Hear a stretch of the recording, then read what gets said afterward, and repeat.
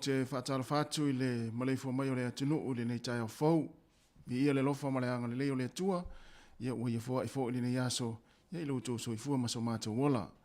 Tā lofa lava o le si fonga le nei o le lau mua Wellingtone, ia le fo toi amataliala na tautua o le nei aso. Ai ala maia i le tātou sauni ngā lotu, o le a taita i lea, le sunga i le whaafengainga, Reverend Oliver Tiai o le Kalesia whaapoptonga Kerisiano Samoa i Lower Heart. E usi maia le whaafonga.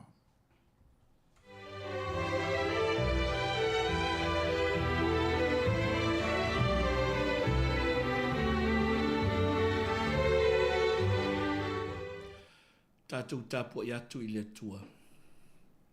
O waso ua peio le ata la foia, o au nei foi ua peio le vau iti o na mangumangu.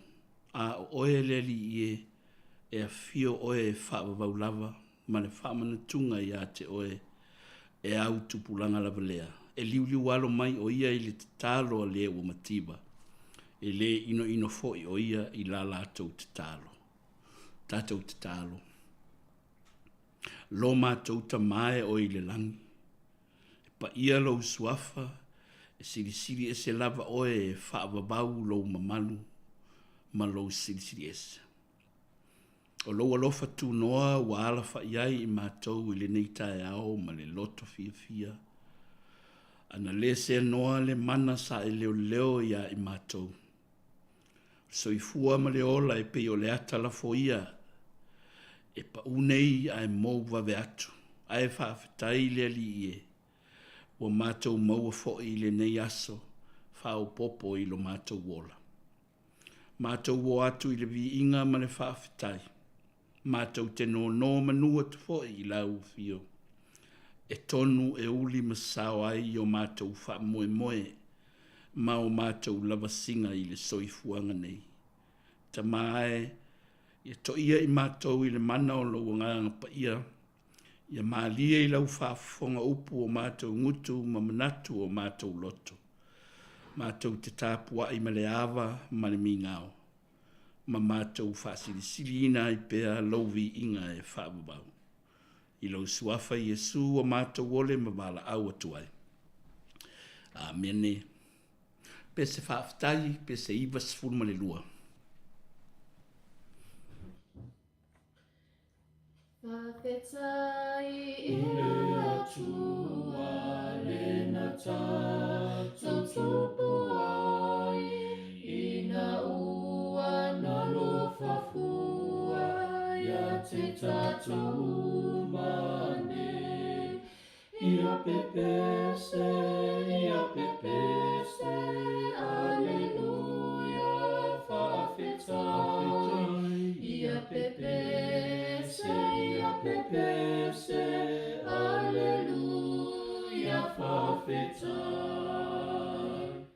Whawhetai I lona alo Le na fia mai lunga Le ua whai ma whapaulo Ai le puanga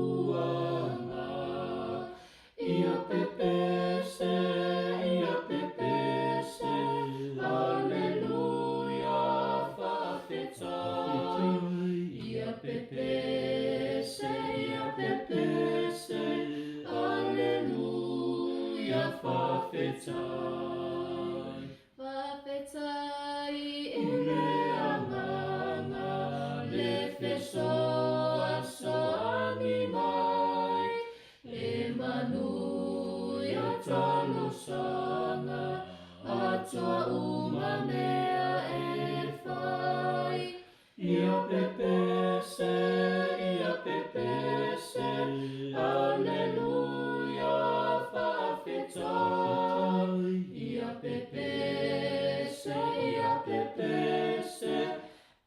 Alleluia whawhetai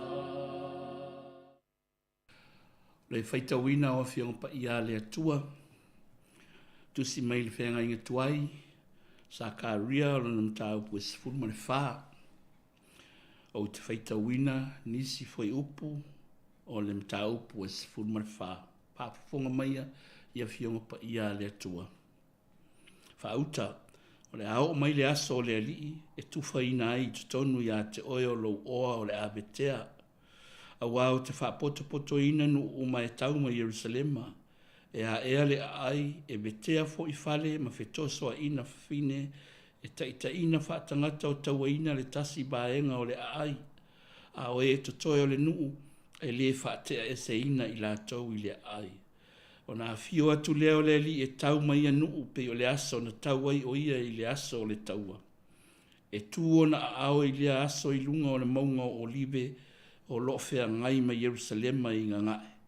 E bae lua ina fo i le maunga o olive i tutonu i sae masifo o le vanu tele lava e te atu le tasi i tu o le maunga i le itu i mātu ma le tasi o na itu i le itu i tonga. O le nei le mala e tia i e taia i e le ali o no uma e tau ma Yerusalema e lau vale lava o lātou tino a o tutu i o lātou vae e tuto o lātou mata i me tutu ai ma o lātou laulau whaiva e wha umatia i o lātou ngutu. O lea fo i aso e iai ata i lātou le atu atu bale tele mai le alii. O na taitasi ai lea matanga o le tasi i le lima o le tasi. E taitasi fo i masi i lunga o lātou lima o le tasi. O e to e umalava i le nuu e o mai e tau ma Yerusalema lātou te oa e lava i lea tau sanga ma lea tau sanga e ifo i le tupu o le alii o au e whai ai fo i le tau saminga o whalea pitanga. O lea aso e iai tangitangi ua mea o solo whanua e pa ia i le alii. O ulo fo i le pale o le alii e tutusa ia maipu i luma o le whatawhaitaulanga. O ulo uma fo i Yerusalema ma Yuta e pa ia lava ia i le alii o au. O i lātou uma o e whasi manu, lātou te o mai ma ave nisi ulo ma tunu ai. E leto ia i lava se sākana nā i le whale o le alii o au i le aso. Whamanuia mai le atua, tātou whitau mo le whalongolongo i ana whiongo pa ia. Ia tu maua tupea ia te ia lo na lava be inga. Nei e o i le whaavavau lava. Amene. O le valo anga muli i Sakaria. O ia valo ia ai le o mai o le aso le ali. The day of the Lord. Valo ia e Sakaria o le aso e whaamuta ai e le ali. Le atua o Israelu. Le sawa ina o lona nu.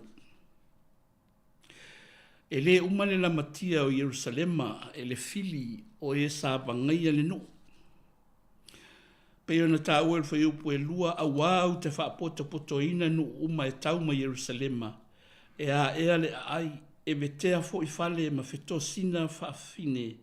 E taitai fa tangata o taua ina le tasi baenga o le ai. Ai o e to toi o le nuu e le fa te ese ina i le ai. Walo ia e le profeta le vainga winga ese o le aso e o mai ai le ao le ali. E oso fa ia i Yerusalema e betea le nuu. E sawa ina tangata o tina mata maitai. Ma latou ave fa tangata o taua ina le nuu. Peitai. A ole ave uma ina fa tangata o taua ele fili tangata o Yerusalema. Ole a fa awila vea le ali. Ole a ia ta ofi le sawanga. Ole a fa ali lona mana malos. O la le profeta. Ole aso o le ali e tuwai o na ao i le maunga o olive i le tui sae o Yerusalema. Ma ole a vai lua ina ai le maunga mai sa sae i sifo. O le valo anga i le lalolangi ma le fonga e le lulu ina i le aso le ali. E tu o na ao i le maunga olive. E whaai loa lona mana siri ese. O le aso e malama wha solo a toa ai i le lalolangi. E leto iai se tau malulu. Pe leto iai fo i se pōngi sā. E pule ai e le atua i suinga o le foafoanga. A wā o ia lava le atua siri ese. e whaaria le mana malosi o le ali e sili atu i fita ma au penga o solo whanua ma so se mea tau whaapita e whaape nā o na whaato i laloina i le ao malosi o le ali. Whai mai le profeta e apa ifo le ali i le loto o tangata o e sa wā ia Yerusalema. E le tau e le atua se taua. A o le aso na te suia ai loto o tangata. Ave ese le loto ita ma le sa wā. E ave ese le whaamisa ma le fia whaaleanga. E ave ese le fe loto ai. Ai uu whatasi o lātou lima. Ma lātou sisi ai. O le aso e alofa ai le tasi i leisi. E la ngona ai e leisi le tūlanga tutusa ma leisi o na uso atangata. Pea upe sfuma le lua. O le nei le mala e tai ai e le ali o nu uma e tau ma Yerusalema. E lau vale lava o lātou tino a o tutu o lātou vae. E to tō lātou mata i me e tutu ai ma o lātou laulau whaiva e wha umatia i o lātou ngutu. O le mana o le ali i le aso e a fio atuai i lona malosi ma lona silisili ese. E la ngona ai e le tangata lona whaatauwa. E leto e manatu ai i le ola fia malosi ma le fia sili i le vā ma le isi tangata. O solo whanua o le whalata o le kāmela o le asini ma manu uma i iai tutonu tongala wapi o taua. E leto e whaonga ina e taua. Ai whaonga ina mō le manuia ma le file mua tangata. O sai u tā sā tutoe mai sā wanga ma e wa le aveina whatangata o taua e nuu whapaupau. La tau te wae whatasi ma le fili. La tau te wae Yerusalema i lea tausanga ma lea tausanga. E ifo i le tupu o le ali o au. E whai ai fo i le tausaminga o whale apitanga. E whaatumuria i Yerusalema i lea aso i na walolofi o mātu le lalolangi e vaai i le silisili ese o le ali. O le aso e pa ia ai mea uma i te tonu o le ai. E o lava i ipu o le whainga o le osi ngā taulanga o ipu tali malo o mea whale o mea uma whai mai le profeta. E pa ia i le silisili ese o le ali. E o i le solo whanua o le a tautawai i ona longo le upu wa tūsia. E pa ia le ali. O le valo anga a le profeta i le aso o le ali. O le aso e li uai le malosi whaafita. E li uai le sawa.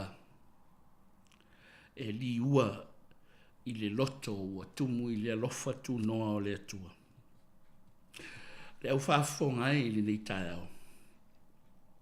O le manatu o le au su e le au whaito wha. O valo anga a Sakaria. Whaasino tonu lava i le afio mai o le Mesia. O lona taimi ma tausanga o le nanga luenga wha perofeta. Taimi o wha o la ola ai valo anga o le afio mai o le Mesia. A wasa tu lata i taimi o le whea ngai nga fau. O le aso o le alii o le afio mai e ala ia Yesu Keriso le Mesia. O le aso na afua i le maunga olive. Na whaalata ina Yesu i le sawa ma le loto ita. Ma le mataua o le tangata. O loo fia lama pea i le nu o le atua. Ma le Mesia valo ia. E le o le mea lea e loto ai le tangata. A o le valo anga le profeta. Taimi o le tumu Israelu ma Yerusalema. I le lolofi mai taimi o le paseka. Whaamanatu le alofa tu noa o le atua. Na lavea ina mai ai i la tau i le fase fulu tausanga i le bao matua. Le aso lea o le ali. Na whaasa tauroina Yesu na tanu mia i le tuunga mau. Fai mai moni mau la ufai evangelia. Sae lua ina le ie pui pui o le manu maru. Aisea, o le aso o le alii, ua faa lia i lona mana ma lona silisili ese. Ua suia ai le loto o le tangata, le loto faa tupu bebesi, o le loto sawa, ma le loto mataua fia faa leanga. A ua suia i le file mu ma le loto maulalo. Le loto maulalo na alu ai Yesu i le satau. Le loto tele faa lango lango i le mana o le tama. Na ono sai ti ngā mawhaingata. Tanumia, toi tu manu malo.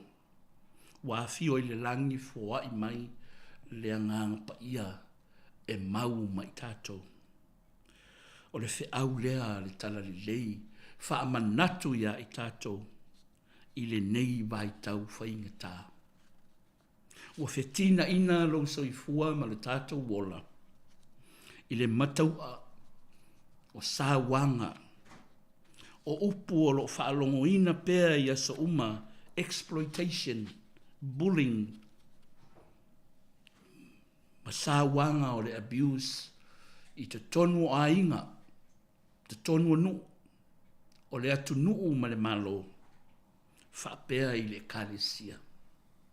O manatu whaasau sili, o leo le whinau ma le mataua, o leo le tau whaafefe, ma le tau mia o le sao le tonga, o whanau i a inga, o le au a inga, o le kālesia, o le malo ma atunu. Ua tupu ai le nofo file mu o tangata. Tātou au whaafonga i le nei tai au. Ua toe wha manatu mai. Le mālosi anga e mālosi ai le tangata whaatua tua i le atua. O le mana na whaalia i a Yesu Keriso. O le mana o le loto maulalo. Wha maangalo. Ma lofa atu. E pei o nā lofa mai o lea li ia i tātou. Lo tātou mā losi anga lea i nei vai tau whaingata. Whai mai leu politus o le tali fi le mu e li liu e se ai leita. Ia ea lofa atu i le ita mai. O na mawhaia i lea o na tātou maua. O le ola ngā tas ma le ola whealu whani. Tātou te whtaia iai ma whita o le nei vai tau. O le wha mai, ma mea uma ua awhia ai lo soifua ma le tātou ola. O le mamafa, o le ola tautua, o le ola ngā lue mo le atua ma lona whinangalo.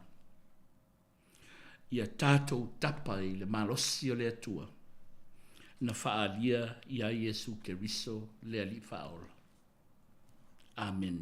Tātou te tālo. Lo mātou atuae, whaafetai ia ua fionga e whaamanatu mai, lo alofa tū noa, ma le mana sirisiri ese o lau fio. E mā losi ai le tangata talitonu, ma le tangata whaalango lango, i loa nganga ua foa i mai, tau toa lua i nai le soifua ma lo mātou wola. Whaafetai i lau taita inga mana, e uina fisoa ina i mātou i le nei vai tau. Mātou whaalongo pēr ma wa ai wa lesi whasalalau. Tele ti ngā mawhaingata. Tele le whetūtua nai, ma le whefuli tua i le nei vai tau. Talu lava le lalolangi ma ona whaapitau. Lea li ie, whaafetai i a Yesu Keriso. Au mai le wha o ao le file mu ma le malosi silisili. Mātou te fō i ai ti ngā mawhaingata. Ia i lau o fio le vi inga o le wha manu ma le wha netanga e wha wabau. Ta mai, mātou te whato ese, a wāua mātou le langona lava le mana alofa o lau o fio. Lo tumu pēa o mātou loto i le mataua i le tele o taimi. Mātou te tautala I lou suafa, ma mātou fola o I mātou o kerisiana. Haua le whapea o mātou o langa I le bāwhea ngai maisi o mātou uso atangata. Ua mātou fia whaaleanga, ua mātou fia pule malosi, mātou taitai wha malosi fo I tangata ia mātou taitainga.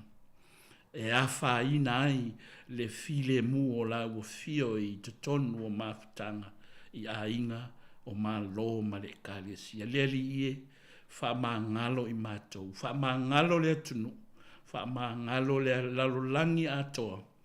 I le toto Iesu ke riso lo mātou ali whaola. Lo mātou te talo, ia sila lofa mai ia I mātou mga ruenga o le nei aso.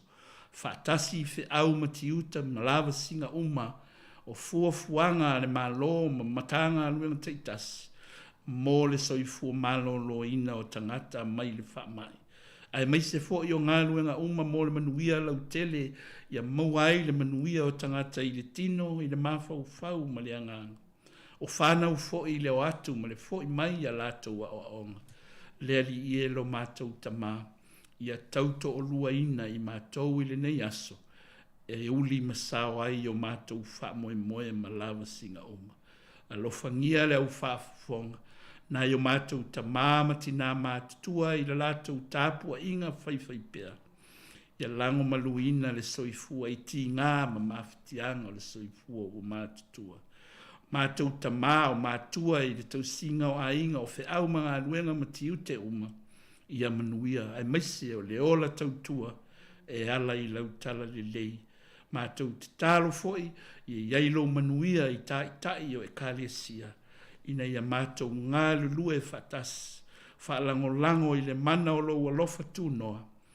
Mātou te whaamau pōpo ai lo a inga whātua matangata uma I o mātou nuu ma inga ma e kālesia male atu nuu atoa.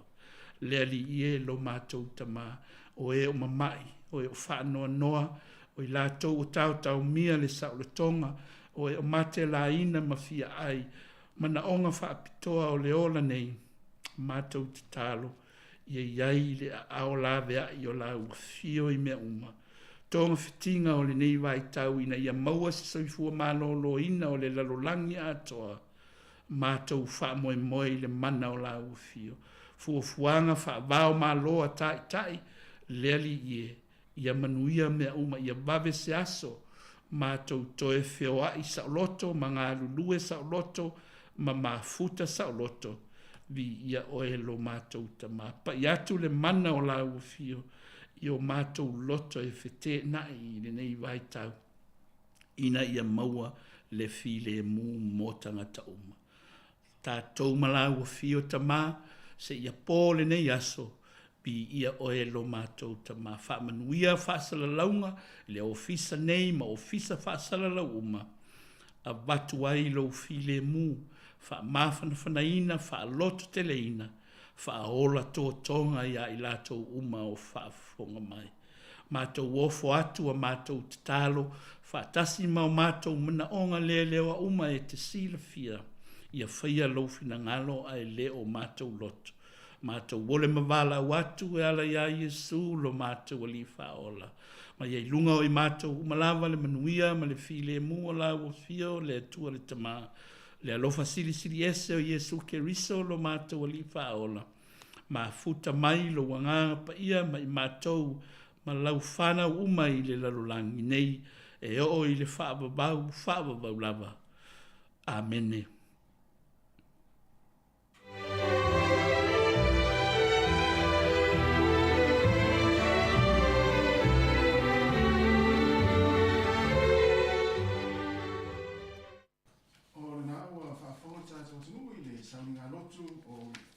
O le nau whaafonga tātua tunu I le sauninga loto le nei tae au, na taita I lea le sunga I le whaafengainga Reverend Oliver Tiai o le Kalesia, whaapoptonga Kerisiano Samoa I Lower Heart.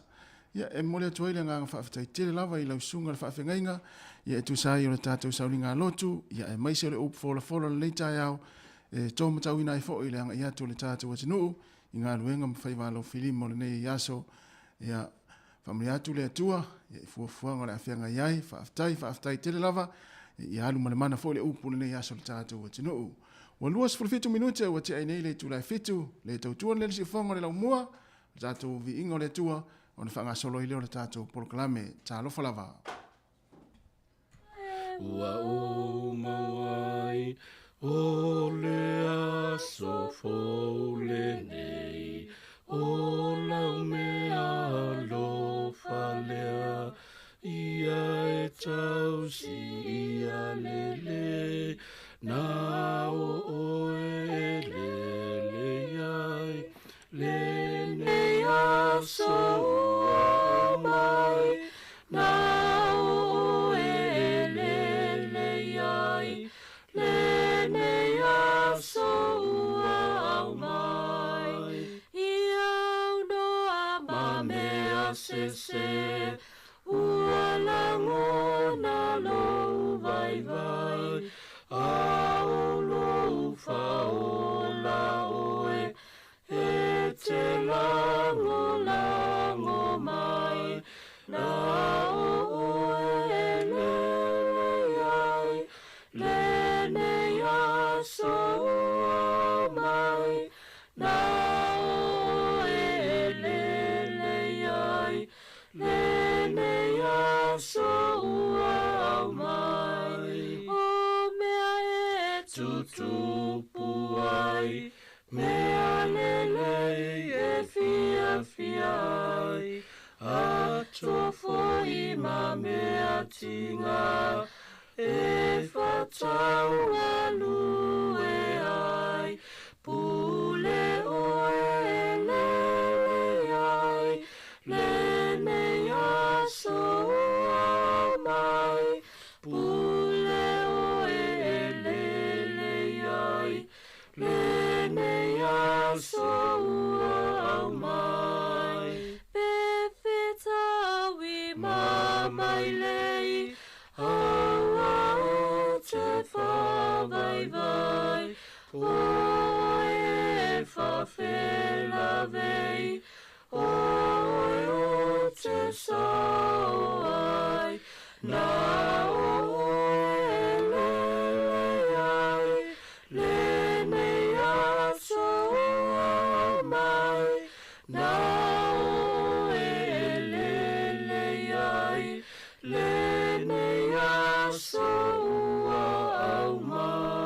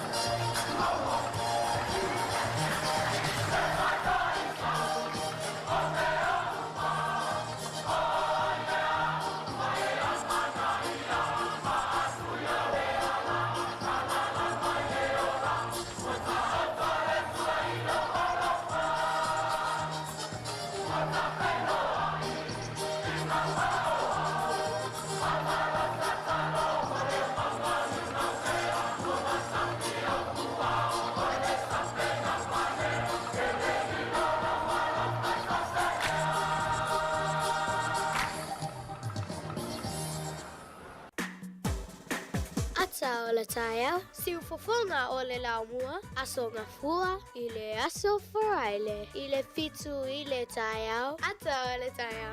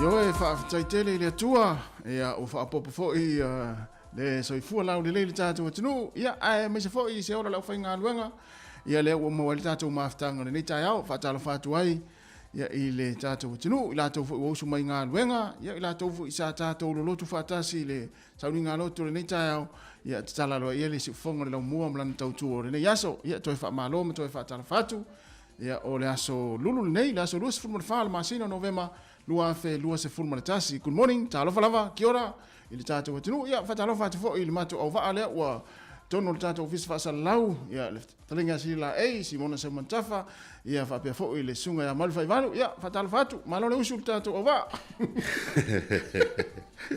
O toi mantua pe ala wa to fono mai lu mal il faltele ara itual il fale ole ituale mo moel au mang ya malo le tawata itasi malo fo fato to ya fie fo ya va ya tu ya o e mo pel malo si wal to no tato lu fatalo fo songa ya mal ya lo na fa mali singa lu ngol tato di chol le fu taya o me ya malo se fu manu malo tawata ya malo fo le usu tato o fa nga wenga mi se lu le usu ya wa fo tato tautu amata le nei tai au ma nei aso ia ole tautu amasa ni lava ia si fonga la mu amata i tu lai fitu ia tatu si sina e ole tanga vai le tunu so lo le mal fainga lotu ia wa so sa moa vanga sa mo vele lo matua ngalo ale atua na le ni sana lotu tai au ia tatu uma e fala e lo tai au ia facing talo popo ia na foi ia tatu mai il tatu visi fa san lau ia saule sunga fa fenga ia amata lia tatu sa ngalo tu ia amata fo ngalo wenga le yaso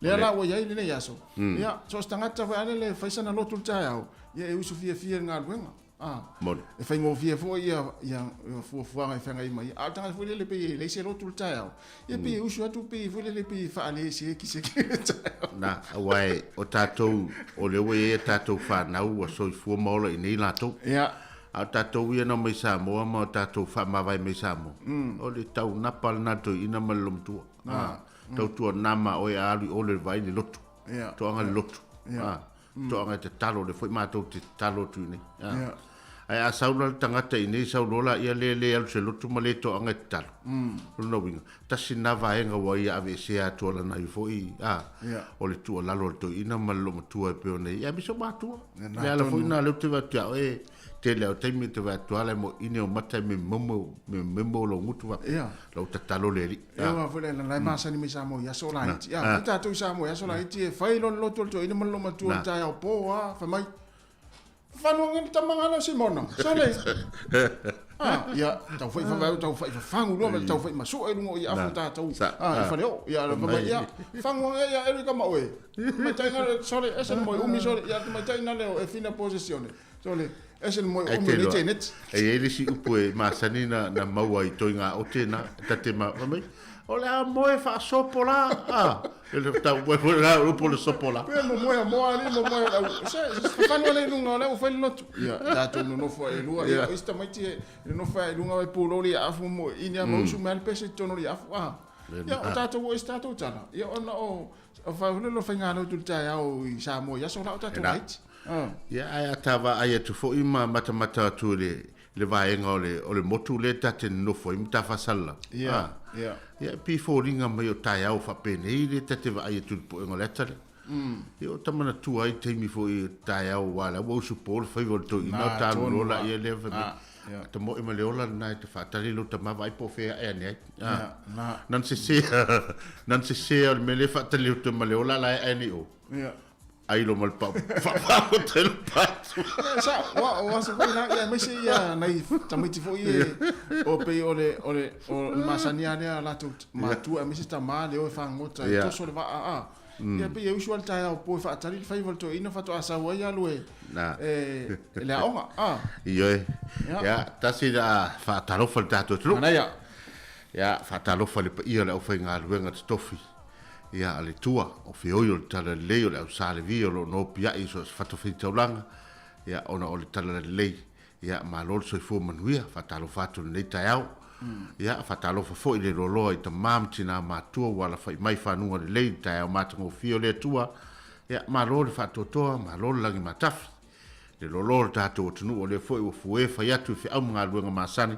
nisi fo i tono maota malawa wal tau tuino fanau ia o matua me se fo tapena ino fanau ia o onga ia me se fo tatu fanau ro falongo mai ia ma lo lava so fo manuel nei tau fatalo fatu si fongo la mo ai tana ne foi o tafa fio la langi o no fai mo mai ai tatu YouTube ma Facebook ia ma lo so fo tanton ese time ia o to wala fa mai lava no to lo mai o tatu fa salongo nei tau talofa lava ia ma lova tai na o mai atu tatu fa talofa ia ai o le tātou tau tūle nei, ia e fo a taimi tātou te anga ia fo ina ia inga fo ilele wa fia fo ilele tai au, ia ono whanau noanga, ia e ala malima le oti, ia sirei, o le nei tai au, ia e isi tasi o tina fo i o stua fine, ia o se paanga le tātou ala leo le pokarame le ato le tai au, ia e maasani ia o le tātou mafuta, ma vili mai fo i Australia, ia i Australia i taimi o tātou pokarame le ato le tai au, ma tātou tal no le telo tai.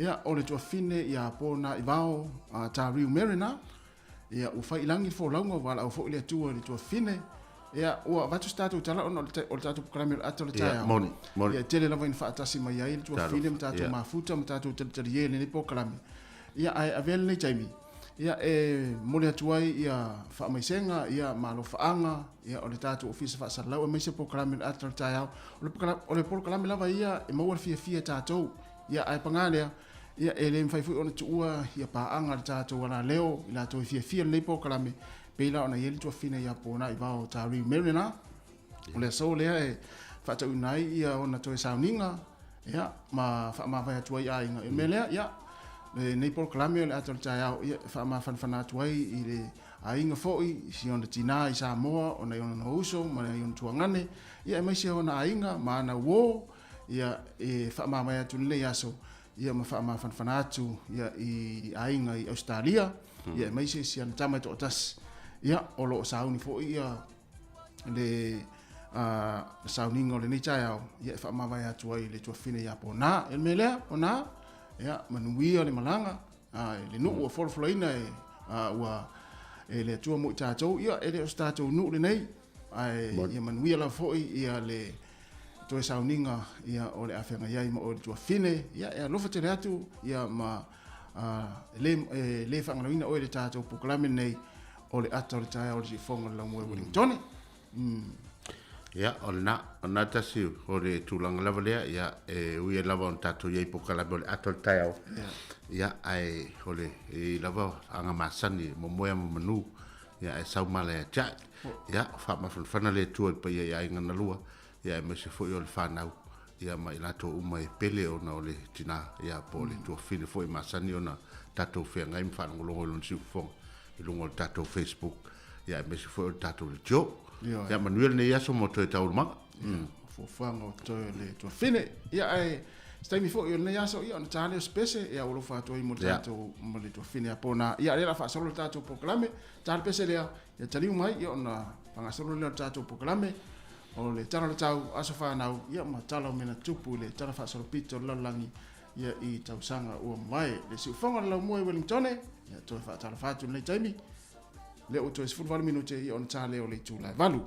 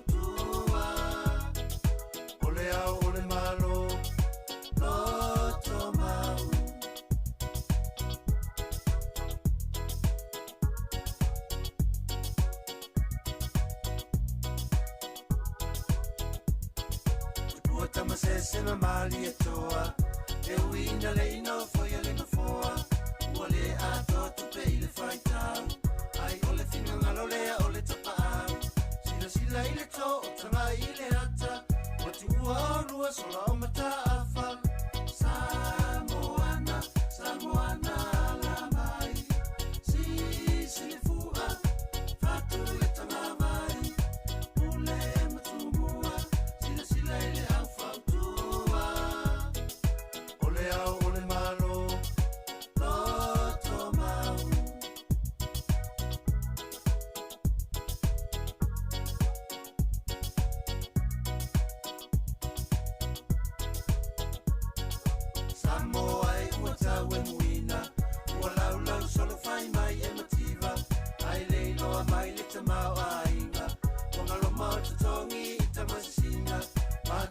Sanga maya poli a totele ilo me fa numi numi Samoana Samoana la mai si le fua fatu etanga mai ule matumua sila sila ile afautua ole au ole malo loto mau Samoana Samoana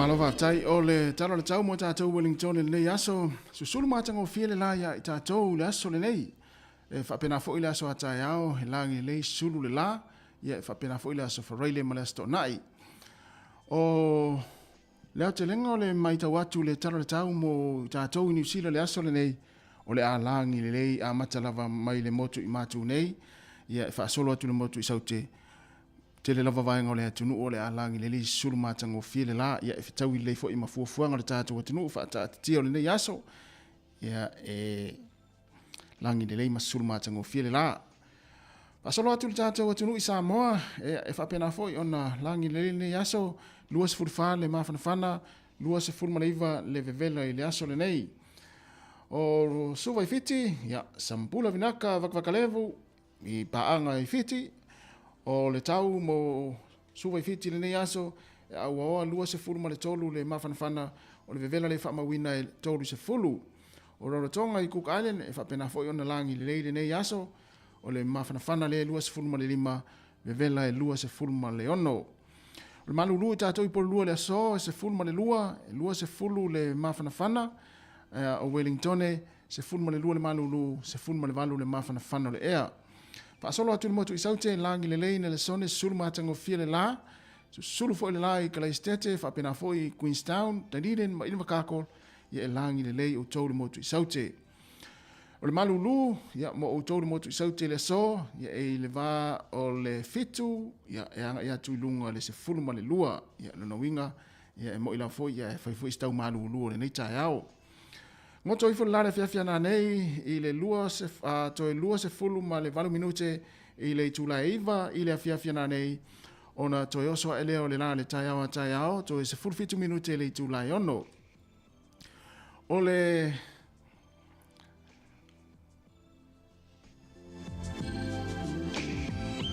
Mo le au whangota le nei tae au, ia manuia whainga whaiva mo o tau le nei aso, i mo tātou Wellingtone, e sua le tai le tau nei, lua se fulutoro minute te ai le iwa, o na pē leo le tai i le afiafia na nei le toi 5 minute i le tūlai wha. O le vini, ia o Porirua, Foxton, e pē le tai le tau nei, lona winga leo pē le tai mo tātou i Porirua, pē le tai le tau nei le tātou no le tūlai fitu, o na sua leo le tai le afiafia na nei i le 5 minute te ai le tasi. O le tala le nao le tai, ia, ma le tala le tau mo tātou Wellington nei aso, ia, ma nei lava fo i le vai atu le sulumatango fia le la leo amata o na sulumatango fia le la i tātou i Porirua le tai o nei, ia a anga ia i le to tele i fia au mga luenga. Ia e mo le au laf tupe Samoa, ma lo lava le anga lei Samoa ala la foina o Seleni. O le tātou tūpele nei a wale la foina foi o le toa ngā lofa i tātou mātua. Tasi tala New Zealand mau tupe Australia i vasfuma le whasene. Tasi tala New Zealand mau le tupe fiti e tā la whasfuma le lua sene. Tasi tala New Zealand mau le tupe Amerika e ono sfulwaru sene. Ma le tasi tala New Zealand mau le tupe Samoa tā la fitu sful sene, tā la fitu sful sene. Ia leo pa ur tupe nei aso, e ia manuia la foina o tau Seleni nei aso. Tai.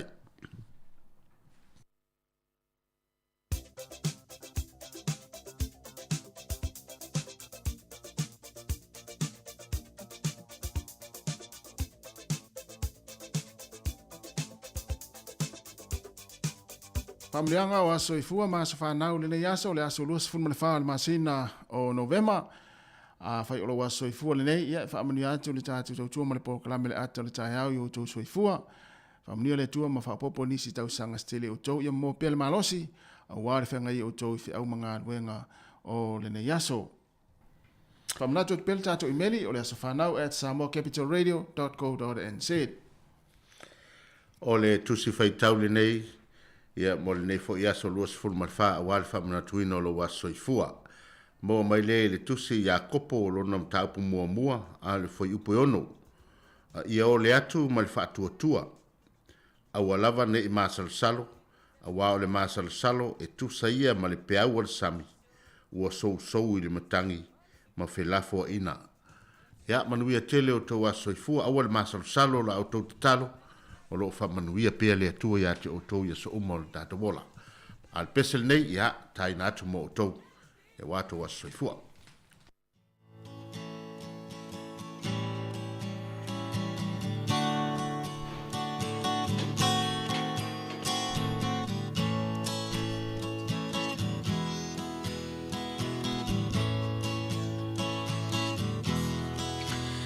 Ia vi ia lea tua ua ulia loa so soifua ia manu ia loa so whanau whamanu ia lea tua ia vi ia lea tua ua ulia loa so soifua ia manu ia loa so whanau whamanu ia lea tua ia avea ne Yesu matau tai o la umalanga a ofesoa ina loolanga o Yesu le tai tai ala ia ia vea nei Yesu matau tai o la umalanga au fesoa ina roolanga o Yesu le tai tai ala au fesoa ina roolanga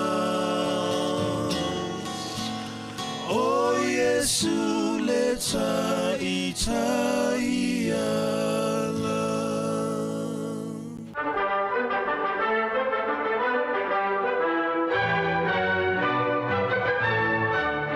Patai o tala mena tupu le tala whaasol pita lo langi le aso le nei le aso lua se fulma le whao novema i tausanga ua mawai. O le aso le nei tausanga i tasi ono wha lua ma mao lawa i tua le tausanga le nei. Na ulua isu eso i nai, ma maua i nai, ese a lii a tautai mai si amani ya April Tasman, le isi motu Australia leo wha ingoina nei o Tasmania, ina ua fo i atu ilana fo launga i Takata. O le aso le nei tausanga e tasi iwa fitu tasi, na whaongai nai e le lii o DP Kupa se polosuti, e lele mai ai mai le vaalele mai le vate atea, ma se tino i tupe ia na ia ave whaangaoi e tusa ma le lua se lau afe mai o mai le aso e le ima waina lava le lii le nei. Ielo na winga na lulunga le vaalele ai lele mai le polosuki vo ilele ia po walu ese mai le vaalele, sola ese mai le vaalele, ia i tausanga tasi iwa fitu tasi. Ia ma se tino i tupe lua se lau afe tala ia e o mal teimi nei ia ele i maua lava le li nei. Ole aso nei le tausanga e tasi iwa ono iwa ia na toi fo i mai ai ile ele lau ele ia le Apollo se fulu lua tausanga e tasi iwa ono iwa ile aso le nei. Ole aso nei le tausanga e tasi iwa tolu iwa i Amerika Samoa na whaataunu nai na whaataunu ui nai i tutonu Amerika Samoa le whaasalanga i le oti se i tu lou lava ia lea sa sisi ai ia le tangata le nei o i moa ina ua maulia i lona whasiotia o sema lea iai le pese lea o lo whatuina le taimini nei tausanga e tasi iwa tolu iwa ia i le aso le nei le aso rosi whao Novema.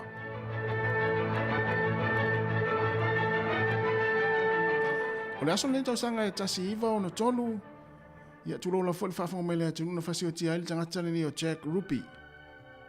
Le lii o Lee Harvey Oswald. Ia o tangata lia lena tangata waleina le president o Amerika o JF Kennedy. Ia o le aso la le nei, ia i le tausanga e tasi iwa o na tolu na whao o ia i le tangata nei o Jack Ruby ia le maliu i le lii le nei o Lee Harvey Oswald.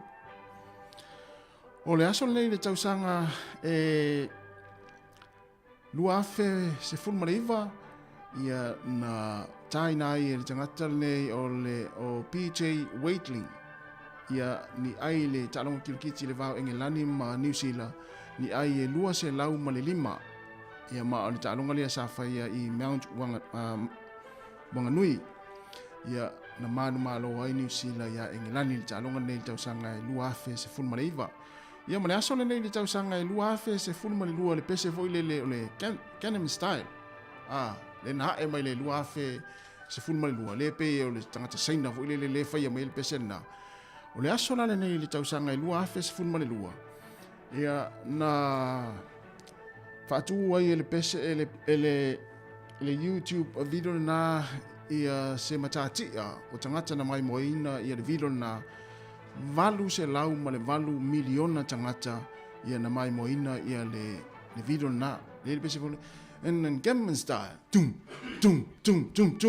ia na aso le nei i le tausanga i lua afe se fulma le lua valu se lau ma le valu miliona tangata na mai moina le YouTube le na ia le telefoi ana sivai tatou i lava i taimi ia le masani foi na sivai si le la tu fue ia masani foi no siva il pese na ia o ngalo to foi na pese ole o to ya emel taimi nei ia onisi na tala mena tupu le tala fasol pito la langi tausanga o mavai to mau hatu fa ponga le taimi masani ole ua to 3 minute ia ona tale o le tu la valu tale valu whaafonga le tātou tala mai Samoa, ia matala fau ma si fonga le lau mua.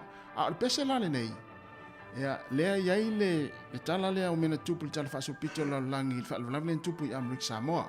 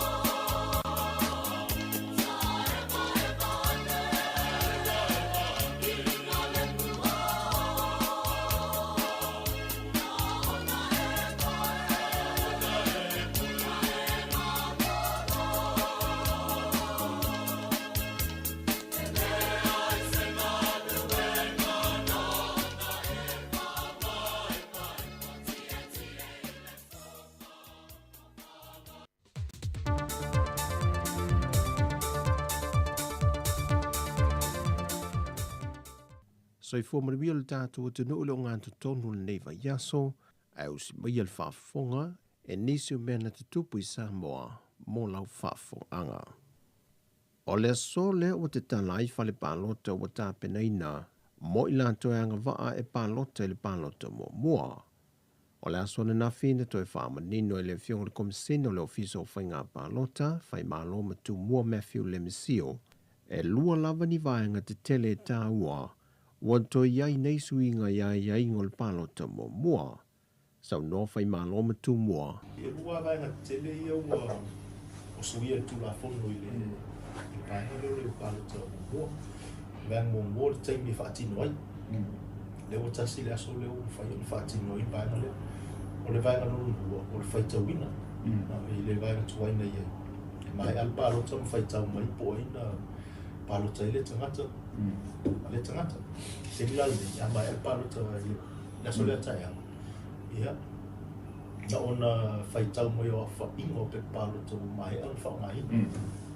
Ia e whatoa whaitau a tua le pālota le aso le pālota whaitau malo ia. Te bia whaitau ina o pālota whakatoa. O le anganga o Yesu inga e pia na tā ua e whai malo. E na ia malu pui le tangata na anga I atu e whaatino lana pālota. mai le sila fie se tasi o le sui tau vā na pālota iei se atangata. Ia o le angangal na ua whai isu inga nei ina ia malpuipuia le tūlanga fwilo le secrecy o le pālota. Angol mesa ia i pālota tele. I whare pālota e umai fwole aso e tas pina tōru te mata na pālota. Ia a whaila e uma whai tau mai, o ilo uma, o ina pālota e tangata e. O suinga na ia malpuipuia i le maangana. Na whamanino fwoi e whai mālo le tūlanga o pālota whaapitoa, le ua saunia i tutono i tū mālota i tasi whaapea fwoi matua nei mato. Ia o le suinga na, wal mesa ia i tawana e fio o lo tū mālo i te pālota i, almero i ia a whate te inga o a whai o te pālota i ale pata. Ia alo te nofo i o i a ana. Ia te leta walwi o i fo i ale pata, te wifo i a ana. Whaatino e la pālota, i pepa pālota whapatoa na. Te rio fo i whafonga anga le atu i tūlanga fo i le o whare pālota whapatoa. O le pepa pālota e whaongaina. O le pepa pālota, pea le te pālota i tūno lo wafoi. O lo tūmano, o lo no winga. E uman pālota e les whareili. I whare pālota whapitoa i tūna e matu. O whai tau mai e, whai tau mua. A pālota la ia pia no tā ua. O lo te pālota ia le pata, lo te nofo ia ana. E le whai tau ala.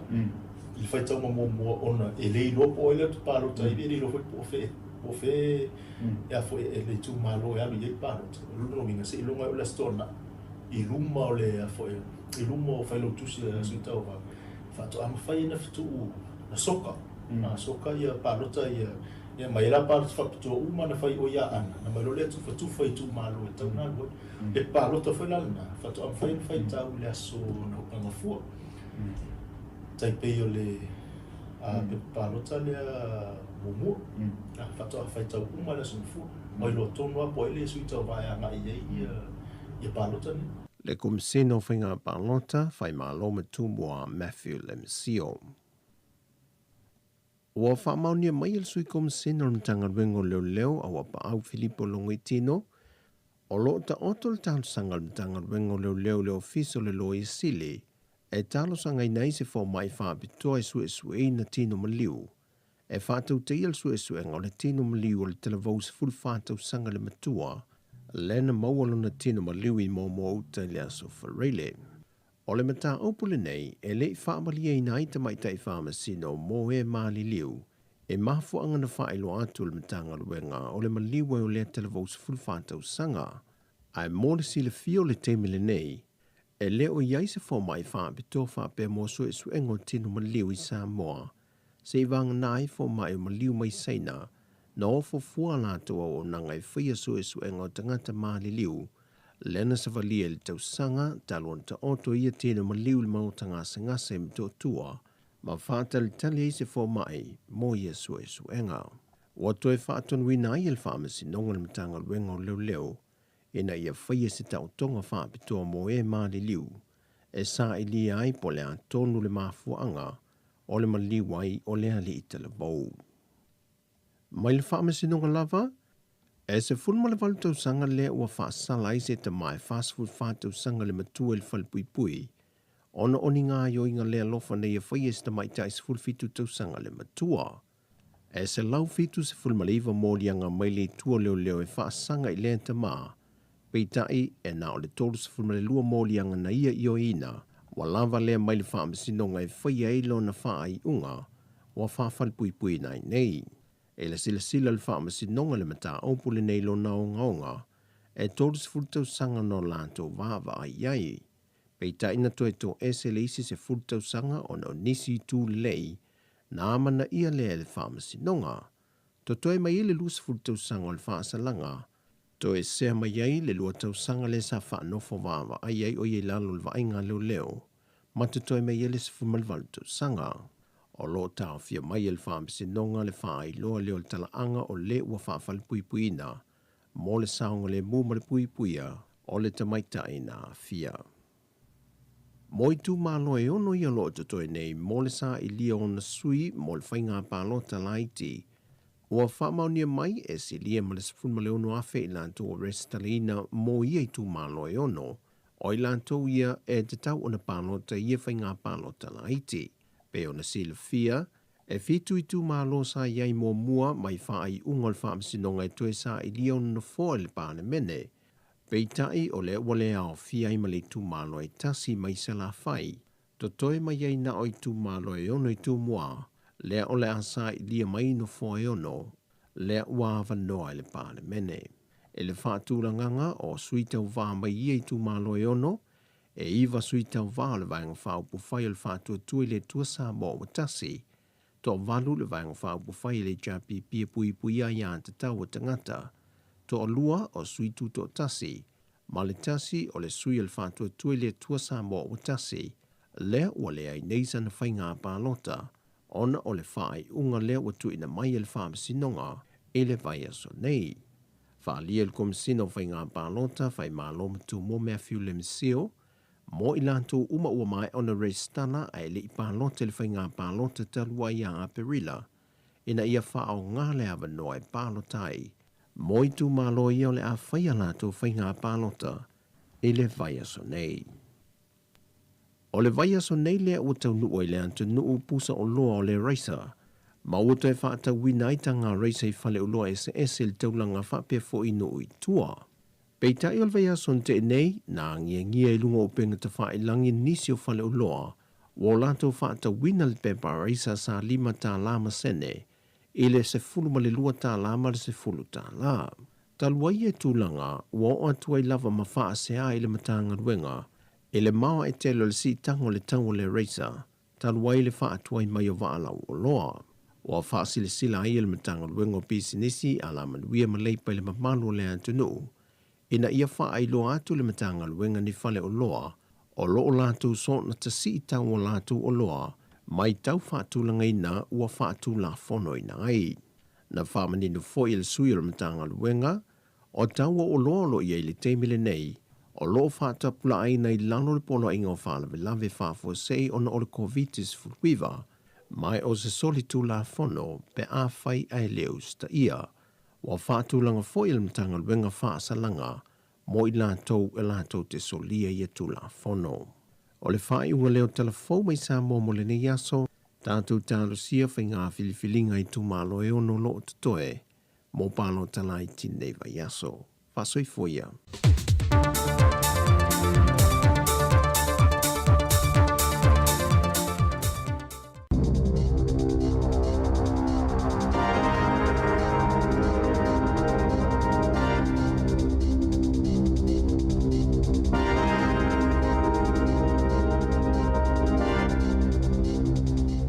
Tala flava le whaapoponga mo tala fōma le si ufonga le lau momo le nei tai au le asalua sifulwhano ve malua whelua tasi. I ripote le staff i le so wata wai e fōlinga mai e iei lava vaenga le Heart Valley ma porirua e le ausia le iwa 10% o tangata mai atu i te ilua le COVID-19 au le ianga i le atunu o le polokalame le traffic light system i le aso tolo te sema. Wana iei nisi o au nanga ma ilato o lo pito ilu mai leuna inga o tui pui pui. Wana tau tau tino le whainga tā, ma ua leilo fo ile isi me to tie whaatawana waitangata musua. E whai o lato tui pui pui, na tā ua le polenu o poridua ani tapeika. Ina ua mai apolo kalame o tui pui pui le whai unga le vai aso, na ilo ai longa e au sia le iwa 10% i le aso tolo te sema. O lo tau mawhai e tawana u lava tangata ie te toe peitai, e leo mauti noa po le ale au wale mawhai o nao o atuai i ai. O lo sauwha i nei porirua i le valu iwa pasene o tangata ua mai atu i mua o le aso wharaile na awe le pulenga whaafalama i au kilani mua na au sia le iwa 10% o tangata ua mai a umatu i ta ilua. O le CCDHP le au fia i porirua ma le Kapiti Coast. E ono lo na lua i ai peitai toi to a whaafe se lau ma le ono tangata e mai atu ilo na lua o na ausiele le iwa 10% o le Heart Valley to e fitu afe valu se lau fast full tolu to i pui pui ilo na lua o na ausiele le iwa 10%. Malo i ele talitonunga whaato amawhaya na ausia po le aso 15 o te sema. Na ta wale pule silo pule nga whaafalama i lua Fiona Dugan. O le si tio le numero tangata e whaitu i pui pui le iwa 10% mo Maori Pasifika o le amawhaya na ausia le wha moe moenga. I le avele o tui pui pui whale o ainga ma whalawhai ngā luenga ma tali fo i popolenga o nonofo ma ia mafutanga o tangata.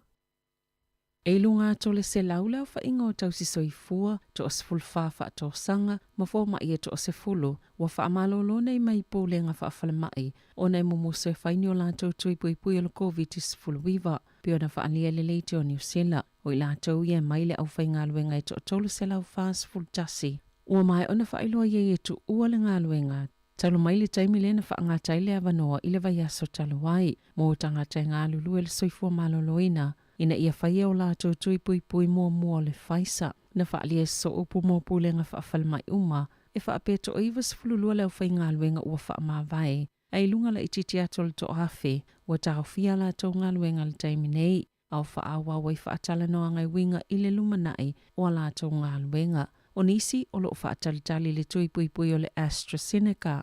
Ai o isi na talo sanga mua wanoa wha apitoa e le mawhai ai o na whaiani o lātou tui. E valus fulu afi tangata e whaafai ngā luenga ina e pūlenga whaafale mai i lea tono o. Wa whaalauloa ina le malo se whainga fo wefso sonia i pisenesi ina ia mawhaiona lātou ilo. Mawhetu unai pe te tauna whaamalo sia lātou tangata whai ngā luenga e whaitu i pui pui. Na tā ua le minista mo mta uptau i whale whai ngā luenga mana saunga le mu Michael Wood. O le o ngā tutono te se mai amata wha o ngā ina i lea whainga fōu. Ai o tangata whai ngā luenga i au fia i tutono o le polo inga mo le My Vaccine Pass. Po le wha mauninga o tui pui pui. E te tauna o atu le aso tolo o te sema. Ua mai o la tui mō mua. Ai io o atu le aso sfulma le fito Januari. Ua mai a umatui pui pui e lua. Na sauno o le minsta. Awanga i atu e wha atino le polo kalame fōu mo le pui pui nga mai le wha mai. E to o tele lava tangata safi silingia. Le wha mautu le leo tu unga mō tui pui pui i whale whai ngā luenga. Ai o le mea whai ngā luenga po le whainga fōu. Ia po le tū lea ua tāpenaina. O le afso santele i pisinesi mai si whale whai ngā luenga i whai ia lātou filifilinga. E winga i tui pui pui te tono whale whai ngā luenga. Masafa vai lungo whautuanga mai le WorkSafe. O la o soifua malolo ina lautele, Business New Zealand, ma le Council of Trade Unions.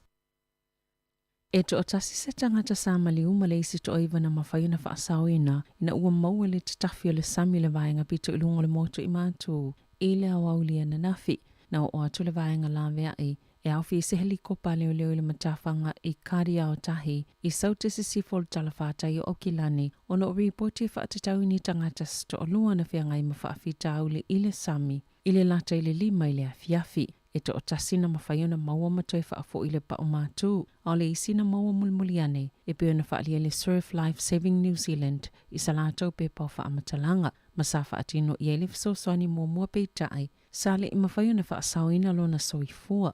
E to o fitu isi tangata na whailo atu i le Surf Life Saving.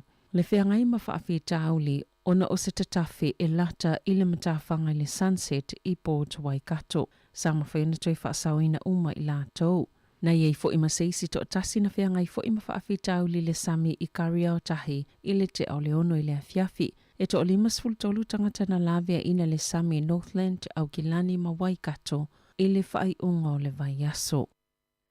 E to o lua se lau se fulu lima tangata fōna whaamauni e le COVID-19 fulu iwa le aso na na fitu tono New Zealand. Pio na whaamauni e le matanga luenga o soifua maloloina. I se pepa o whaamatalanga, sa tā uai fo ile tangata i to tasi ua maliu mai le whaamai. I le whale mai le a aio o Kilani, pe a mali lima se fulu mo na tupu o na tausanga. Mana ave le whale mai le aso sfulu mali fito o Novema. E to o valu sfulu valu tangata o lo tau fia i whale mai o na o lo COVID, e au fia li to ono o lo tau fia i potu mo ngā senga sitinga i na pole ICU. E to o se lau iwa sfulu ono, tangata fōna mo le whaamai o Kilani, to o sfulu tasi Waikato, to o Whai Northland, to o tasi Bay of Plenty, to o Luai Lakes, male to o tasi Emmett Central. E o mai ana nafi o atu le iwa tasi pasene, le numero tangata ua mai atu i mua, ma e le isa suinga mai le asonga fua, ma le valus fulfa pasene o tangata ua mai a o lātou tuilo na lua. E le o lavani tui pui pui o le COVID o mau e tangata i Papua New Guinea, e maafua no whaamatalanga se. Ua maafua ili te leo le whaafitau leo lo whianga iai, ma le atunu e peona sauno le taifono le whaalapatupatonga, a le Humanitarian Network of the Council for International Development, leo lo fai masui o la laf so soni e tali atu in whaalawlaw whaafose il Pasifika, ma le lalolangi e whai ei masui o tangata New Zealand, e maua ele tūlanga lo whiangai malito o tele o tangata i Papua New Guinea. Ai mai se lava ina oi tua, e whai ngata tele o na oi au nanga lo soifua maloloina o no tuunga, ua ta atele le whaamatalanga se, ma ua whaapopoleina fo i tangata le tui pui, ma o na whianga na sauno le taitaifono. O le a awina atu salato vaenga o fo mai, whaatasia i mani uta o mea matua mo o mea ina. Wata ue whaape yeini si nuu, e to o lua pesi le tu fo ilau whainga o tangata o le ainga e tasi ua mali liu ma le COVID, pe vai ni aso, po o ni nai vai aso.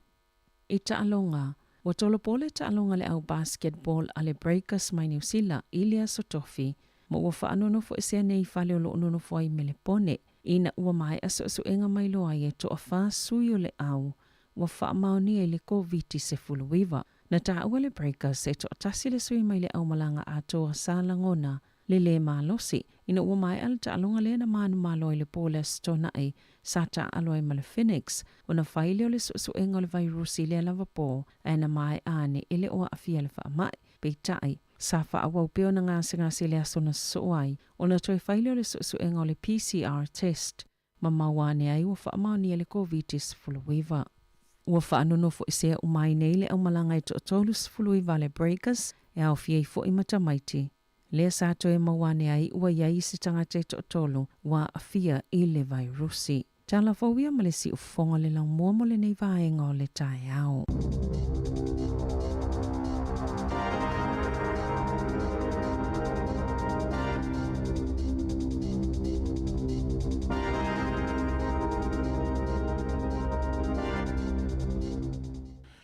Se fulu ma le iwa minute ua te nei le tulai valu na ua whawhawhale atunu mai atu i a tātou telefou a mata le nei tai au ia mai se i o tātou tala mai Samoa. Whaupongo telefou le tulai iwa le tai au nei ia mai se i tātou tala mai Samoa. Ia na o nei na mai tau atuai nea e whangasoloa ia palota fo ia la tu fo ia o tangata e le ato ton malosi le tino. Ia palota whapitoa. Whapitoa. Ia, o te tonu foi tauna vave na mai le whai unga i le sofarelia wai le na le ono i tu malo ia le alo tu iei ia whainga palota. Ia mai le foi na o poru, na o poru leo wa whainga palota. Ia ai foi le ia tarsia ia te atuai ma le vesi toi tatu tunu ne vai tau i tu lang whapokiki walu foi ne tau sanga atoa bispisau. Ia e pe foi le whalongolongo tu i telefone i tai au ile. Ia o tala al whaama. O tala e whaanua noa ale tala ile. Ia lela o ina no o yo o nga foi i le tūlanga o le whaamao ni a o puen tala no il malo. Ile malo si al tūlanga o tūla fono ile le whaestui. Ia whaafonga la il whai tau fia se lau tangata ia o le a wawahea mga ruenga ma whaamalolo mga ruenga. Ia talo whai le umato nga luenga ale foi fale tonu te mau ainga le nei taimi ono tūlanga le whamai. Ia, ono le tausisia ole. Ia, se taifu fonga foi dato tunu, whanongolongo mai na o tala le whamai. Ia, le mwhai dato e se langa ole. Ole taupu, foi le lawarunga na nevai tau. Sa ole lei. Tūlanga peo le whamai. Ia mai, e le mwhai langa on tu ole tato ngā luenga le tau longolongo ma le whamanatu. Ia le foi na whaalongolongo te foi ma whaafonga mai lea tino ui le saun i tūlanga pe ona iai ia tui pui tātou i le Wellington. Ia le an saun o le pule nua porurua ua. O le ilopo o le ale si tūlanga a se singa i oinga a whai foi le e una i tangata e whai tui. O le ilola po le ase si tūlanga le la ia ua uma to inga whai ngai whai ai. Ia ai a whapea e folele e sui a fainga ma aini vaenga folele una i tangata e o e faitui. E se tātou Wellington e porurua. A le mana o tangata fo i e lai whatu e se tui e le siti e lunga whainu mera o tangata i e mana o mia e tātou. Ole whainga tā, mantua a mata mai le malo. Le pāle mia mana whainga malo tawa nau tangata. Au mai tonu i tai o mtanga luenga ese ma mai lātou. Le na i ua ina tapa mai ia le malo i tai o e kalesia. Ia ua uma foi na whailinganga luenga mana ia le sa whenga i ma tātou. Ia ua uma foi, ua whaonga foi tupe ale malo. E tau ana ua ia tangata. O le fesili la le o mafau te mine. O le eila sisi vai ngai tu atu. Ai fa matala fa pe te iwa o va ai tu tangata ua fio fa angelu mai Yesu le langi o vai lua le langi e fio mai fa pe mai. Ia o to o e fai to tui. O le ala le se me oi. Te ilo la. E o peleo. Oe, me tau sulu le tau faule reina. Tau faule reina. Ia, awa ma fau fonga. Ia te ua ia. Toi pauna le awala le toi. Awa uma le awa o ai suli va ai le atua le lalo laki. O fai fiau. O le wa uma na fai le lat fa malos. Ia le la vai le ho. O le ala le sistepu tu atu. Ia ona o le tulang fai le ia tau al tangata soifua ma o le tulanga le o le tau o le ia tau. Ia e fiua la ia tatou wa ia wa fai tui ma se fo ina i tangata i o lo tau la mua le vaenga leo leo na i o fai tui ma me se nai fo mai ma pulenga fa fale mai ia o tatou Pasifika ia o nanga fa Pasifika e una i le tui ale foi le ele ale mana o tangata ia e tu mau ale fai numero ele sisi e nu le no fa longo tala le nei tai au i telefo savalina sa mantua masina te nei lo te mantua ina ua sau ia le pule nu o polua malelisi ia antat na fa sala la wele foi tatal mai le Capital Coast le sau mai Wellington e o parparau to se fulu tolu afe tolu se lau mo tupu tangata e te tau ono fai tui o na atole o le iwa percent ia fel o le numela la le to me tala le sau nei lo faro to e fa afe iwa se la pa fe sa lo fa longo tu tal e nei ai ele tau dia ilo wa hatma le hat value le lotu renga o wa rapa ia o sau mai Wellington e lo no winga o le ala vala i tangata i to e tau fa atoi le wa valus fulu iwa af pasene tangata wa faitu i nei porua ia tui mo mua lo no winga le mana me toi tia ia lo wa ma nei mai o kilani ia tom fai meta to Wellington ia to e ai ala wo to e vilia nela wo po wal festu ia a fiulo e vili au lo to e vili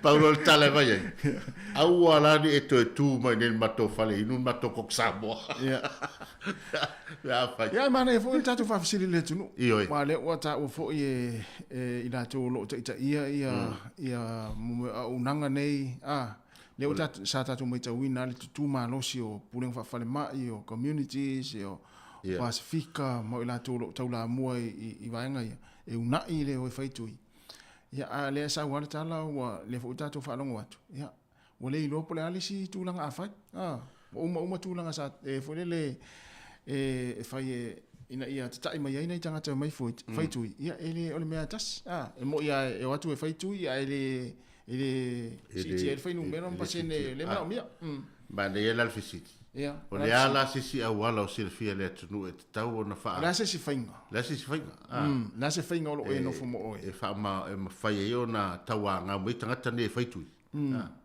ia po la foi sisi fainga ale malo e fai tau fai tu la fono me pena ia la silfia tato tunu wa e la to o lai fo to fa mamau ia e fai na la to mai tauina me e tupu ne vai tau mai lava il palimia se io mai lava i polenu ma fai fe au ma ia pole a si meto tia o lo fai no fo mal dato fa so mai ina ia ma fai on tawa na mai ma mai ia tangata dele fai tu ina ia tam fai ai ia wa lela tato wo al vai ngale traffic light sau se time fa mala le ia le o tu la fono le tono traffic light o tu tilo foi tu la fono le tono traffic light se amo e se ve ale panga o tu la fono ia sa ia ai mana ia lele wo matua vesi militato leina ia ai e mana ia tato wo le tato leina le wa tan fai mai na va au ia silai ia le na ia va tala fatu tato va au na wo ia tala fatu va au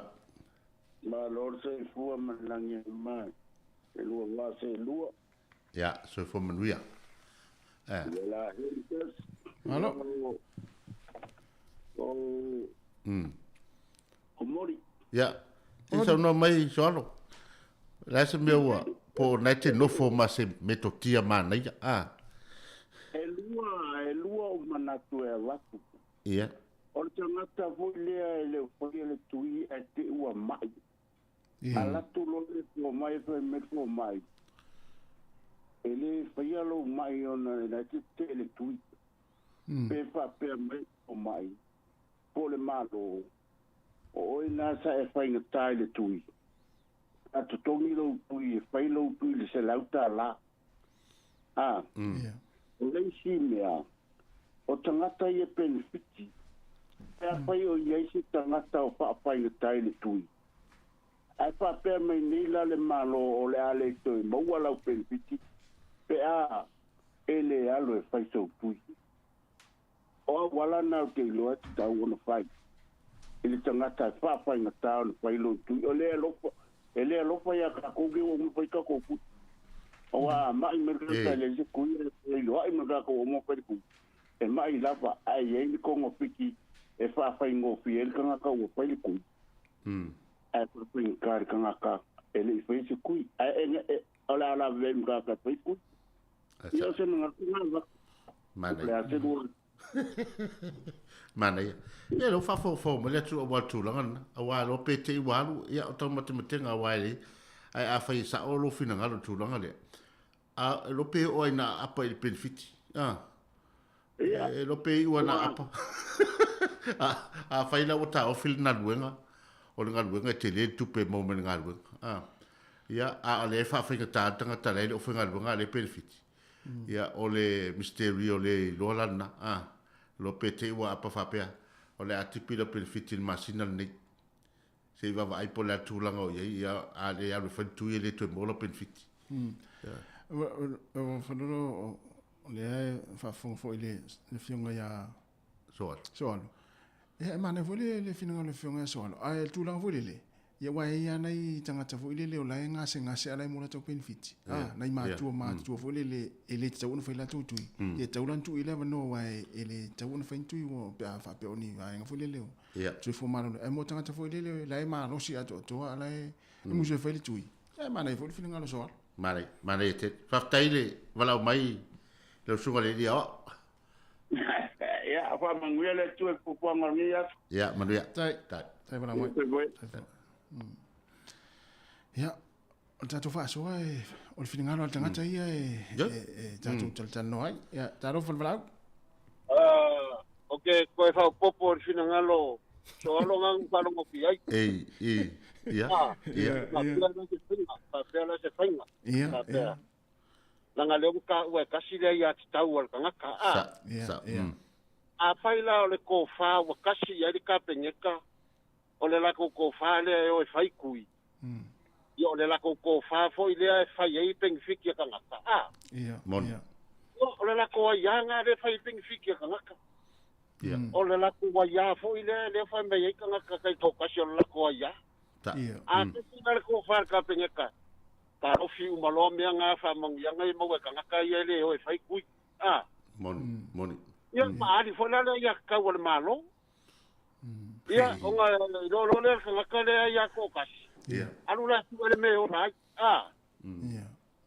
ia le winga fo'i le laukal le kau maua mai kasi le si ku ngai kagaka makukua la afainga le mai ai kongu a kagaka ia iai le ngai le ia se lo makua o keke ne fo se ko o la ai ai pe ringa fapenga fai la ia kakau po ai malo lo si ia kakau wa ia kakau lo le pale menge ia ki pil pengfiki ia ole ia kakau ngal malo ia sa lo le makana ko kasi malanga ia kakau ia ma ai lo la ia le ia sa mo a lo la ka ia kakau ka aru fa ko manga ka ki ai mana ia le vai ngale am tafa awa o le fesiri mafofo ai se awa afia nga luenga o tam fai ta o fil nga luenga e fia afe ta la le vai aso tong ale le fai ta o fil pen fitel tanga tele fai se tui e ne penal lo se la to se la ta la vai aso io nga kongu wa ia ka taura nga le ka wekas ia fai la ia ka wan malo mana e tele ia ai lo nga ia si ana ka ku i da volkele alea help me ai ma le ho pa na na ka ki oka pa e na ka pu fa ai ta ko ko fa nga ngai Manuia ya sutafa. Ne o nanu tamano. Nanu no tamano uma sinai. Na tanta to pesera. Mare ya. Ya, le to lu sfulu 20 minuti on tale o le tulaiva. Wa wo pele o tato si na tala pele tato wa manoa. Ya, o la si fainga te fina ngalo yai. Ya pe fa pe o le ua sa no to te nisi fo yo o la tulu la tulu ma fa ali fo fina ngalo o le lo pole lisi me a fa yo siwe ka wana tata yo ya na ifese Christmas si ve venga wanesi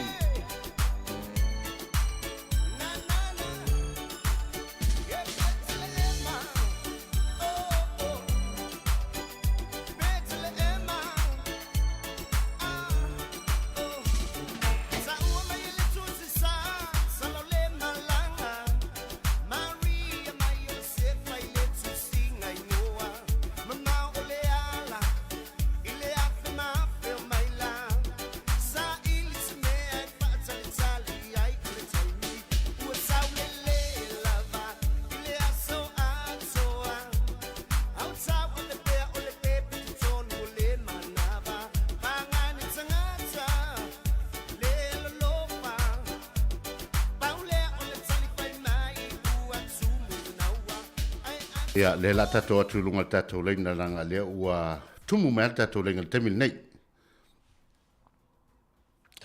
ya talo fal valau talofa ila imtas ya soy fumo nuia wa kusalo sa lo fakari ya kiringali tasima e ser fango ka o maka upu da hovo ya de fango fiu tu engo se mea langa ai vai a pure fa fika fango mea la ke va ai ko ai makua por a ko nga fika e fa ye fango mengi o efa a fa file move vai va ku ya ko ngare ko nga ku de kupe a mai la ku kuro pengisigi vai wa fi ma pa nga su o le aso de sa o le makua le anga mole o le me pe sini maka kia le ngai ia le maka kia fa mai le ngai o ka kala mon ka kala le ngai o makua mai le anga nga le pisi ngai la ko ke ki vanga le mesi ai paul me la fa so de kala la fa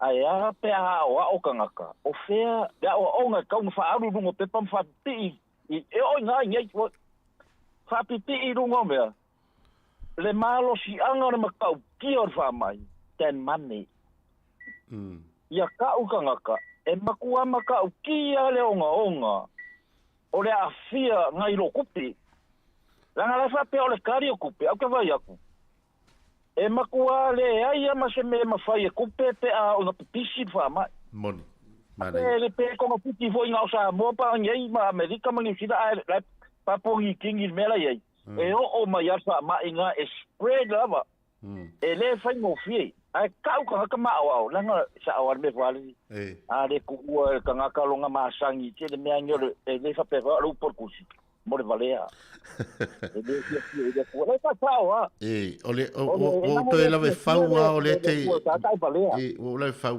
a ma wor poko poko mala malama a malama kangaka ngai rola ia le kangaka e onga fa mai ngai rola makivo kupe e mafai na fish e ala se kupe o le mena ngai yo i el malo ai a onga mama ai ke le lo se onga o le me o i le mai fa mai le mai kangaka fa malama mai langa o le va le la ngale i o le me makauki aku e makauki aku fa mai ngai lo kupe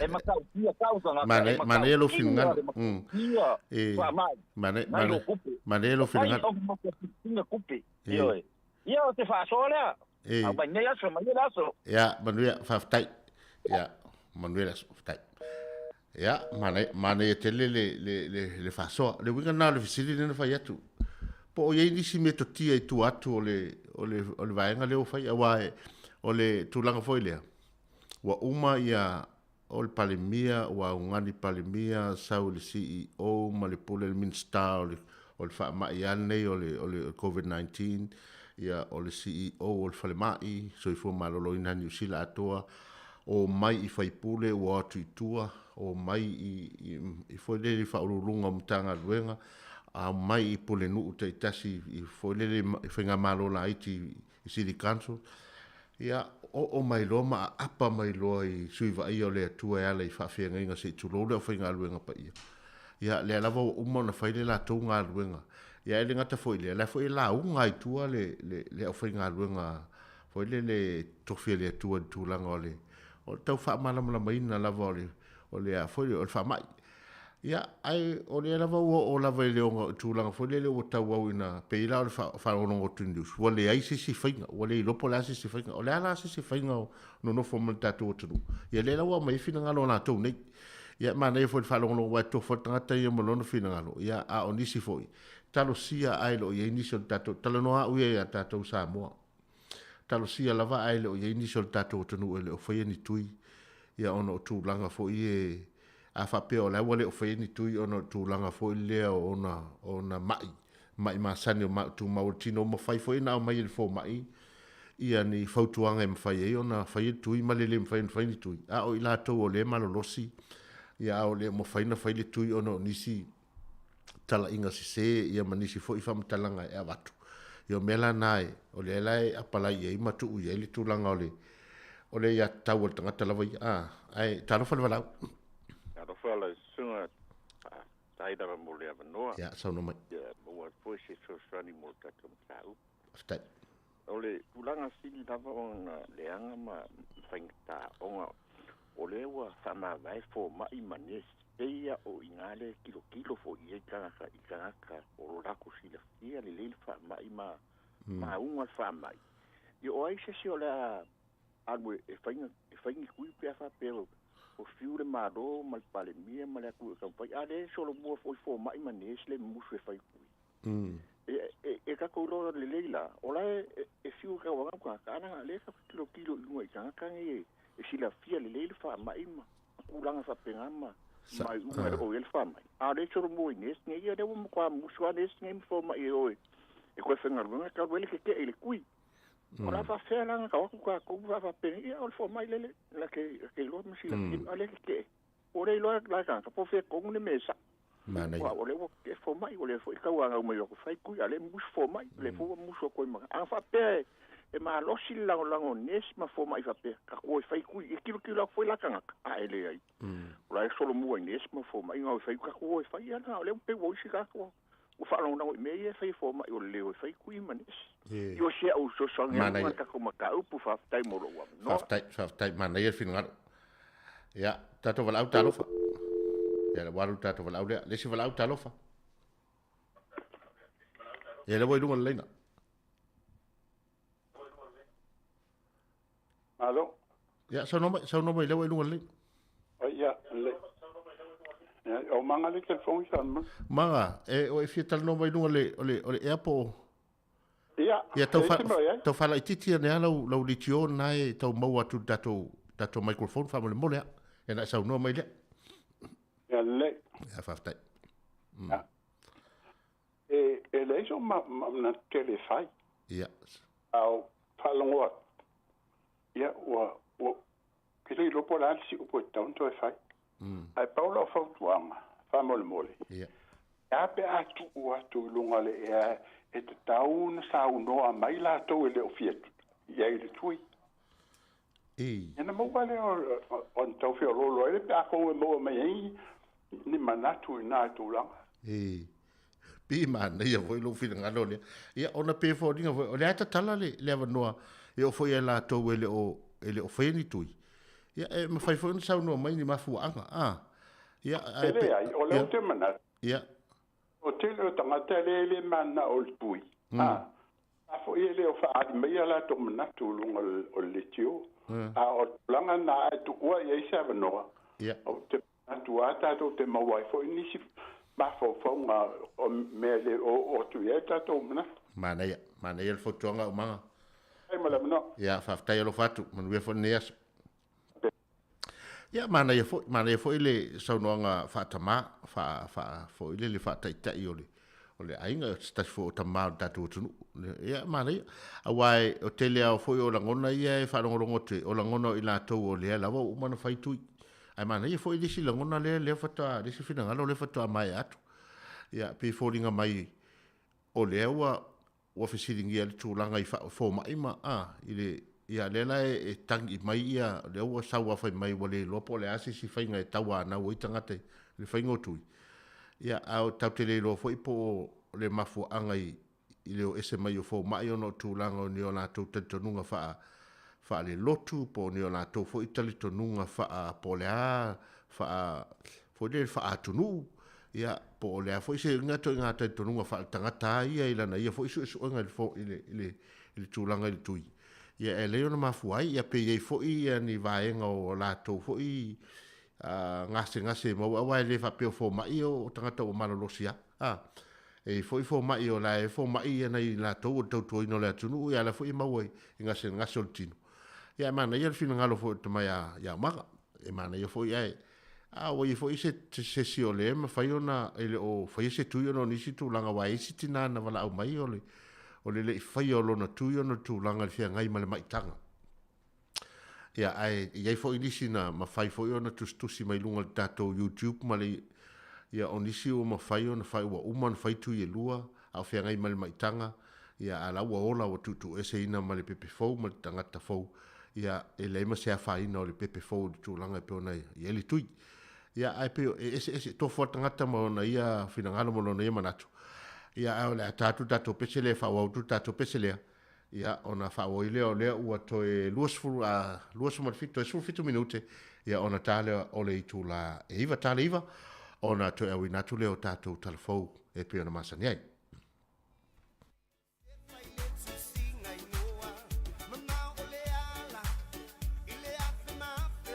ia le la tātou toe atu tātou walau ia ona whao i leo ua toe Tato wala aula wai lunga leina? Malo se fua. Ya, se fua manuia. Olo o manatu ye. E umane la langi si le la ieri tutu sa tangata. E le ma fainta to fatu sa ina tangata ina ia o mai tutu fatas. E le ma fai. E uma tinga lava na mai atu tangata usau dioti. E fa ma alava na tunutu. E o lava tato di faule spusu. Na o mai lava le alo le tua e le kai a fa along fotang. La di foi la ia tato mai spusu na o mai lava langi fai le fina lo lum tama. E le ma foi ya. E le ma foi ya. Na o langi nei na fai le tua tangata e lua o tangata ustai. Ma tangata e ustai. Ia, le fai le fitalinga le di faula. Tu ai per secto e tu fata si martitania o mete zerenga se le angal secto tu utitania no ingo tu lang fo nana ye tatu o me ale time e mawatanga te fa mai oti matanga te reut ya o matuna ele ma fayan tu se o mane unga langi sa o tu mau pe tanga te ye bua o te matanga te usta ya mana ye fa ya manuia le aso faftai ya mana leo amatana vavala mai disi vaenga mana ia lea ya pe ona ia la fina ngalo ia le tutusa uma tangata ya fa wa perta to pese ya ai fa te telenista to vlau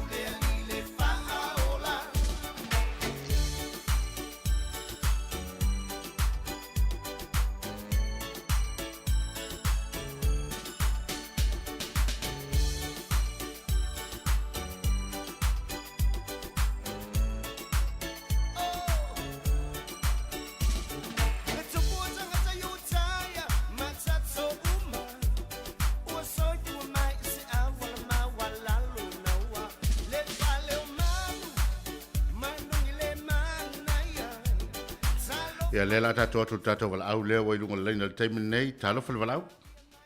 Ia, soifua manuia nei tai au. E lau sunga lia wa. Ia, soifua manuia leo tu ua tu le sunga ia tasi ona nisi o whalavlave le marfia, tu so oni fofuanga le marfia nei tai au. Malo soifua. Malo soifua. Ai mana ia tele le polokalame le nei tai au. Wai e ilo o tele tonunga e o lo tu tele ia Samoa.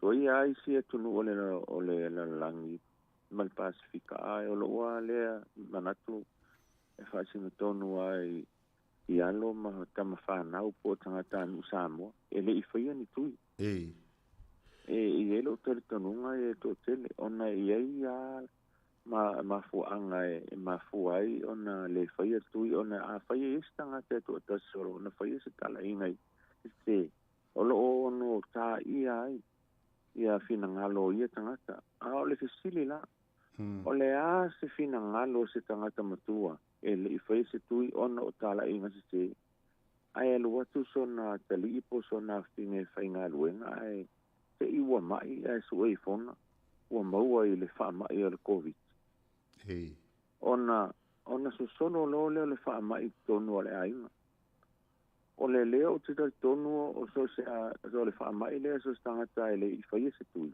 e ono iai a fianga le soifua e mawai mata la e mawhaia le tangata le whaia le tala inga lea ona sau e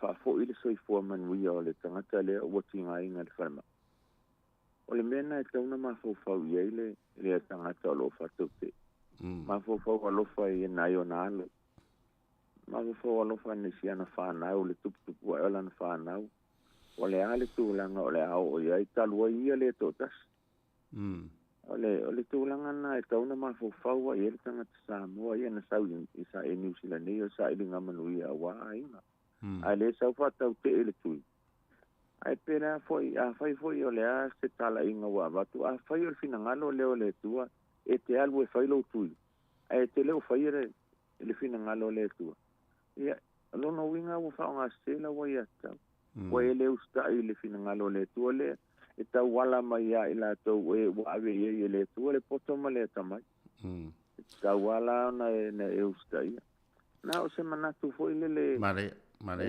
e tu atu le tane le tai au e le lua por kalame ai wa matango fie tele por kalame ta wa ina na fa nga ia i la to o te pe wa le te le tu polanga o le fai tu au tanga ma tu pe o la to le ma tu ia le me ia tu ia palangi wa le fenga luenga o la tele tu al samo ale fenga luenga lo ia wa fa ina lo mal soifua Manai, sí, o sea, manatuna el nita ya o la usungarería o matango fie por kalame ya fa manu tele le tu le nia so malo le fa fon aí me se auto volo tu ina le dato o we ala ya la leo faftai ya faftai mole ma final matango fie ya le foi fa fon dato tu ya ai o le lava ftu na ya ono le lava e sale mele di fa fina ngal ni se faftai manu le so fenga ngalwenga va pena foi. Ya, se foi.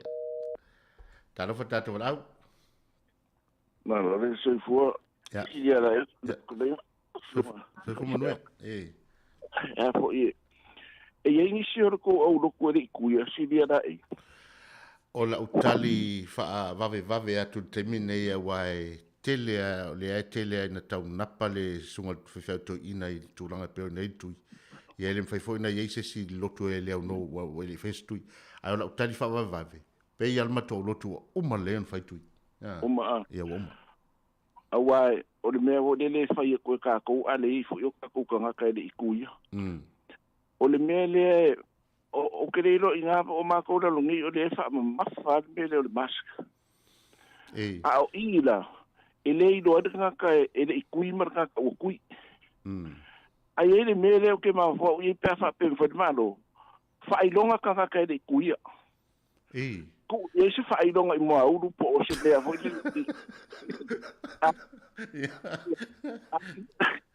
manga kua ele ka ka wa ngo fa ka si ka de kuia manga ka kui o ka nga ka le kuia ku e se fa i longa whailonga kanga, on ka kouro le leia iare, e ka kau whaonga i roa e kanga, a whaonga Samoa, e kaunga maka muri fo ra kau pea ku, e whailonga nga, inga ia o e whai kui.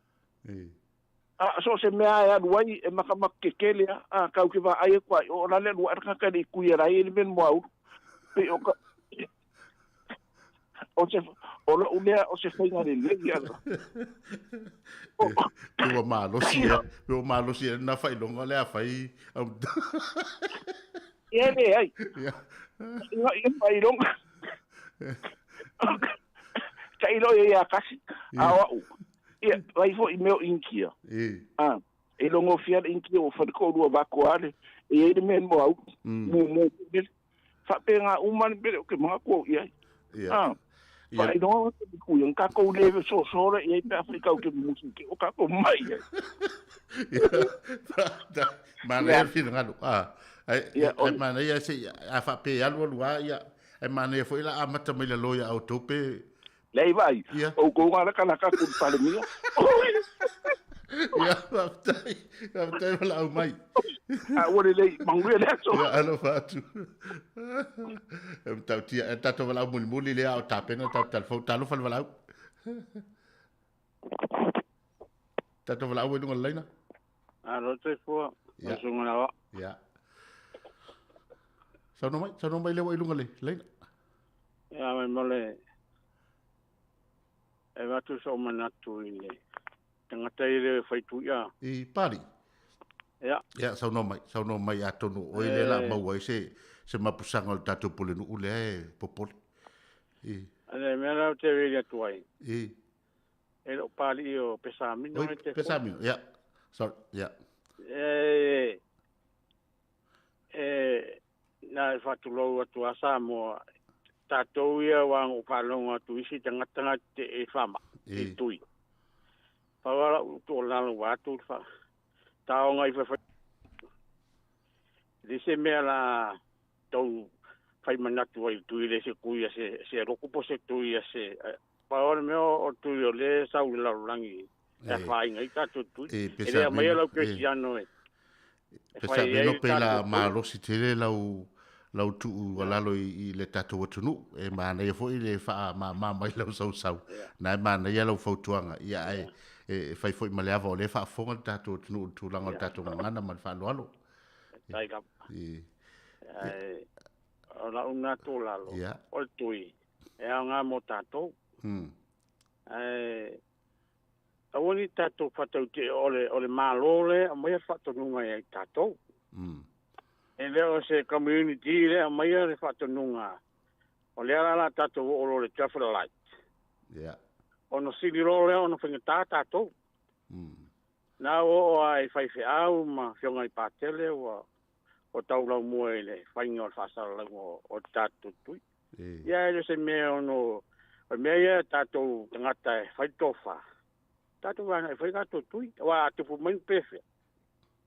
Ia te leo le whare tonu, ia malo wama malo wharori, manu ia lau o whionga o to whasia la inu nias whaptai whamau o te whoi. Ia, whaptai. Ia, whamaruru fo tatu tunu e ia fo I teimi e la pele ngana, ia ono o le nau a oa fo le nau. Ia ona tupoile o langona whapea ia te tonu ia o le lava e sa mana ia le mainga o le finangalo ia me se fru tu alalo ia pe on fatura e to tatu sili ia ono leo saudi mai tatu talfou ia fa o per tatu peselea ia on tapena leo tatu talfou li tu laiva ne fo ita o leo to 5 minute ta leo li tu laiva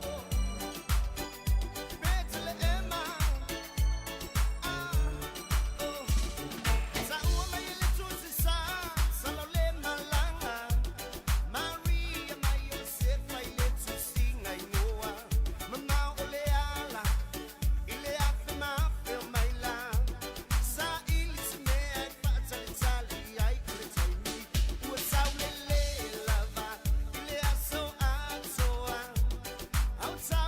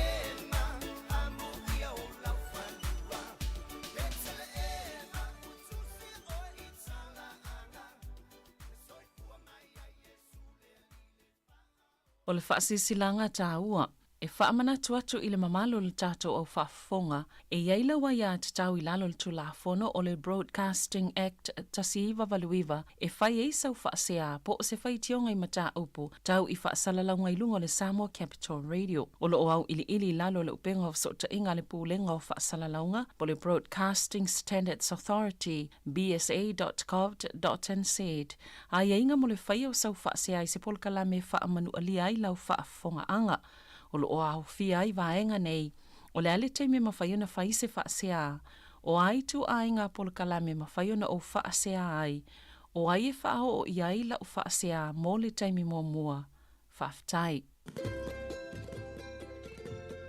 Soi fō maribia le tātou te nuu.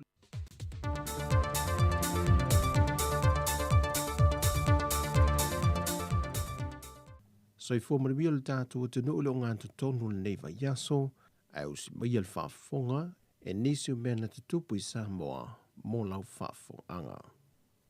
O le so le o te tala i whale pālota o tā penaina, mo i lātou anga waa e pālota i le pālota mō mua.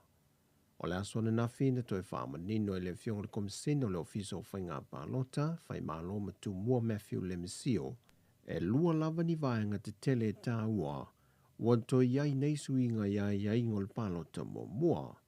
Sau no fai malo matu mua. E lua vaenga tele ia ua o suia tulafono i le paenga leo le pālota mō mua. Veang mō mua le taimi whaatino ai. Leo tasi le aso leo whai o le whaatino ai paenga leo. O le vaenga nonu hua, o le whaitawina. I le vaenga tuaina ia. E mai al pālota ma whaitau mai po aina pālota i le tangata. Le tangata. Se milale, a mai al pālota i le aso le ataianga. Ia, na ona whaitau mo o whaingo pe pālota o mai au whaungai. Ia e whakto a whaitau a tōre pālota le sole pālota whaitau malo ia. Te bia whaitau ina o pālota whakto. O le angango ia swinga e peo na tā ua e whai malo. E na ia malu pui le tangata na anga ia tu e whaatino lana pālota. Mai le sila fie se tasi o le sui tau vaa. Na pālota iei se atangata. Ia, o le angangal na ua whai isu inga nei, ina ia malpuipuia le tūlanga fwoi o le secrecy o le pālota. Nanga o le mesa iai, i pālota tele. E i whare pālota e umai whale aso e tas, pena tō rua tō timata na pālota. Ia, a whaila e uma whaitau mai, o ilo uma, o ina pālota e tangata e. O suinga na ia malpuipuia i le pāngana. Na whamanino fwoi e whai malo le tūlanga o pālota whaapitoa, le ua sauni e tu tono i tū malota i tasi whaapea fwoi matua nei mato. Ia o le swinga na, wal mesa iei e tawana e whio o le tū malo i te pālota ai, al mero iei. Ia a whate te inga o a whai o te pālota i ale pata, ia alo te nofoi o i a ana. Ia te leta o walui o i whai i ale pata, te wifoi i a ana. Whaatino ela pālota, i pepa pālota whapatoa na. Te rio fo i whawhonga anga le atu i tūlanga fo i leo o whare pālota whapatoa. O le pepa pālota e whaongai na. O le pepa pālota, pea le te pālota i tūno lo wafoi. O lo tūmano, o lo no winga. E umal pālota e lesfarili. I whare pālota whapitoa i tūna i matu. Ma whaitau mai e li whaitau mua. A pālota la ia pia no tā ua. O lo te pālota ia le pataru te nofo ia ana. E le whaitau ala. I whaitau ma mua ona e le lopo e le te pālota. I le lopo po fe. Po fe. Ia fo e le tū malo e alu i e pālota. O lo no winga se ilunga o le stona. I luma o le a fo e. I luma o whailo tusi a suitau wa. Whato ama whai na fitu na soka. Soka ia pālota ia.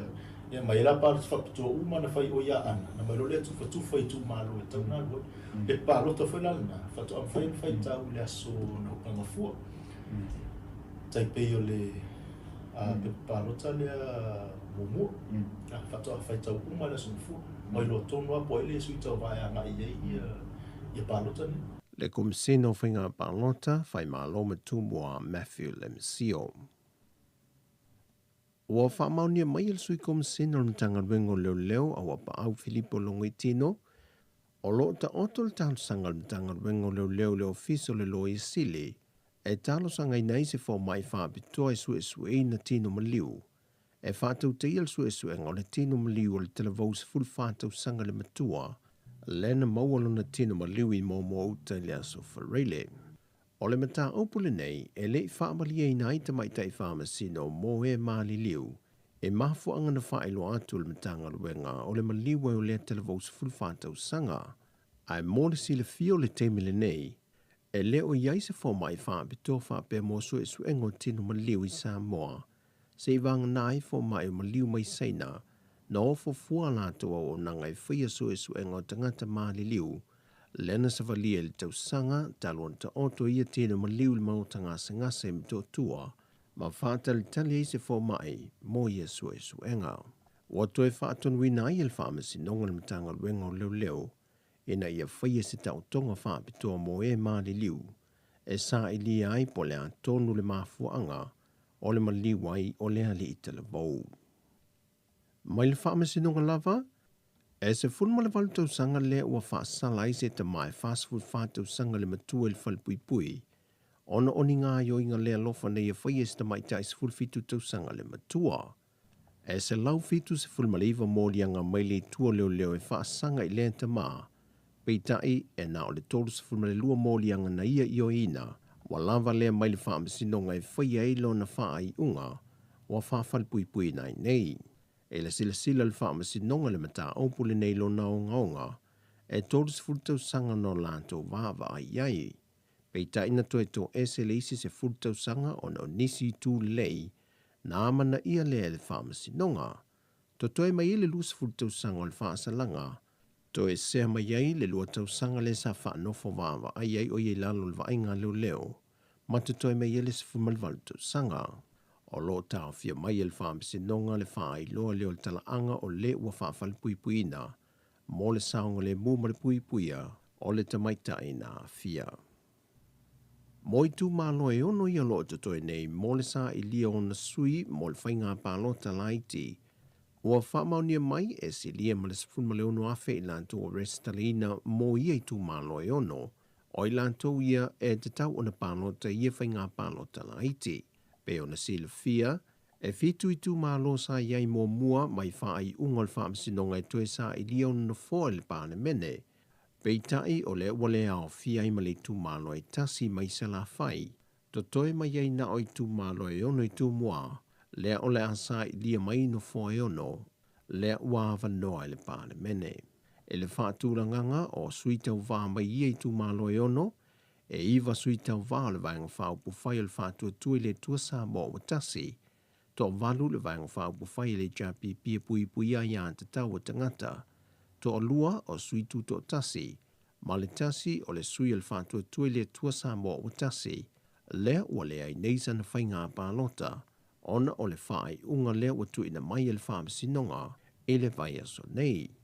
Whaalia le komisino whainga pālota, whai mālo matu mō Matthew Lemsio, mo ilanto uma ua mai ona restana ai le pālota le whainga pālota talua ia a perila, ina ia whaao ngā le awa noa e pālotai, mo I tu malo ia le a whaia lato whainga pālota, e le vai aso nei.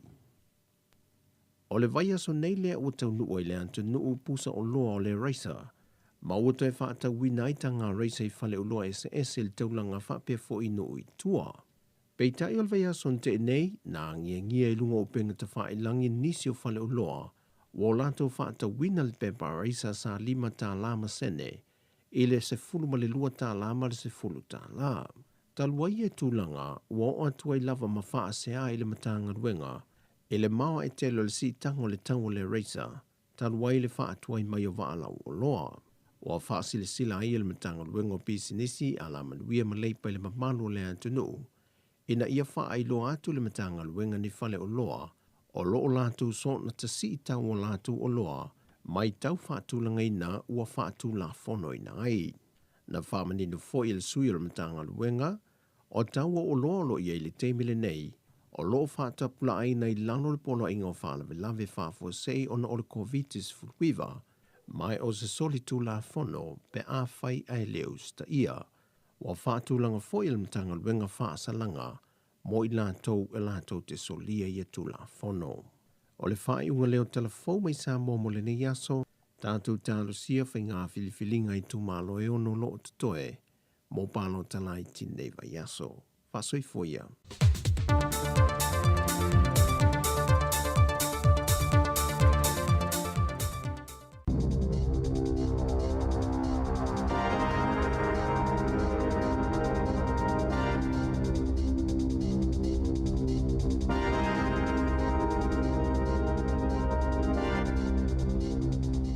E toi whaatala whaatol whaapoponga o talafoma le si ufonga le lau mua mo le nei vaenga o le tae ao.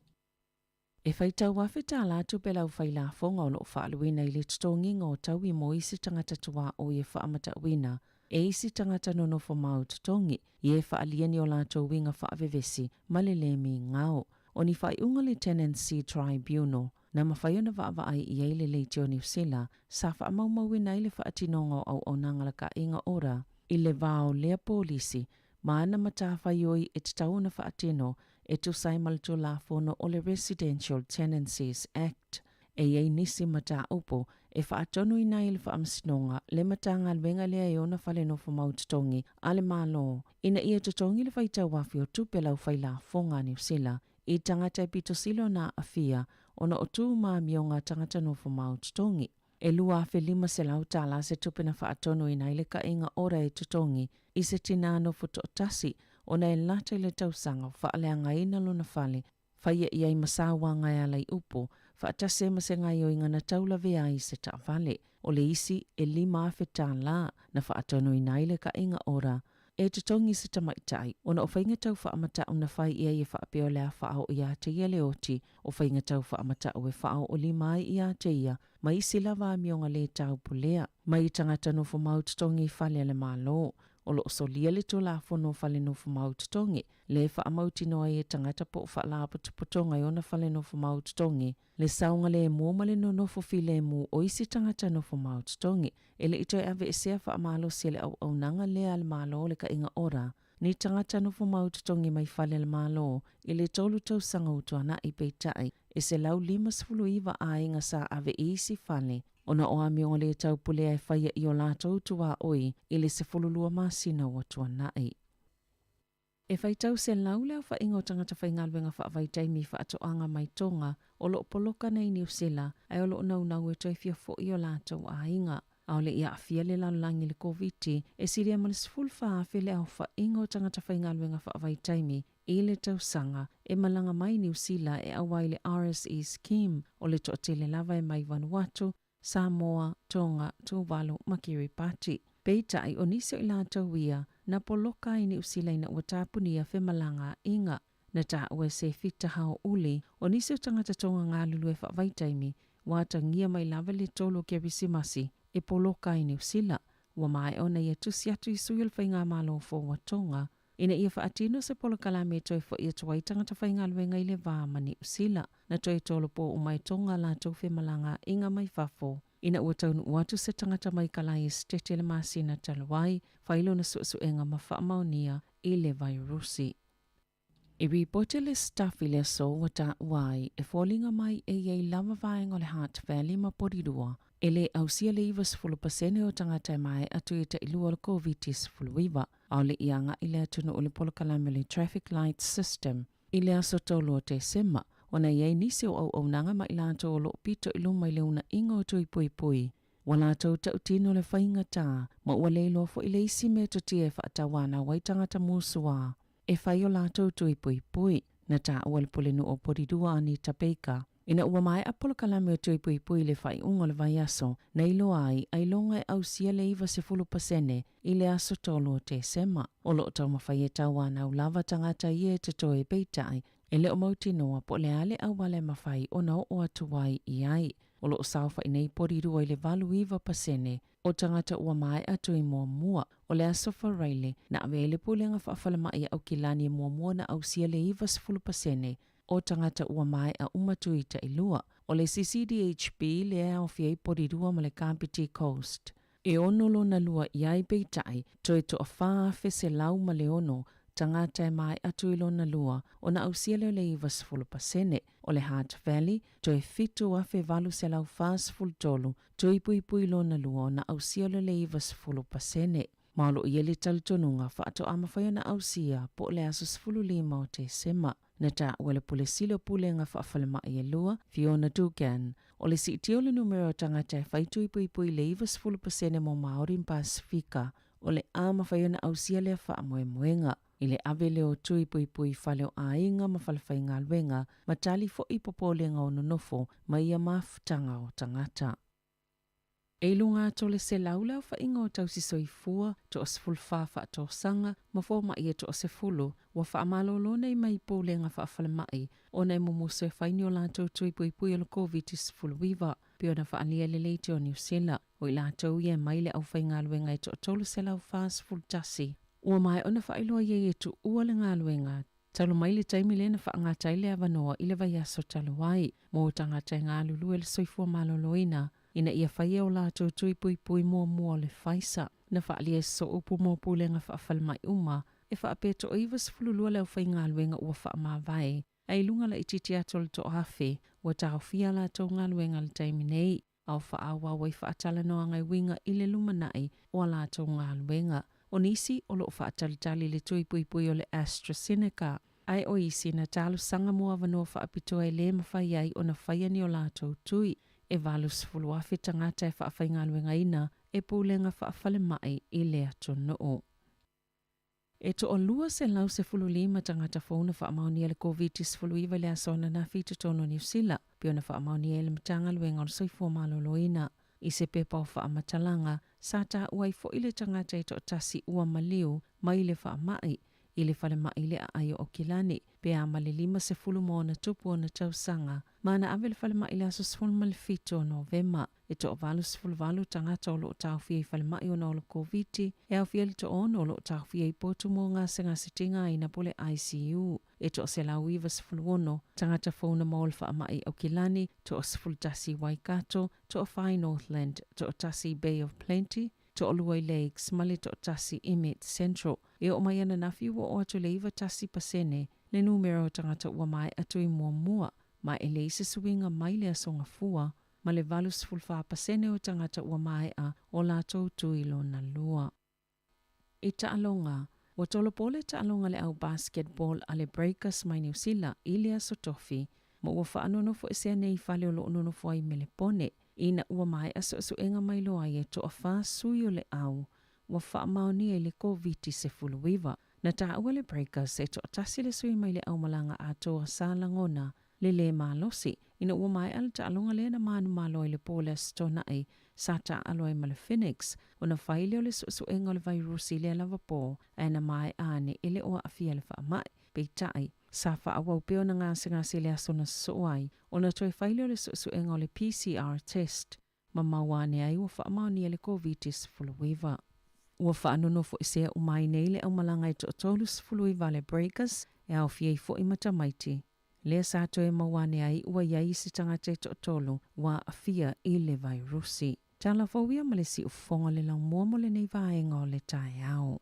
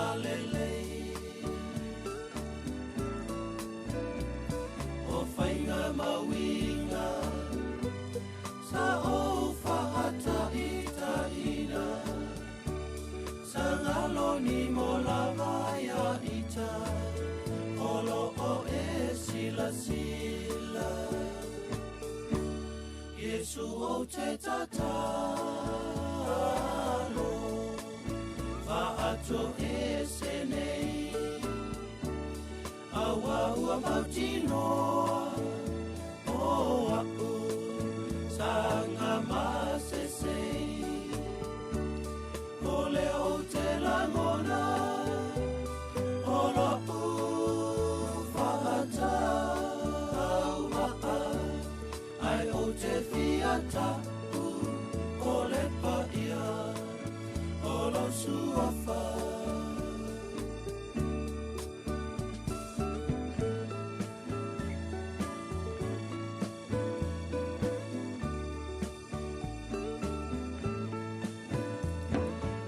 Tula fono sa o te wina isi o loto le filina ia faoso malo le ti apolo langona ile ma e ta uta oana sala wa o malama sila fia o mea uma Yesu o te tatalo Whaato e senei Awa ua mautinoa O au Salanga masesei O lea o te langona O loku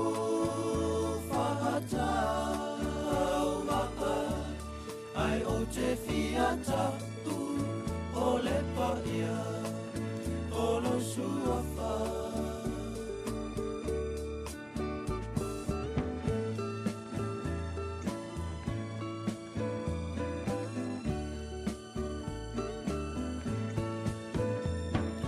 tangi ai nei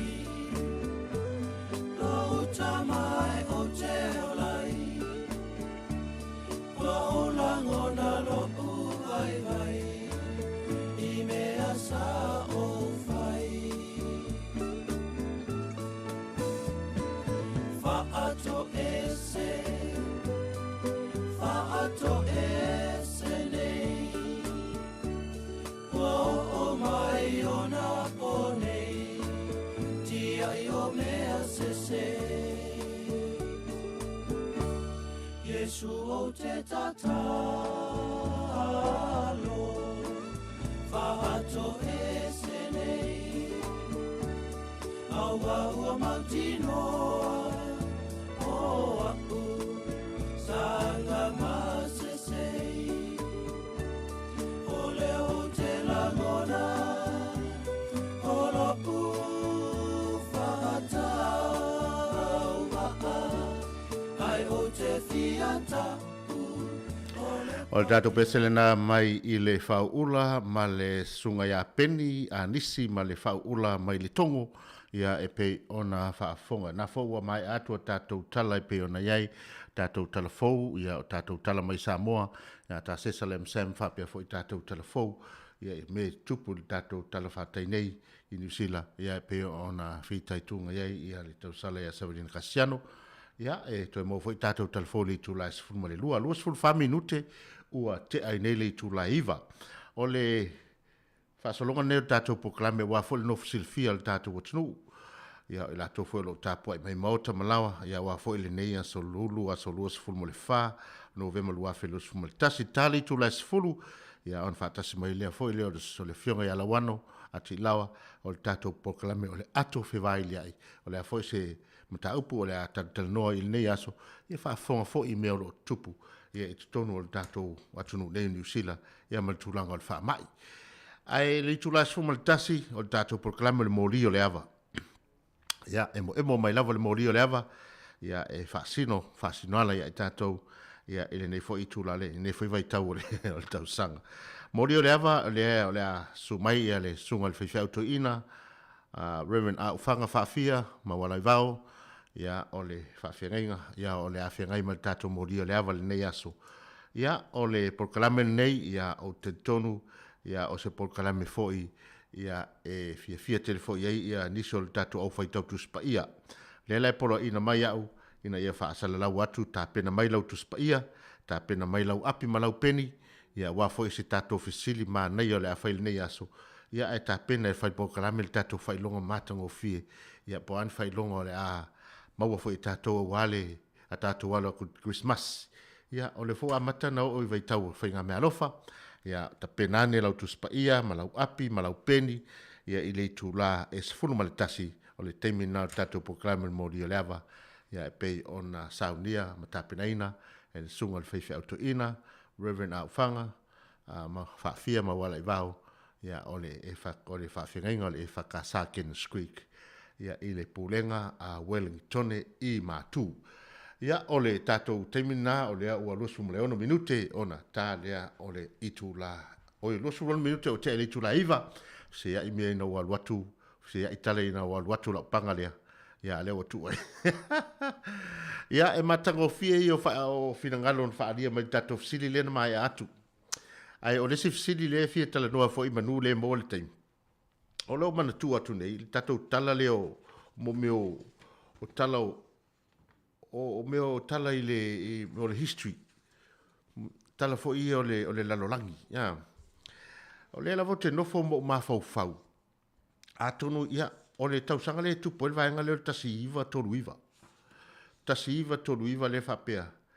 Na vai ane al whafonga le atunu o se mea tu ngā tele pe a whafonga i le newa i taimi. El taimi ne le whaasala i le oti i ale. Il tau le foi le o sema. Le whaatino i Amerika Samoa. O le la i lo mawhau matantanoa fo matasi tu anau whaet.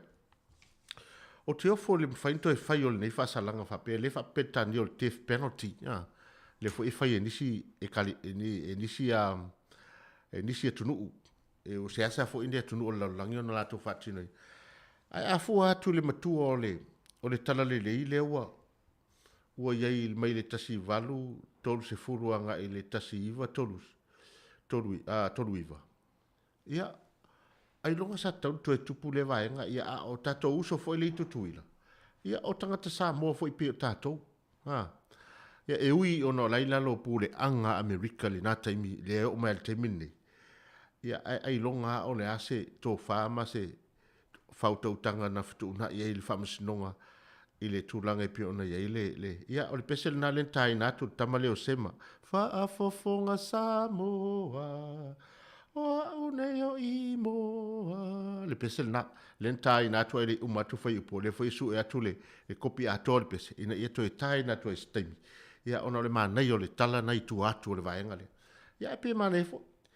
a fai o le sa tupu le vaenga le o le te soifu o le te mil nei ia o le aso whalongona le a fo se mena tupu ia wa le pe tau mau atu i upo le pese pe fōringa mai o le tama e sau mai le urumoenga ia malisi nu o le mau o le atu le nu ia ai o le foi talai tato rina tato eva ni te me le to e tolsful minute tali tu las fu o nal foi la ia ele tu langa e pe ona e tato ato fe vai ia ia pe o fesili le na e po oina po ai do soifua ma le te me tasi valu tasi iwa tolu iwa le sau le tala ia ma le fasalanga na fai e sio tato uso le ia po o le a foi sa oi fa longona le na te mi ia wa te mina la iti i la to nei ia le o mele nei po to soifua mai si te ia o si foi o lona a inga e tau e mana ia foi le tala po le a tonu mentu wa fa longo i upo le pese pi fo ringa in ta longa le ori ia o le to ngata longo la po o nei po atu la tau nei ini lo taringa ia ini ia ai po se me vole le wa po atu le se men fo ina a wa mau ia le la ma fo le pesele ia ai pe ole tu langa na fie tala noa e mana ia fo ina i tala na il fa longo pe a fai o yesus ia o lo mau pe ia ni fa matalanga au ili ma fa matalanga sao ia ole fa la ai pe ole mena le fisi lo ma fo te fo ai le ma fa into e fa ile nei fa salanga fa pe ia a ole o ole tala le o a fo ye tala fa sol pito o tasi valu tolu o tonu o tala le sa mo tasi valu tolu lima nga tasi valu fa se fulu ia o mai le tala le manu am tutuila le no fo lau mai ya va mai o so va ima va mai o ya pi o polu e fo lau mai ya ia tai ma o mai e fai lotu i me to atu e tau tia fo ile le na fa tu ma le na fo lotu tele na tele e pe a fo ile so o le vasa e fio i mai e salmasi na le sa o mai tutuila ia lo tu i polu ma sa o polu tutuila e fe so ina ile vasa ma tu na pena ai pe o le tala le ia i mo tamale o sema ia pe o ina le i tato si tolu walu lima lu o fatasi ia pe a fai fia tala no mai sesi ia i le tato mata upule na ia ai tai natu tato pese ia awala va le fa fon ta po e tato tu afa tonu nei ia le tu la eiva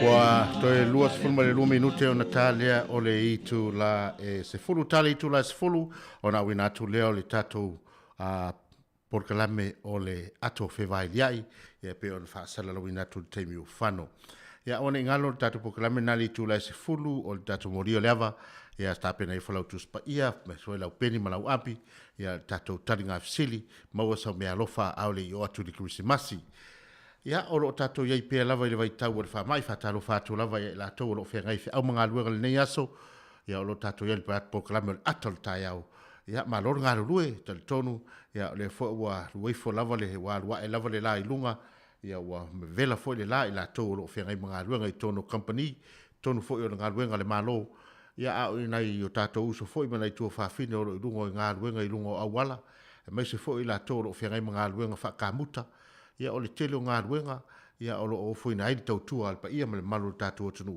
Ia ma lo tautua, ma lo fwoi le manatu tausinga o nei o tātua ainga. A wai le whai mo fia le nevai tau ma le tātua sa ili ma lo ma le tātua au mau le nei atunu. Ia e pe o nei ia ai tali tonu. Ia e whawhitai fwoi le atua o na o mawhai o na o mai a fwoi lo na alofa tu noa ma lo na ngalilei.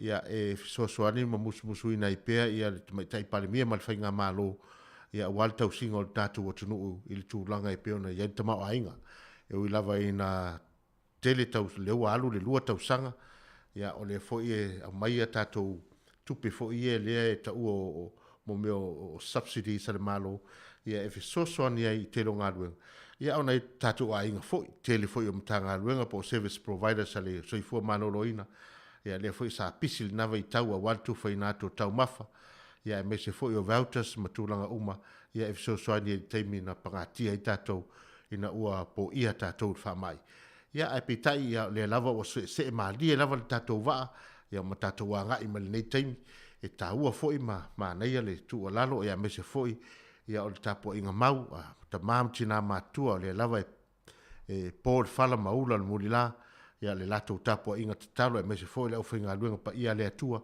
ia o lato nei o lo no manu le langi ia wasa manui o tato tangata ia le nei foi la lo langi o lo tato wola ia wai le fai mo tato ai pe tai o me tupu o inai ma waini o tato langona ina foi ma waini o tato manatu ona fau ila ia leo le tato finga malanga po fe tato te anga ia wai fa pena la wal finga malanga tato pe o le va foi le fo lau le la a o ina angi mai matangi le si pito o tato wo le si va le si tu a angi mai foi le si tu o tato wo le si tu a le fiso ina ia i puava ia me se foi o le foi le lo pe au sami e si i lunga ma tu i lalo i foi te me malu i pe o so fa penal so i fuanga ma le olanga le tato ia ai fa ma lo nga lu fa ma lo lava le tausi ai o tato nga lu nga le fai nei ia ele nga te tausi ngo tato fa na mo tausi tato mo tu tausi e tau tu ai le kalesia e tau tu ai foi o tatu ai nga le Samoa ia e mese foi nei vai tau le tatu te fenga ia pea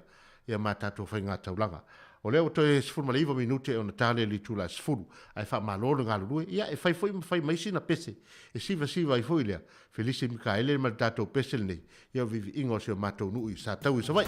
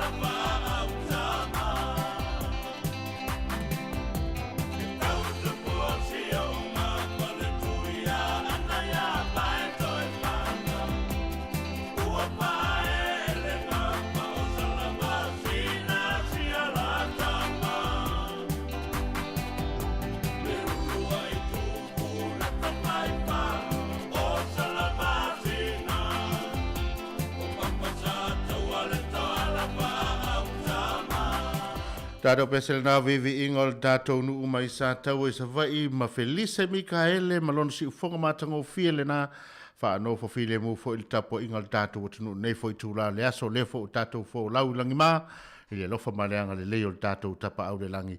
Ia o le taimi o leo to se fulu ma le tolu minute o na tā leo le itu la e se fulu tātou ye pe tātou pukalame o le atal tai au mātou pespesi atu e whawhia mai ia whapea fo i malau whaafonga mai e mātou tautu atu ia ele nei fo i tū la o le tai au.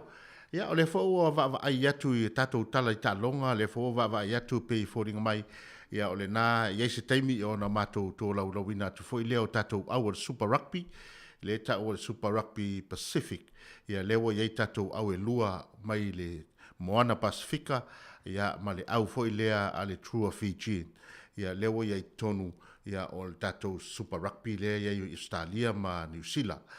Ia taimi i o na lau fo i la ia lea le au le Hurricanes o Chiefs o Blues whapea fo i ma le Crusader ia ma le au le Highlanders ia ma au umana ia awa fo i le silafia le tātou tunu o le fo o le vai tau tātou matamatai ia tātou tālonga ia o lo tapua ia i fo i ia le alo whaiva o tātou alo matama whanau ia i la tō mwhaiona au sia le levo leo le tālonga ia peona ia le la kapi le nei taimi ia o le aso toa na i nei le aso luas fuma le fitu ia le fo o mau atu ia e ta alo i tātou au le manu Samoa mantua le tātou manu Samoa sa te tau ona tua whaatasi ma le All Blacks ma le Wallabies ma le awa Australia le taimi lea ia i Britania ai peitai ia wale au sia wale mwhai o ta ofil whaia onga o tūlanga o le saunga le mu o tātou tamta alo ia ono tūlanga le malosi o le wha mai ia ma le puipuinga foi o le toi foi a tō tama i tātou tunu i Samoa ia ono na winga o le avatu ma le wha mai o tātou tunu a le saunga le mu tātou tunu i Samoa te mil nei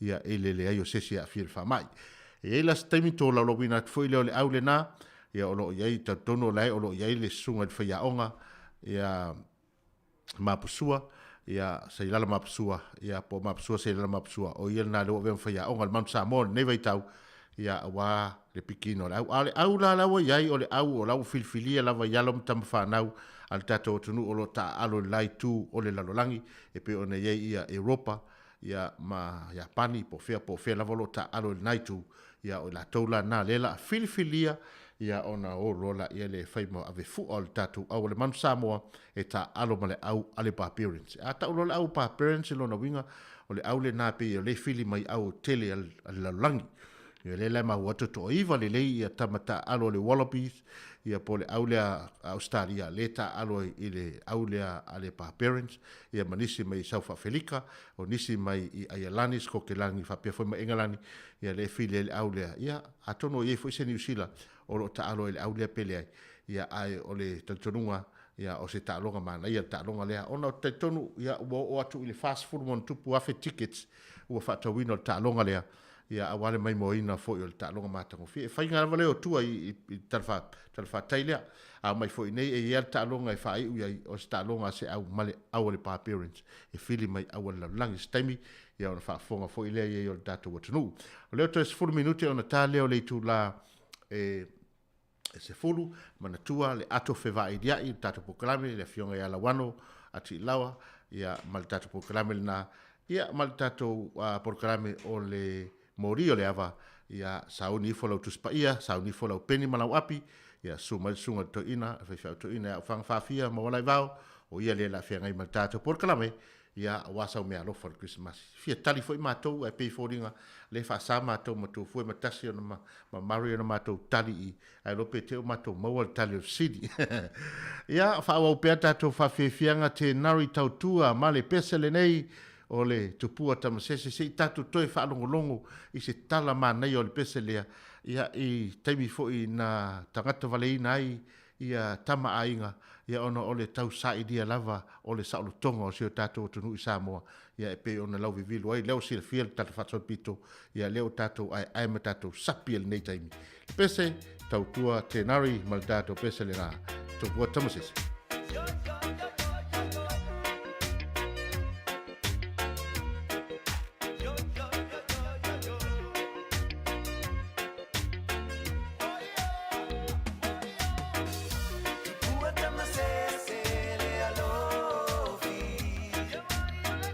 Tukua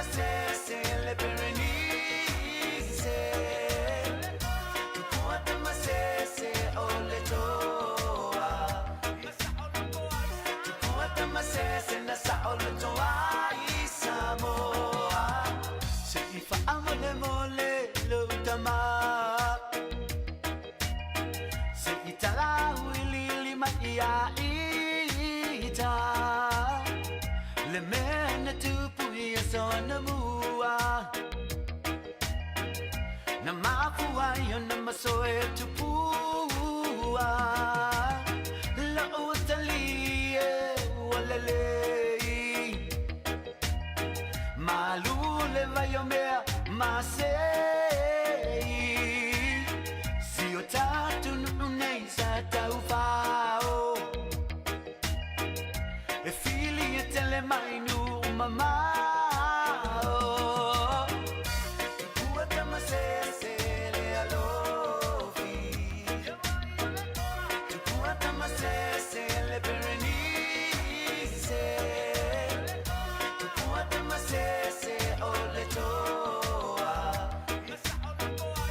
tua tamasese na sa o le toa i Samoa le tausanga e te siva te silua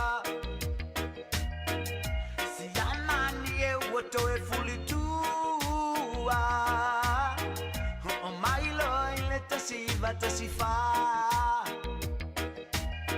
la ala amali e mailo a New Zealand sta paile na pule male sawa ai fa atau te e o tatua te puelo ata isi matupua fa apale pui pui ta ia na masina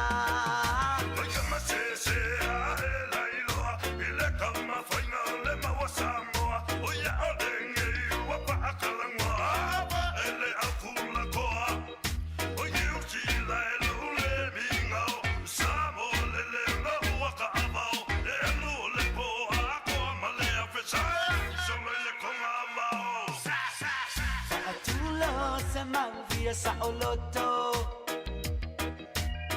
sa fa'agu tu mai hivai moto tapu elota isi matupua fa'apale pui pui ta iyo no masina dai sinele sonio leisitoa sa ole polonga mo sabo Famuina sa pau pau tuaina o tupua tupua tamasese le alofi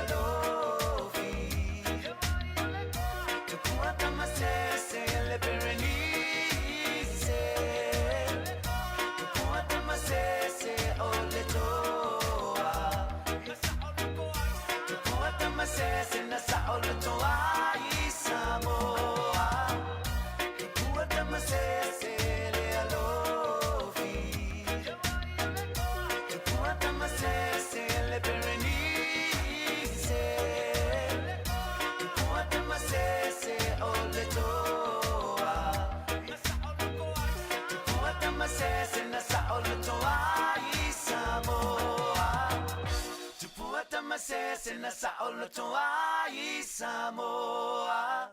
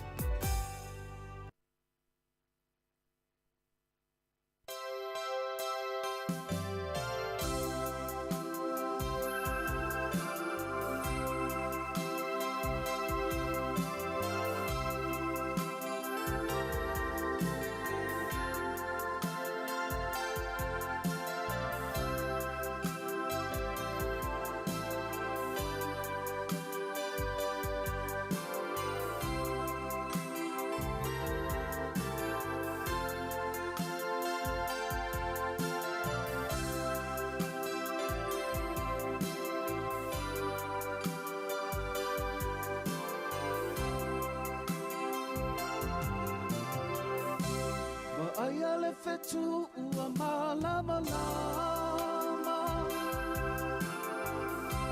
Le lalo langi uma ua malwa ole tana Fana uma inei ole ole tana Ya, lewa mai atu tātou peselea ia mai a fo tātou atal taiau ia ai fōringa mai o leo tātou mai tātou poklame ia ole ato whewai liai ia o sumaj le whiunga ia lawano ati lawa ia mo tātou poklame lea ia ai usimai ale whaafonga.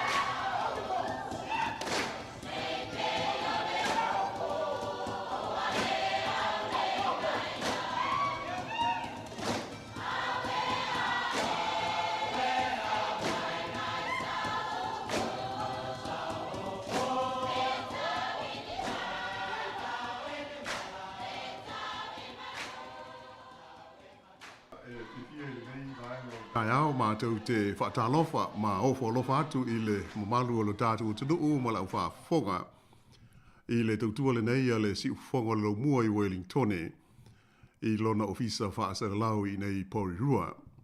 Ma le langi māma le soifua lau le lei i a te tonu tārusia o loo manuia i a lau tāpua inga whaafonga mai. Whaatalofa atu fo i le mamalu uma ia tunu e mamao o lofa peo no tau sila mai mo mai i le tautua le tātou le tio nei Wellington i awala o fiso ta inga tele vavave. O le ua o mai fo i le taimi o le tātou Paul Kalambe le nei o le ato e whewā i liai. Ia o nai mta upu fo i e whaasoa ai ma tātou tautala no iai.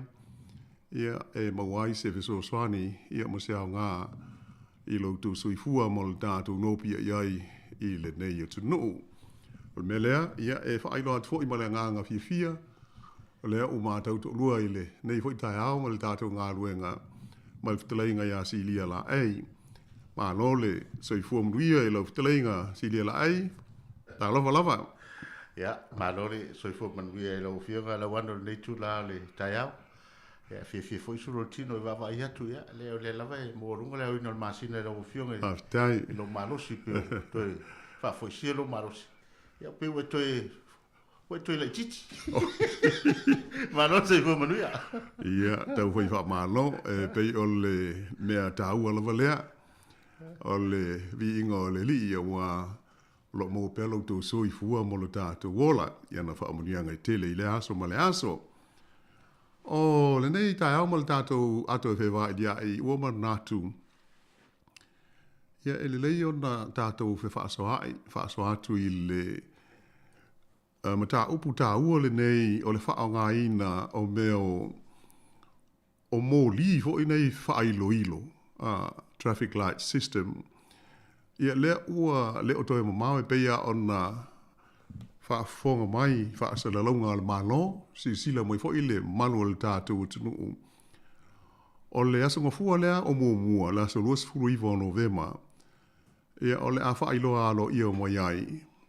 Ia le teimi tonu. E tauona a mata ai.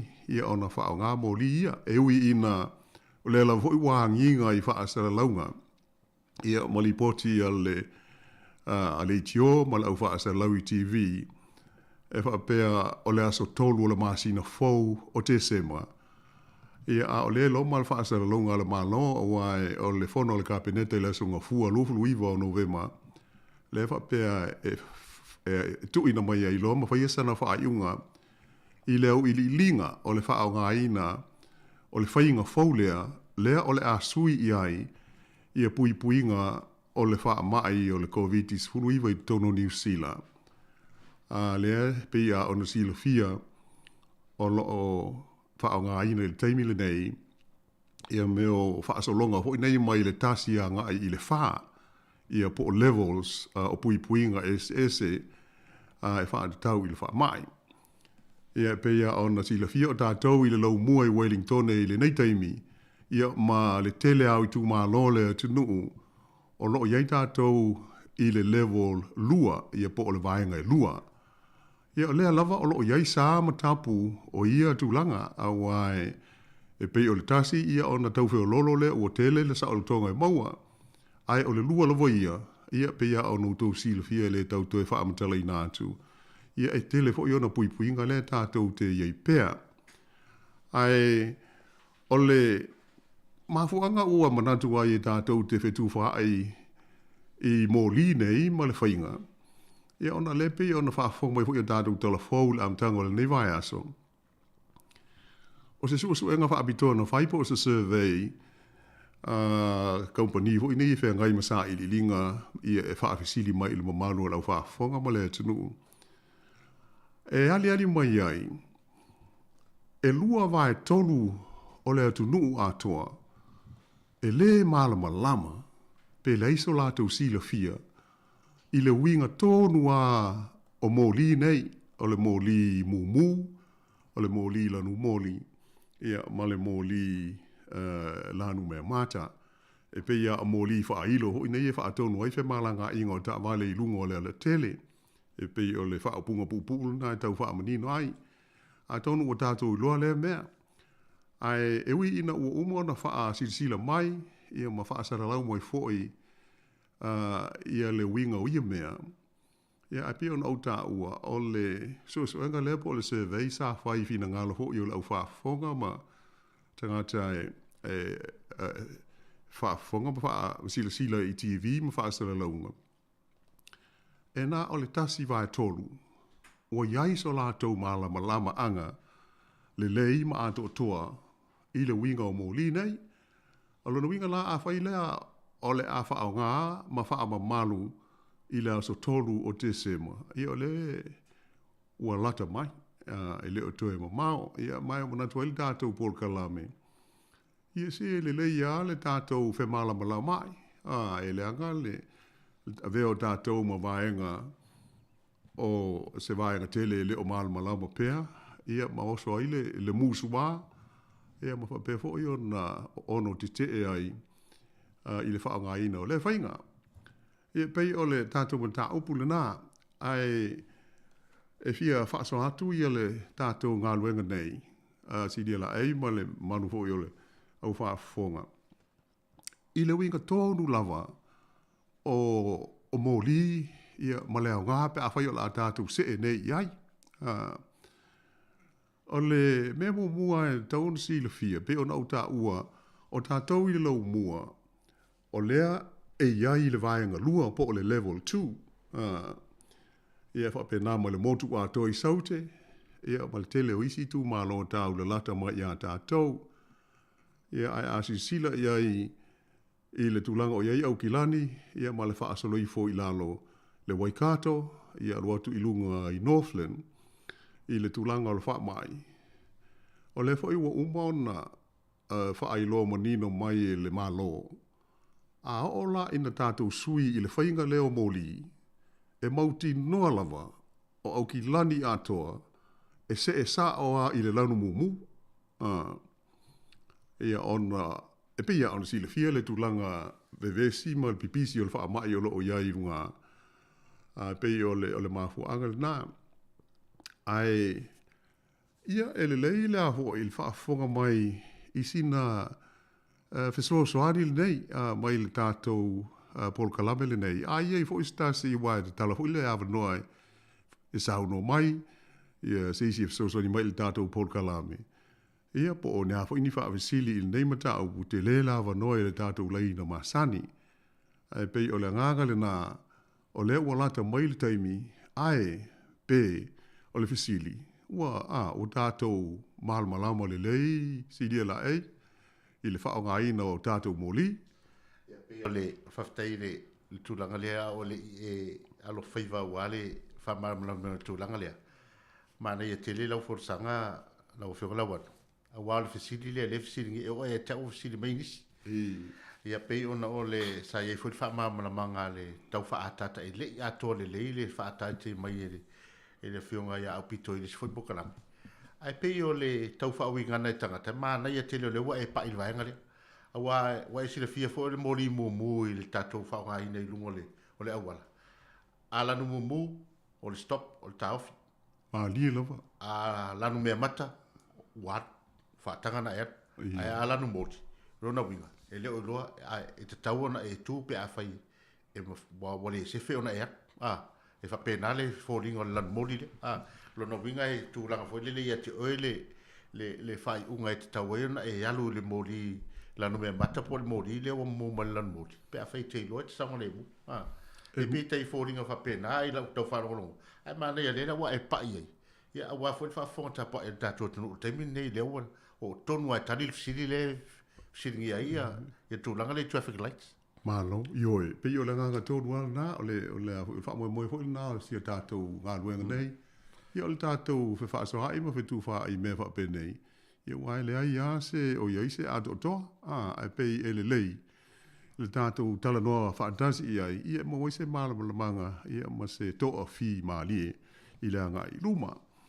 E moni le leia, taleinga si le la eil tulanga, e pe ia moli o la wala, a mo mulo o tu, e le aise me tau ona tupu, o le lanu whaalanu moli le amber, light, color, fo i o nuinga,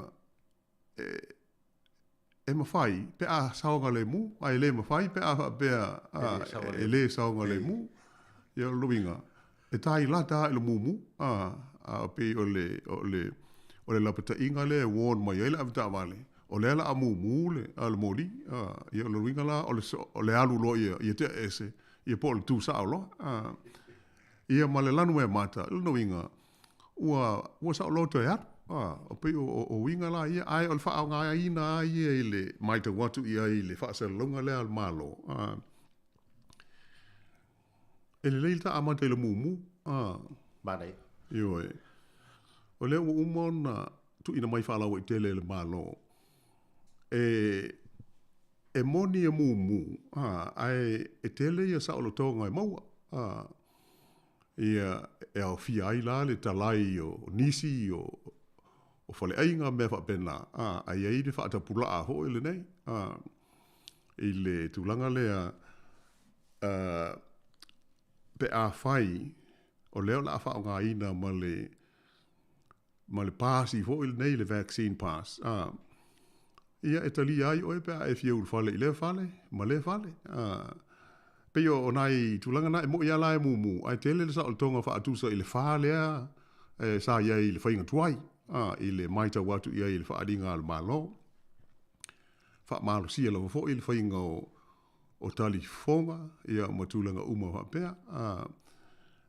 va ia le va fo ia tangata ile fa le so o no inga e monia ia la le fa pulanga mai e te lele e senga ma le level 4 wa o le mu le la tatu bo ia o tulanga na ia e iai fale talai ia ma le ate le sa o tonga e maua nai lo fa tusa ile vaenga fa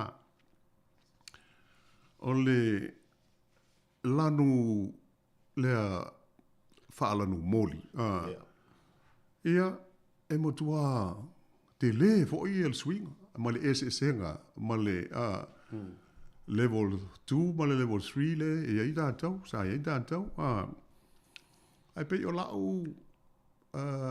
tala noa ma le nganga o le tara pol kalame le tai al nisi le lai ono tātou e o mai nei a tele ia i ka le sia e le o mawhai ana whain sauni ngā lotu ia ona o le tulanga whaatapulaa o la whai o i te tonu i whatsa ia pei lai e tā ua tele mo tātou le lanu lanu mori awa i le mai tau atu iai. Ia, e tofu ale ka le sia ia malana whainga. Hoi le peo le winga o whaaptalanga, si le la i le tūlanga lea o le a whai o tangata e hanga i te tonu. I le vā lea o leisi i leisi. Ia pela o swinga na, ona o le tātou atunu te lea tātou e ka le sia, ia ma te lea tātou tangata lotu. Ia o ia pei o le vāenga sili lea na tā ua mō le tō tele. Mai se ia se o tātou atunu. I le vāenga lea lanu mōli. Mai le wha au punga. A whai o la tātou wha au ngā le tātou wa au lotu, se wha tita inga. Peo le tā au lotu i porurua, e o lea la wha au ngā. I le meo le tūsi pasi, le wa umana whai au tui, le vaccination certificate. Ia, e le ai se tapu laa e toi mana o mia. I to tonu o le malu e tāpua i ai. Ia, o se mea le lei tele lei, lo u tele tunu. Palona winga. E le to ye se whapea whai lungo le sumbil, tātou lotu, be, Ei, o la ve fau e fit sau no le tulanga lea, tulanga manino le nā le fie mau mai tātou atunu. Ia. I le tulanga wape o le level 2, le tate iai, ia awane i o atu le, ia awane isi le lotu la le fai temine, ele o atu se lau tangata. Eoe. Ia le temi le level 2, le lai fai e lotu isi tai lima sifuru, ia le lava e fai le lua mita. Moe. Ile va, ai pe lai fōringa mai la i le lanu mori lina. Fōringa mai la le o tatala le vanoa. O pe o le se senga le na, pe o le vaenga na pe sa o lau tau mai tau atu. E sa o le leilo fina ngalo. O le a fai e wha o ngai tātou i le whainga lea. O le whai ta inga o tā ua lela atu tūru whai to. O le luatu ao lea, e whelo, i wha ari mai i le pas. Alu ton. E le hei la se tapula a whapea, ai ase longo ua le ofi le i no fall for the sa. Ia a le ofi foi tutu. Le pe pe fōringa mani. Ai pe o le sa o le tonga nā iai i lalo le lanu lea wha lanu moli. Pe o mana atu e whaatahua le vaenga lea si le lai. Ona o tātou i Wellington e malitele o vaenga le tunu. O le tātou iai nei le level 2. E mauti noa lava. A whai o au ki lani, e nani māsau salonga. A whai o au ki lani le la a se i le lanu mu la tau. E mauti noa o Wellington e te tau na se i le lanu lea wha alam sama. Lea la e la vea ai i maru e mō tāpua inga. Pela e whaafsin mai. O le tūlanga la na e mo mia. E mo mia le siaki o tangata. Ua uma o na whai tui o tangata na e tau na ulwhare. Le lai wha amanino mai. A whai la o le tātou tonu nā sia tātou au lotu i nei. E kiuge la au rua e siaki. Ia pāsi ia tangata e mauti no ai. Ua uma o na whai tui. Na pāua nā le mea. Nā wha ali mai. Ia a fio i tonu. Tala au tonu i le sauninga. E le to iai la sta pula a pea li e le la a tol se lau. I le ise me pea. Ua te tala. Ia sauninga lotu i lalo le lanu samsama. Ia o le mea mua pa o le mea sili nao na taua. No inga talo sia o le asa tolu mo i o te sema. O le a tatu se e i le whaonga i no moli. Awa pei o le mea na ia e ta pena mao te fo i ai wa pei o na iai le taimil nei. O le tofu wale ka le sia ia malana whainga. E pūlea ma wha atonu ai la wha i tangata e ulu whale il maru. E sa oi o lo wha atapula ai le se lau i le taimil nei. Ai se hasea a tose se lau a wai vai le te ilua mita. O le hoi o le mātou i tu ainga. E buki lungo le online. Ia so wa noa. O pe o ka longa ho ia lo pe. E le opusa awa. Ale apia lo swa fo i oile. Il record le. E te sua tu le sa. Ia te fa fo i moi o i fa fo le ai le o ia lo swa. Ai a faila la tatu se i le fainga le. Ia pe a fai pe ona au fo ia pule ai le kalesia ia la no fainga. I le nganga mō tāpua inga. O le pei o le vaenga mō le nā, ai o le vaenga e lua, o le lanu a lea whaalanu sama. A whapea o le tonu al tātou lotu, tātou a ekalesia, tātou te le whao ngā ina, ia pepa ia siaki eitu ipo o whai au tu ipe le ai. A whaila e le tātou te le whai al tu langa lea. O na saule o le whaapunga le whai maila malo, ai, e tapu laa la au tau. Tapu laa i al tau sauninga i le toa lima se fulu tangata i le falsa. Pe a le aini i a certificate i o le tui, e whaalia. E na o le lima se fulu la la whai tangata e ngata ai, ai wā i le tasi i le mita, le wā o tangata. Mantua, o ngā ruenga umai e whaatino e ta ua, pe a whai ta ua le, ta te au lotu i. Eoe.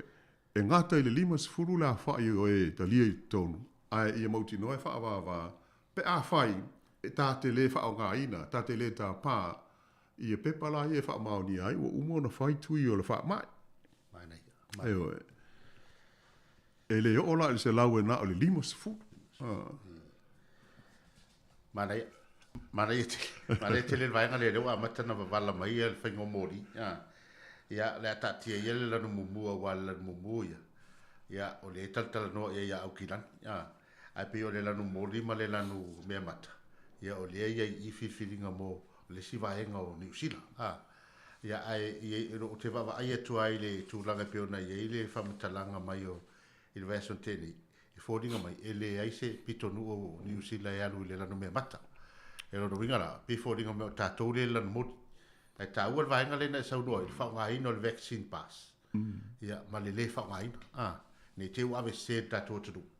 Ia a whape le e tau te whaunga ina, ma ta tala i te tonu tanga e au noa ma le tātou whaunga ina o le vaccine pass la le certificate, lono winga. E ta tau ala na 5 fultanga talu. O le mena le wha amanino mai i lalo a o le lanu moli. A whaita te le wha o ngā ina le pasi lea e wha maoni ai ua u whaitui o tangata lotu. E na o le 5 lala wha i le wha atanga mai. Ai ia mauti noa e wha wā e le ta ilua. Ai ta itasi mita. Ai e ngata ai le 5 mō tāpua inga ia sa.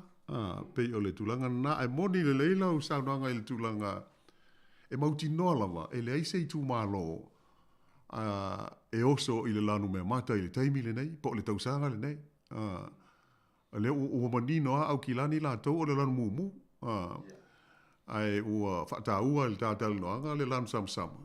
Ai maisea i tāpua inga i a sa, ai te le a isi sa o le tonga, e ai whaatusa i le level 2 le tātou o iai i le taimi le nei. I tātou ia i tū mālo ia tai pe o Wellington ia male motu a toi saute. Ai o le lanu mumu ia e peia ona taumwhai atu le whaafongfonga fo ia si tātou tunu ui le tū mālo tele o kilani o le tūlanga nā iai o tau a whapea e mō sauni ngā lotu ai o kilani le sa whaati te inga. A whai e whaangai la tau i e pāsi i e whaamao ni ai tangata ua whai tui o lona winga e tapula ai le se lau i a la whai o tangata e mawhai o na talia i te tonu se maru i au kilani a toa mō tāpua inga o le sa i a po o isi fo i aso e te tau o na wha i le tasi le mita i a tangata ia e toa se lau i te tonu o le maru. Ia pei o nā hoi e te le a la le. Te le sa to. Ia e ui a ina whapea o le lanu mumu e le a le pe a whaatusa i le tūlanga o le level 5 le sa iai. E mutua le mwhai ase me whapea. Ia a le e mō sauni ngā lotu lava i lalo le lanu mumu o le tūlanga na iai. Ma whai o na o i le se lau la whai o te ngata lotu pe a whai lea e wha o ngā ma tapa i le pāsi leo le vaccine certificate. Ai, a whai e le ai, e le ma naol tā atou e ka le sia e wha o ngā i le pāsi lea i lalo o le lanu mumu, po le mōli lanu mumu, o lona winga. E le whapeo la le whai e se lotu, e tā ngā ana whai le i le sauninga. Ai, e na o le tō se fulu ta kāta e tanga, i te tono o se sauninga, i lalo o le mōli lanu mumu. E peo le senga tele le na, a wha o ngā i le pāsi lea, e o i le se lau, ai a whai ho e whina ngalo le, whai au e le ai e wha o ngā huanga mea wale tele, o le mau ngasu. I alo no inga, e na o le tō se fulu te ngāta e to lia i tono o le maru. O le vaenga lea e peo na leo mau atu. Pe fōringa lai tu tusai ia le sautonga lewa ia i le mori mumu ma le mori lanu sama i le tūlanga o lotu.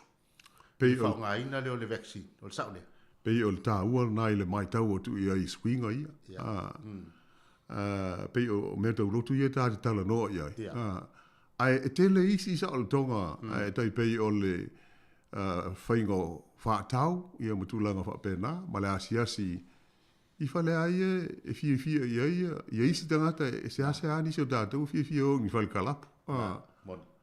Ai, ole tele o le tunu, ia pei, o le te nei, ma sai i le malo ho mai ua le oe. E tina out, ma nā mea, ma pāti o i le pā. Ia, e wha, pei au tātou aia. A maua le sauni ngā lotu la sa, ia mea sili leon tā ua, pule le tangata i fo whea aru i le vai asu. Awai, se iloa ngā lava o ni mea wha apitoa e sami, ma celebrate. Ia, on wha pele tātou o, ia le fole inga se, il soi fua ngā tātou, pei o le winga le lau tāla.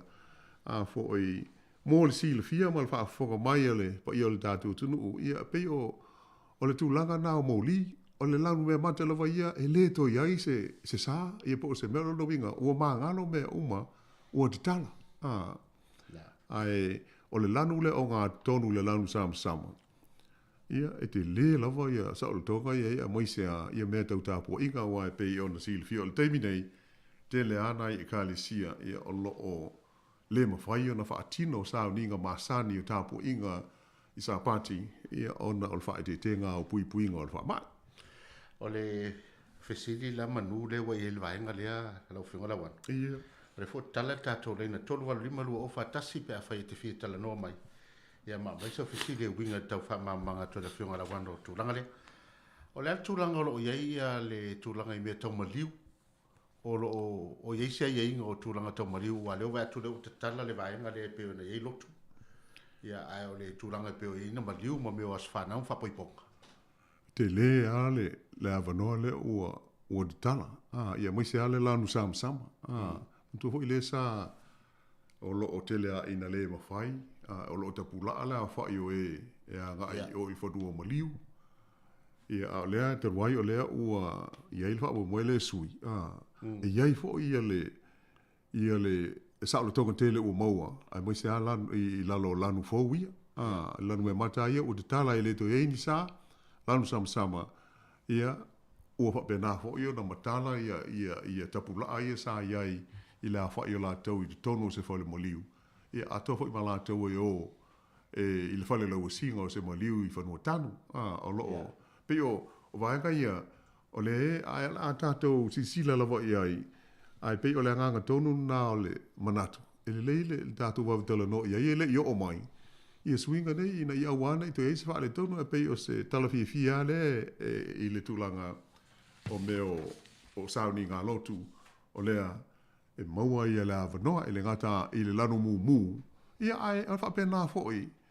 Ia mai se ala le lanu mori le e mauti noa lava o le ase i ai tātou i Wellington. Ia le lanu mori. Awa leu wha mauni e mai lea ia se i tū mālo e ono alu sao i le lanu mea mata i le tausanga le neim salo po steimi o le tausanga. A alu ho i tūlanga o wha mai ma winga i e pe on tātou moli ma wina. O lo sao pea ia le pipisi ma le a whaina o tangata ai maise ai au kilani. Ia ona o le wailusi o le Delta. Ia, pe fōringa o le wei e tātou wala au la wano. Ia, e mane fōi na wha ngā i fōlau. Lau i a fōnglena. Ia e talanoa tua i tūlanga peone e tātou wala au. Ia, whaatala whātu i le wala au i lungo le leina. Ma lo lawa le soifua manuia tā lauwha. Ia, tā lauwha lawa i lau fionga lau wanu whape po i le sunga i lea oa o ia tupu ia tili ala e. Ma lo lawa, ma lo. Ma lo fōi soifua, ma lo le ngā lulua i oa uia. Pau lawa lau o mea i tau le. I sauninga. Ia. O tala noa au iai. Malo. E whapea. Tau te fia wha ia o tātou uso a po i o lo tātou tāpua i whātasi e le whapea o se whaiti o iai. Ai o lau ia a po i tala noa atu. O le puipuinga o tātou. Sauno ia. E mana ia tele le saunoa ngai tusa i le whao ngā ina. O mei o vaccine certificate. Ia. I te tono o sauninga. Ina awa awha peto tasi peto o lua. E afo ia. O le awa il sauninga. O le a tātou lawe vea umatu ai. O ai la o le a o fai le tapo inga. A o ai foi o le a fai ngā luenga i tutonu o le e kalesia. Ia na pauala leo o so uvia foi manatu i ai. Na o tonu o sauninga. Mana ia pe a tātou whao ngā ia certificate. Ina ia pui ai i tātou. Ia mawhai o na tātou awa ia tupea i tātou sauninga whai pea. I vai ia so uma. Ia malo whalo alo lava. Manuia lava le pol kalame. Whaapitai mo lo ua manoa. So wha so i fua. Ia, whaapitai tele lava fo i wala o mai. Manuia lava le nei aso. Ia, e moni le saunoanga al tinae. Pei ona whaaso mo i foi. Ai na ona toi wha manino atu lava. O lea fo i o le lanu samsama. Fo i o lea ua de tala. Pe a whai e tātou te wha o ngai le vaccination certificate. E le aise tapu laa. Ia o luna winga. O le tiu te lava la. O le tātou e ka le sia si le la ei. Ia mauti noa. E le sao i tono le lotu se si e le i whaia se tui. Lala le wha o ngai le certificate le pa wao ni ai. E na e la tau lava ua umo na whaitu i e te tau ona ulwhale i le maru maru. E pei ona yeile atunga lunga ho i o tinana sauno mai. E pei o le tulanga na ai e le whapela e na ona pau i na ua yei si e kala le si e whapea a si e ua le whaonga na mea mo le tele o le maunga luenga le tai au. O le fo i la e tanga. E tanga le le whaonga ina. Ia ai pei la o atunga lunga na a whai tātou te whaatanga o tātou nofo ala tātou. Mama nao, e wha pipisi tono le tātou e kāle sia. Ia le wha mai. Moni. Ia ai a whai o le nā, e nā o le 5 ia le a wha i tangata e talia. E a whai e te tala wha pe nā e le aise certificate e wha o ngaina. Ia ai o le whautuanga, ia pe o le anganga tono ana le tātou pol kalame. Ia sila fia le leile me e te taun whai. Ai pule ale tātou e kāle sia. Awa tātou e whai e leo mai, so i fua malo loina. Ia po le malo e wa aipo ai ua e whaatanga i tono le tātou wharisa. E tau ana tofi e tātou tangata e tiu te i lea tai ao ma lea fiafi.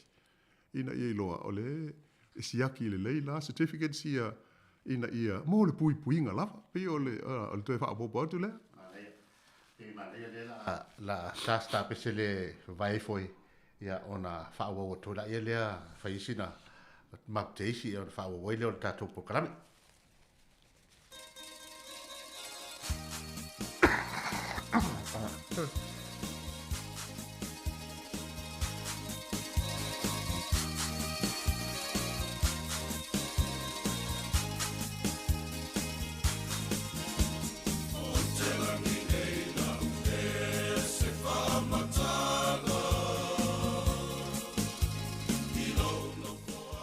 Ia, mai te watu na o elisi wala au si le la ei. Ia whaatalo whatu, malo lava le on se mai, talo wha. Ia, so i fuamanuia lo whionga la wano pe foi le kofa si le la ei, malo le so i fuamanuia. Tau hoi wha malo lava. Ia, whaskai wa maua so o wango ki wharongo koe poka la mele wa o kere i la VRC veia wa ule si kaka le sangi ngefu wanga le mori, Ia. Ia, ai whaskai o le ua mala malama ku ma wharongo ko i le. Ola ko fa ngolongo ko ile ese nga yo o moli mal mele ka ko kimingi. Pe folinga me o kimingi ku so le pule mal malo. A fa mai al malo sa mele sa. Ai pe folinga me la fa ngolongo fa sa mai pa se a fa nga moli. Ku sa lo ku mai le malo sa lo konga ya ka ko. Fa ka ingala pe o sa nginga lo ku pe la ku le malo le fa se au. Le sa o konga fa ia filinga po ferme fa nga o ferme le fa nga ai pio la ko fa longa ku le mele fa ma fa mai o kanga ka o uma fa kui ma kanga ka le fa ia kui ma li lava pe fo ila o ngale ila fa longa pio la ku ule ile upu fa ngo fie il fa ma o nge fa ile mo li la ni ma lo o le na ye wa le winga la ka la ye ka ko wa ia sa mo ele nga kia ku lo fu se upu pe a fa pe ile upulo fa maongi pe o ka ko se engel ile lango moli ia fa nga lole ia pasi ia ka fa mo ka kong ia fa pela o si la ele wa security ngi fa fu mo fa ka inga ia ai mai si la e o sionga anko maku ala e ko la ko ele se pasi Sa koe fo. Ia I longa me fai sile la en koe kuli longa anko le fa le pe afa pe. Le winga la kala le fa maong yo fai ngal po kala me le il moli la moli. Ia ka ko wa ia sa mo ele nga kia le me. Ka ko fa alo fo I male ava fo I ka ko ka ma ko. E pe o le sile nga la nga po le nga ia ke u ia kulanga le. Pe o fa ke lo po kala me le o la ku mai le ma lo sa o ko nga kanga. Fai la ko fi filinga po fer me fai. Wa pe o pingi o le fa malo sia wa nga le fa mer malo. Sa me le lo ina sa. Ale ku mai la sa o ko nga ya ka ko. Yo ke lo foi la, yo ka ko foi la fa ia fi filinga sa o mal fi filinga ko. A wa sa nga le mo ka ko wa la fa lo ngol il pokalan. Pe yo le fa ma fa me al malo ka kai o mang fai kui. Moni le leila fa. Ola ko nga ka lie ko ngo so se fa la ko nga mo so se ne fai. A ka nga kala ia le kui. Yo pe yo ngale a le la fa ma fai le ka lia male le a wa Moni le leila. Yo ke lo foi la, o se fa manga ku ke le foi la le ka ko ka nga ka ngi la ko lo ki ke pe kui ma la ko lo fe ngi kui. Yo wa le I la ka fa lo ngolong. Ia o le wala ka la ka na ka mi o la fa solo ka ko le. Fa nga I ngo moli Moi. Ia pe o la ka la nga ka fa lo ngolong o fa kai ko ka mala malama. Ia fa nga I ngo moli mo ia o fa nga. A la e fo ia inga Na. Ia te la so fa kai mo po kalame me sili le wo mala malama. Fa tai mangu ke le po kalame mangu le aso. Ia fa te fo I wala o mai ta lo sa na ga lo fina ngalo. Il tu langa le o fa maoni si le lai. A wa pe o no ta wa. O ta to wa au lot. Po ta to ka le sia e fa fo ina. Mo le sa na nga lu so le. I tu langa o le fa maoni. E to fo le ka le sia malana fa inga. O le sfat inga sia ma to au lot. E le ngata la ina fai bookings nei na o ta o mua. Ia ile lisi o swafa o tangata. Ai a fai e tau watu tangata ele ia se puki. Ele ia se si fa pe o boto e fa foi. Awa o tele o isi. E puki ngoa. Ai o le sa o le lotu. Ia le o i tavala. Ia ta lofa le vala au lungo le leina, malo le on se mai. Malo ko fo muni e lo fion lo wa. Ia ta foi fa malo lava, lai ma fo I nei ta fo. Sau no mai lo, le mo lo wa no. Malo lava lo fion lo wa ngo mali. Lai de asi de la ei, do va se do ni ka eu. Tai. E wa wa ko mal fa lo lava fion e kusai po mal fa mal manga le wa mangingo lava le. Ia fa mamranga mori mu male. Mal mori lang mori la. Le o ye winga au dok. O le siria kwa e la o fion. O le ase e po fuanga o ye I le va le mori mu le mal mori lang mori. E fia wa inga o ki langi inga inge winning konge. O le wako fo ye winning konge inga i o ki la. E ye se kapula I ka wa pe o mo fai ku yo ka le fi o mai ngi o kilang o I winning konge ya ma ka po ngi winning konge fi o kilang I o mo fai ku malo ta wo yo le sa no nga fa ti tele lava yo moni au o le a ho o le tal no nga le tai o nei pi o le avel fa mo I sa ni nga lotu ia ma tapo inga le sa ai o leo ili linga a toa o sa ia o le atalai e au fia ai la ma mta upu le tātou te tala no ia I sauni ngā lotu o lea e tu ina mai le faa sila silanga alo ia le malo pe a uma le fono le kapeneta I le aso ngafua lua fulu iwa e ia lona winga o le aso ngafua le la asau nei ai o loo sa ua I le whaalongo ma maa salonga le au tustara ia ma lau whaasala lau. O le a te tala au kilani e o ese mai ma au kilani. Si fifo e lai loka I le teimi le nei. Alo no inga lai, tu sa I le ata hata mai. Tu sa pe me I au kilani I le mo li mu mu. Ai o le a maua fo I le saolo tonga e tangata ia lala I au kilani. Ia e asi e si ai isi tu malo. Ia I o la tu ainga, ia po o ni wha malo longa foi. whaafonga ia i whaasalonga ia sau i meo bookings fo i nei wa whai tangata au kilani a ngā i lo i no whanga fo i nei e mawai ia i whale e malo no i ai. O matua ma tau tia le tau tele au kilani la o umona whai la tau bookings e sa auni ai la mo le te tala ina o la la tau border ia po le sa la i ai. Ai pe o ele whai na utali tuai o lele ia umai alo ia el malo. Ia le tulanga ai e mauti no lava o le ate tala fe malanga inga le vo ila ia ile fa fefe o isi fa pe o yolo no winga ele lei ma nga mo le tama a inga mala si na e mo se fal tali malo ma tu lisi mala me ai pangalea ia ele ai se fa ma ringa ho ile le fa pe ele o mo ia o kilani le fa mai ia pe a si mai o tatou a inga ia tatou i lalo nei Wellington ia po fe lava e pe o le tulanga na ma le fa lo ai la tatou ma te tu lava i le fa si langa o la tu ina mai fo il pare mia pe mai la to fono le kapenete le songo fua ai o le tali pu atu i lau fa si mai mauti no lava o le atanga o na mai au kilani ya si mai tatou ia o tatou ia o levo na tanga yo ia alfa lava na la loka au kilani pe le tulanga na au no inga o le ala asa o loto fe malanga inga ise fainga pu tali tu ai le fa si mai mal fa lo ia partai tele la valorazione la wan o le fo malamulama se ko sa ni kael Dai. ke le fo molo foi ia o nia foi le aso a tai ala mai ia dai sei foi pe yo le o fa si le fo tal foi taulo fi pe ya la o le tama i vala le o no le sa o manino le leila to inisio fa manga vaina ele tai uma ia inga matulanga pe ona yelan mulan mod na se vaenga o le wa avatu e tala fe unga le lei mal soi fuanga tato tangata o le winga monia na o le e sa no e si le ai pe o le nganga le ona tato i le ano tele tato isi me ia o talai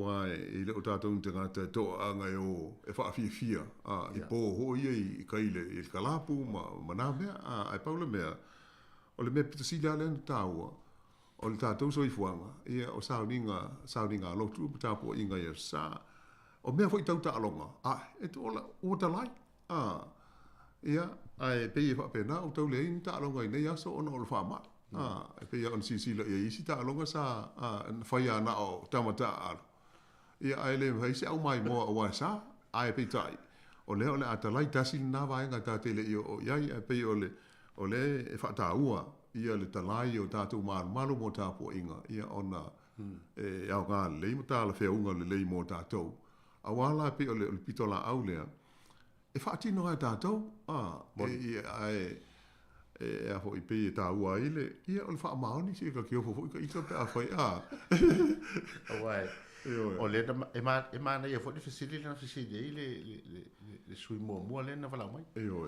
Pe ava ia tuala o so anko vai ane fa fo le atunu le etu mai wa matua au ngalo le pas. Ia te ui la lo fo tu la fo no pe a fai o tu langa le ele te tau talia. Pe a fai o le tu langa fo le o le wale ava tuale. Awa ele o ia tonu po le altu langa alu te o sia ki tato stemi i te o tu se leo e sia ki tato fa po tonga te milia ai to sia ki umala pasi ele i se wa pe fela la pasi na sa uto fela vaccine pass na sa ia o lo no vinga la o inana le a fa inai ia le kalesia ai sa na le tu ia le tangata le o no foma ma ave le pule i to ia ai fa ina ato le kalesia ma ia pe o tulanga tāua nā, awa e whaamau le lei, na whapele ia o la sa nei, e tō fia se lau ia sa lotu, ia, ele e fui se leo e sau, ai pei la, ai ho lola le teimi, e mau ai se si i le whaamai, o nā o ngā rola ia leo whaamau mauga ia, e sua i fuai, po ai sa lotu, mea ngu whapea, a pea whapea, e fa pena ai pe o le tulanga i pe on sa no fo stasio suisa vala o mai o le o tu mai al malo e fa tino ta to le nganga lango i fuanga ia ma le fa maoni O pe le sa fsiringi te roi nei al pa le mia i le tulanga le pe a fa pe la e talai nei i fa le inga mo fa le kalapu i le fa nga la le pass fa nga ina le pass i le vaccination pass certificate ala e sa lo mai le la fo i ele ole e ta ti atu la ka luenga i le pulenga o le na fale a le fa pe e o atu i ni leo po o se fu maloloina ele yo la tu sala o fa fo ya la to ai pe o le nga ta wo le mai ta wo tu i ai ia ka lu ta fa ta si ta to uma ia o wa le pui nga o fa inga ta fa mai pe o le tu langa na e sa o wa ku le pa e tap e ono tapa mai ia nga o fa alia ia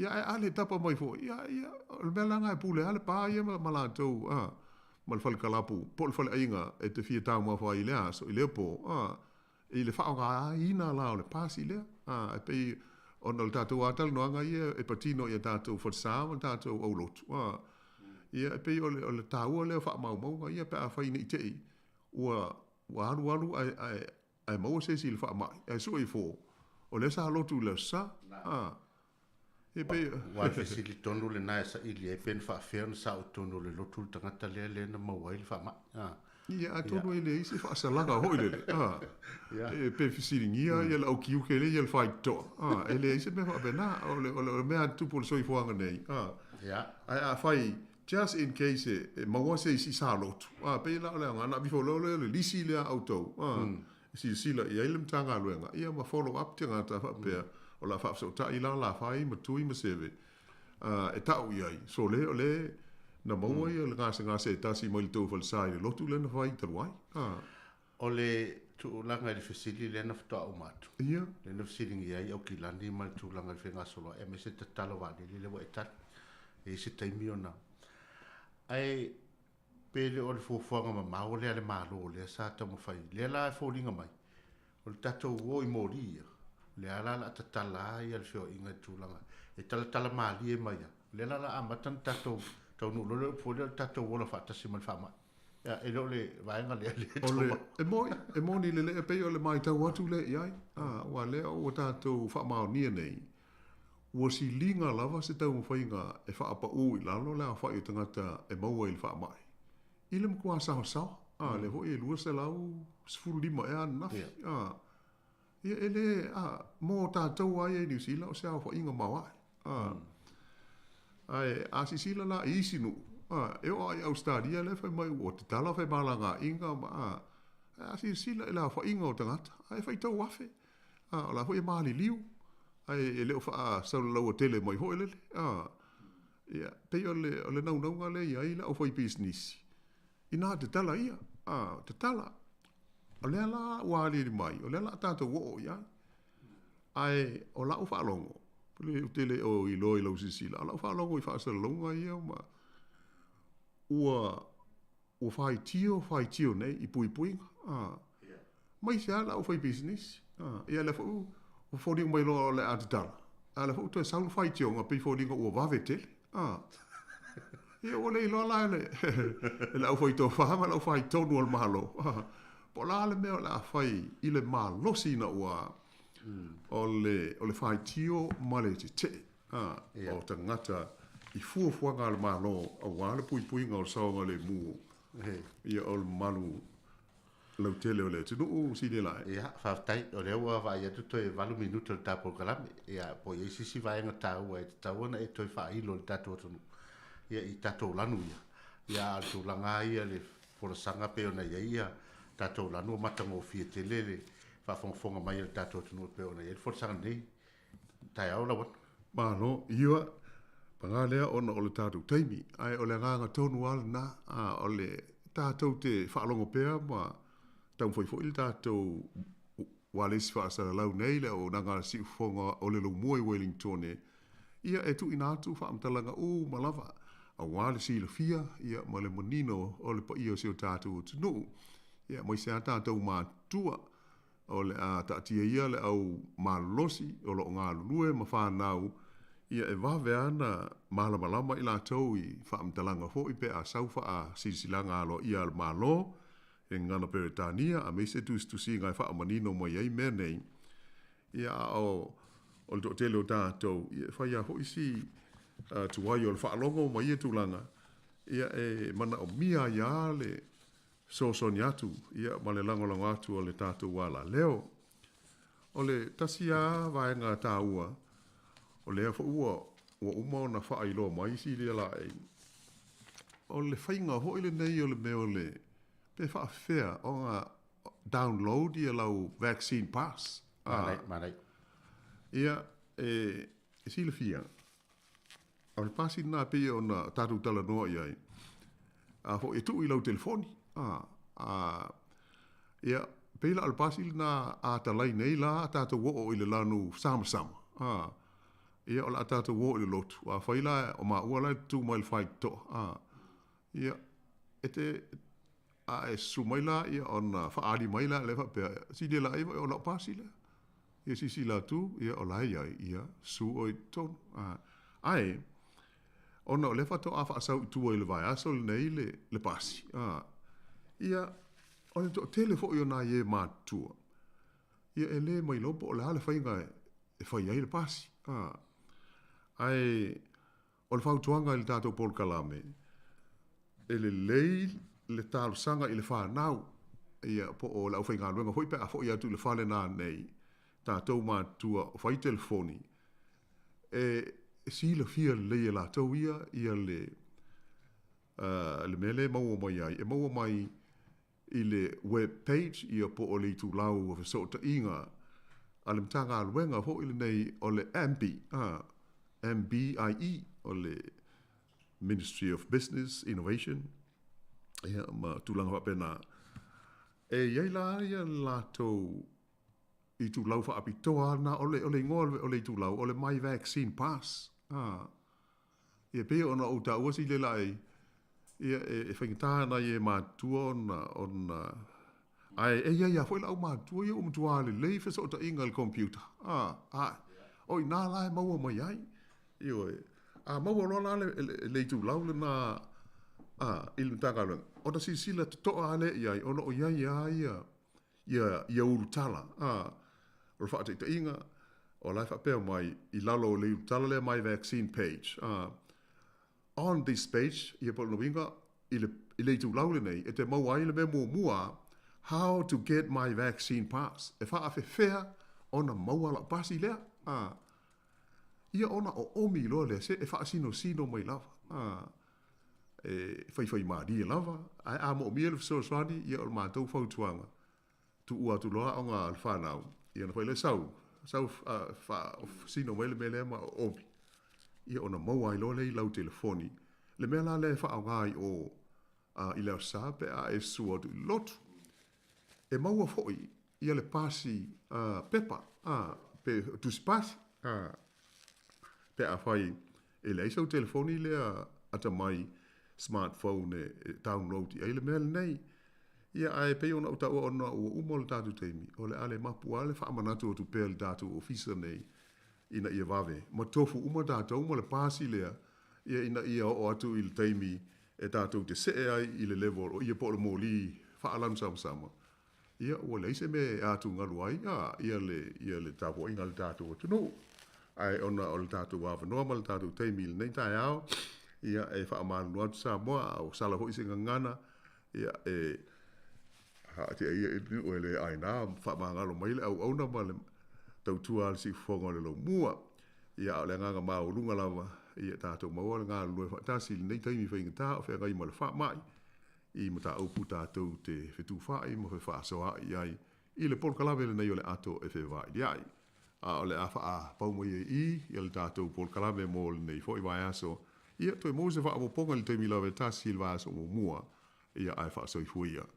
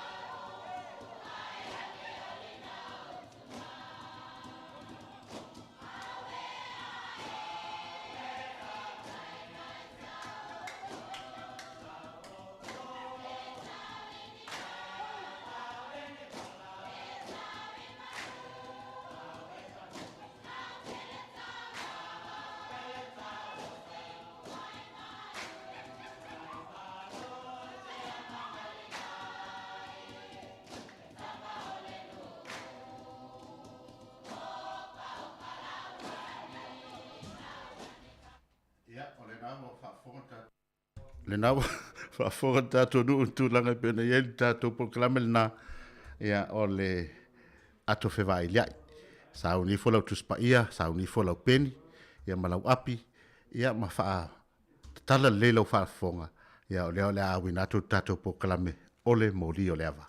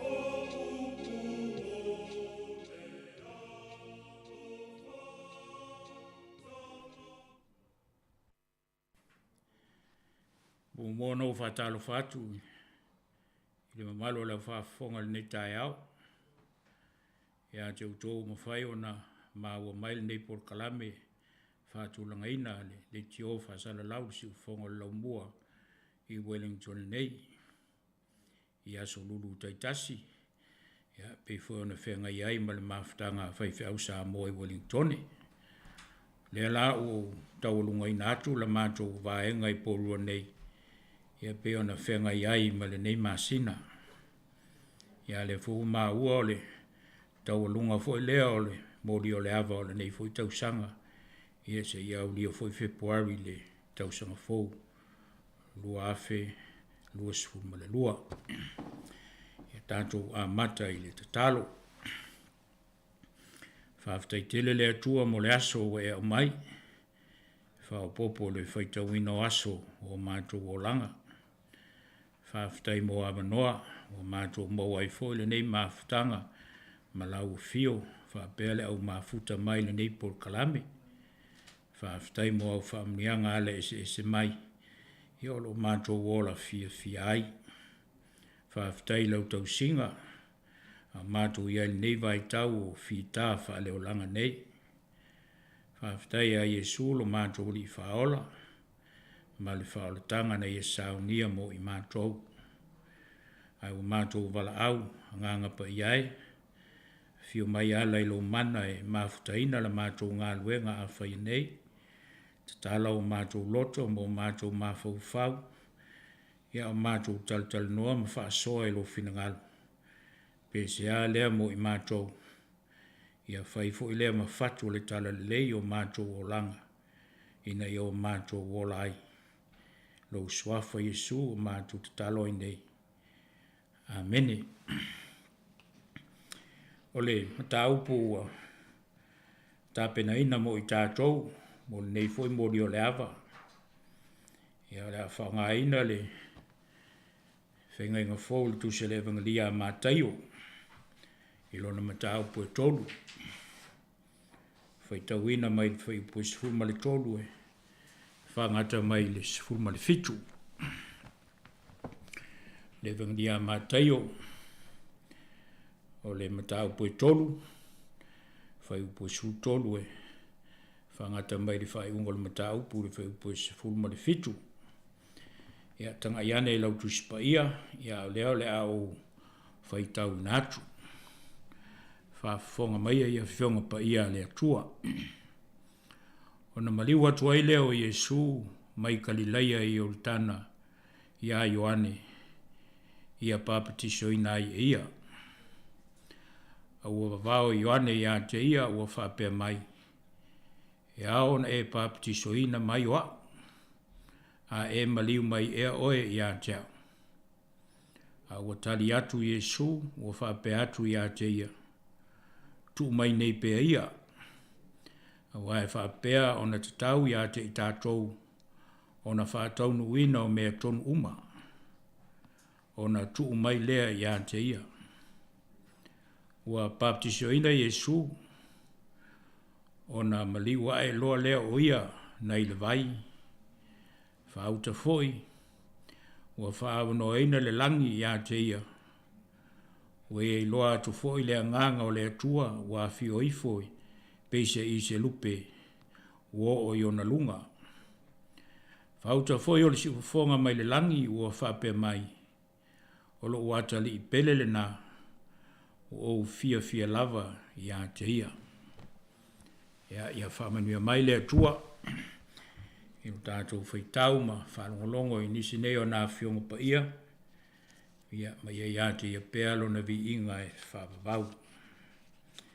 Fia whaonga ina le whai upu le sifurma le lima. E whai mata i ala mo se mawhau whaunga. Ia whapea fo i se whaasoa. Ina ia mau ai se ai mo tātou. Ina ua o mai a whionga le atua. Ia molo tātou wola whaatua tua. Whai upu le sifurma le lima o lo whapea mai. A ua tali atu Iesu. Ua whape atu i a te ia. Tu mai nei pea ia. A wae whapea ona tatau i a te i tātou. Ona whātaunu uina o mea tonu uma. Ona tu mai lea i a te ia. Doi whafonga. A ua tali atu Iesu whape atu i a te ia. Tu mai nei pea ia. A wae whapea ona tatau i a te i tātou. Ona whaataunu ina o mea tonu uma. Ona tuu mai lea ia te ia. Ia, o loa iaini i fisili se lua. E tu ina atue. Whai mai ai sau tali po so finangalo. Ma o inaolo ta oto ai le ato anga le mata upu. Ma o le a onga foile nā mole. Ola whaatua tua. O le fesiri mua. O ai o lo tali atu i a Iesu. O ai leo lo tali atu i a Iesu. Ia tanga i pele whai upu e. Se fulma le lima o lo whaama whaina. O le fesiri lona lua. O le ale winga o le upu le a Iesu. A wae whaapea o na tatau i a te i tātou. ona whaataunuina o mea tonu uma. O le fesili nā le lona lua. O le hale winga o le upo Yesu. A wae whaapeo na tatau ia te i tātou. Ona whaataunuina o mea tonu uma. Ia, o tātou fesili nāe. Whaingo fia fesili. Whai eiso manatu. Ia e whaalongo longo mai o lela o oto atu nei mawhauwhaunga ia. E te tala ile tātou mata upu mo se sila fia. Ia mao se mata upu wailoa uma. Le baptisonga o Yesu. Moli mau uma iai lau whai evangalia. Ma Reko, ma Luka, ma Ioane. Ia whapefo ia mata io nei. Alo ta oto ai fo ia. Walo anga whapelfitanga mo le Mesia a Isaia. Ai o lolo loto lava su e su e ngā whai a ongo tuspa ia po whai a ongo le mata upu sili. I le nei mata upu e o mai lava i ona po nei. Ia po tātou fo i nei tūpulanga. A wā o le amatanga le nei o le ngā luenga wha misiona a Yesu. O le fina ngalo o le atua. Ia po le wha misiona o le tala le lei. A nei fo ia tu sai maso e su e ngalo loto nei. O lo iai le amatanga o le wala awina o le tangata. E muri ai wala au le au so o Yesu. I le wha ngā solo ai o lana ngā luenga. Au i nei lava i le vaitafe o le ioritana i le baptisonga o Yesu. Ua manino ai. Le wala awina mai le atua. Mo lona finangalo. A fua ia Yesu. O lea wa to mua lona wala awina. I lona baptisonga. Ua winga iai lona wha awina. Mo le ngā luenga. Whapei o le si ufonga mai le langi. O lo wata li pele oe. O te fia fia ia te oe. O lo wata li pele le nā. I au tō whaalongo ia te ia. I o na ave lo lea lea nganga le vau. E whetai ia i mwhaaso songa. Ua ave mua mua e lea tua Yesu. E wha maasani mua mua ma whaingatā ma pua ngā. E ala i whaaso songa. E se mai la tātou ngā luenga wha maasani. E mua mua lava i le lau mata ata ma wha aloa longa. O le wha tā alofa ma le wha awhitai. Au Yesu a mata i whaingatā. O le tūlanga le nai tau o mea tonu. Pe whaingo fie pe whaingatā e te alu lava iai. A wā le wala awina le nā e te tau lava o na wha tau nu. Ai leo le wha moe moe e wha tau nu e lesi tangata. A tātou malama lo loto i le amatanga o le ngā luenga a Yesu. Pe o na tō mua i o ane ma le baptisonga. E whaingo fia foe o na tātou muli atu i a te ia.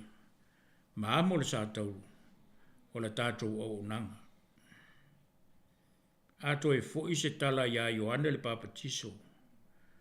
Ma le taunu unga na o iaila na misiona. Ona o lana mau. O ia o le teu te wala mo le ali. Whai mai na oti lava ma le loto o whaamali e ina. Ina ua maua le tali o lana fisili. Ina ua fo i atu ono so o ia na au ina atu ia Yesu e fisili. Po o ia lea na au ina mai pe whaatali i sisi. Ai sau le tali a Yesu, whai a Ioane, ua sawa vali pipili, ua pupula ta waso, ua wha malo lo ina fo iena mai ese, ua tala ina fo le tala le lei, ie mātitiva. O mea nana utova ai, o e tau ia Ioane. Tau tala mai la le loto Ioane, malona mafau. E whaailoa mai le tali a Yesu. Iona whaapea leo Ioane. Ua moni lava lalo u leo le na alanga i le vau. Teu le ala o le ali. teu loto tangata mwhaalau le lei. Ua tau nuu fo ila upu na whai tangata. O lo o muli mai le papatiso ia te utou i le anganga pa ia. Toi tanga i ane ia tātou fisili. Peo na iaile whai upule e se fuluma le 5. O ai o lo tali atu ia Iesu. Ia le fisili mua le na. Ia ma le fisili lo na lua. Le ale winga o upu ia Iesu. A wai wha peo na tau ia te tātou. Ona wha tau na wina o mea tonu uma. Ia o tātou fisili na e lua. E tali mai ma whai eiso fina ngana. Ia pe lava na masani e ia upur kalame. Ia e maua le tali. Ia pe ona tā ua sili la aina le la. Ia o mau foi lau me alo fole. O le kirisimasi. Ia le a tātou le tātou pese lea. Ia ma tātou leo le tātou laina le. Numera masani o le 12 lu o whātasi. Ona o le tasi le tātou leina le e whao ngā ina. A whai foi e te sauno mai tau mo mai lo suafa. Ina ia maa atu ele au whai por kalame. Ina mai reo lo fina ngala. Ia whaafonga mai pese lea. Ta la tātou leina.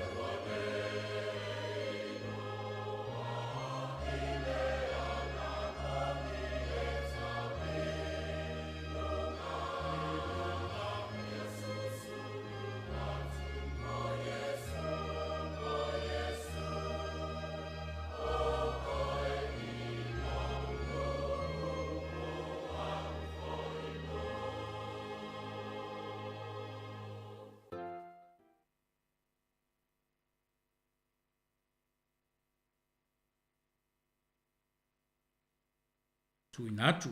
Le numero le telefoni o le 325 lu o fatasi. Ia le sili mua le nai tu sa ma le tātou tu si whaitau. Mua o ai o lo tali atu ia Iesu. Ia marona lua. Ia, pala le winga o le. Tala lea Iesu o wae whaapea na tatau ia te i tātou. O na whātau nuina o mea tonu uma.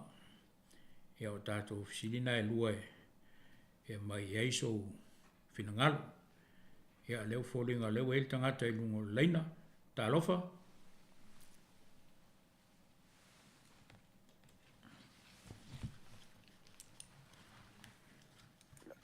Museta watu oe wad keri ko I vai te.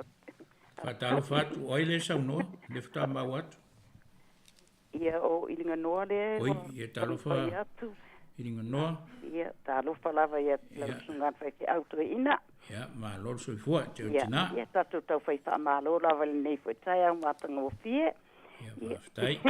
Ia se tau fai at foi. Ia le. Ia ole sili mua. Pei lava o ai o tali atu ia Iesu ole va fe aloa I lava lea matau lea foi o Ioane lava na mua fa a whairanga ruenga lea e whaalau le leile alau le di ia le I fio mai o so ulala ngona iai o tali atu ia o Iesu o Ioane lea e afo e whai atu ia I o tali Iesu Ioane Baptiso Ioane Baptiso au afo I ole o saule tala anga a toa lava I le whaimai o le hale wingo le upo Iesu e te tau na whaatau nuina mea tonu uma whaimai matau lia e leala e mana o Iesu mu ia wha ma mua ia ole baptiso ina lea ale ia le muri mai o lona tamale o le lang o Ioane Baptiso o lea na te whaawa wina le tūlanga lea I le vāte aloa ia whamaila le taimi lea wa uma lona baptiso ina whaatonu ina mea tonu uma o le manatu ma le langona olo o iai I le tūlanga lea e manao Iesu ia baptiso ina lena pamaina umaron baptisoina le vai ia fai mai le taimi tonu ale na va ai lo le mena lo sa vai la lo fai upe spulu male na o mon baptisoina Iesu le vai fa auto fa avanoina le langi lona winga le taimi le wa fio mai le nganga wa fio ifo le nganga te se ite lupi o fa pepe lunga le baptisonga le o Iesu lera pa se fa fonga ia tangata uma fai mai o lo wata li pelele na o fia lava ia te ia lona winga na awina mai le fatanu ina Ioane le baptisoina lea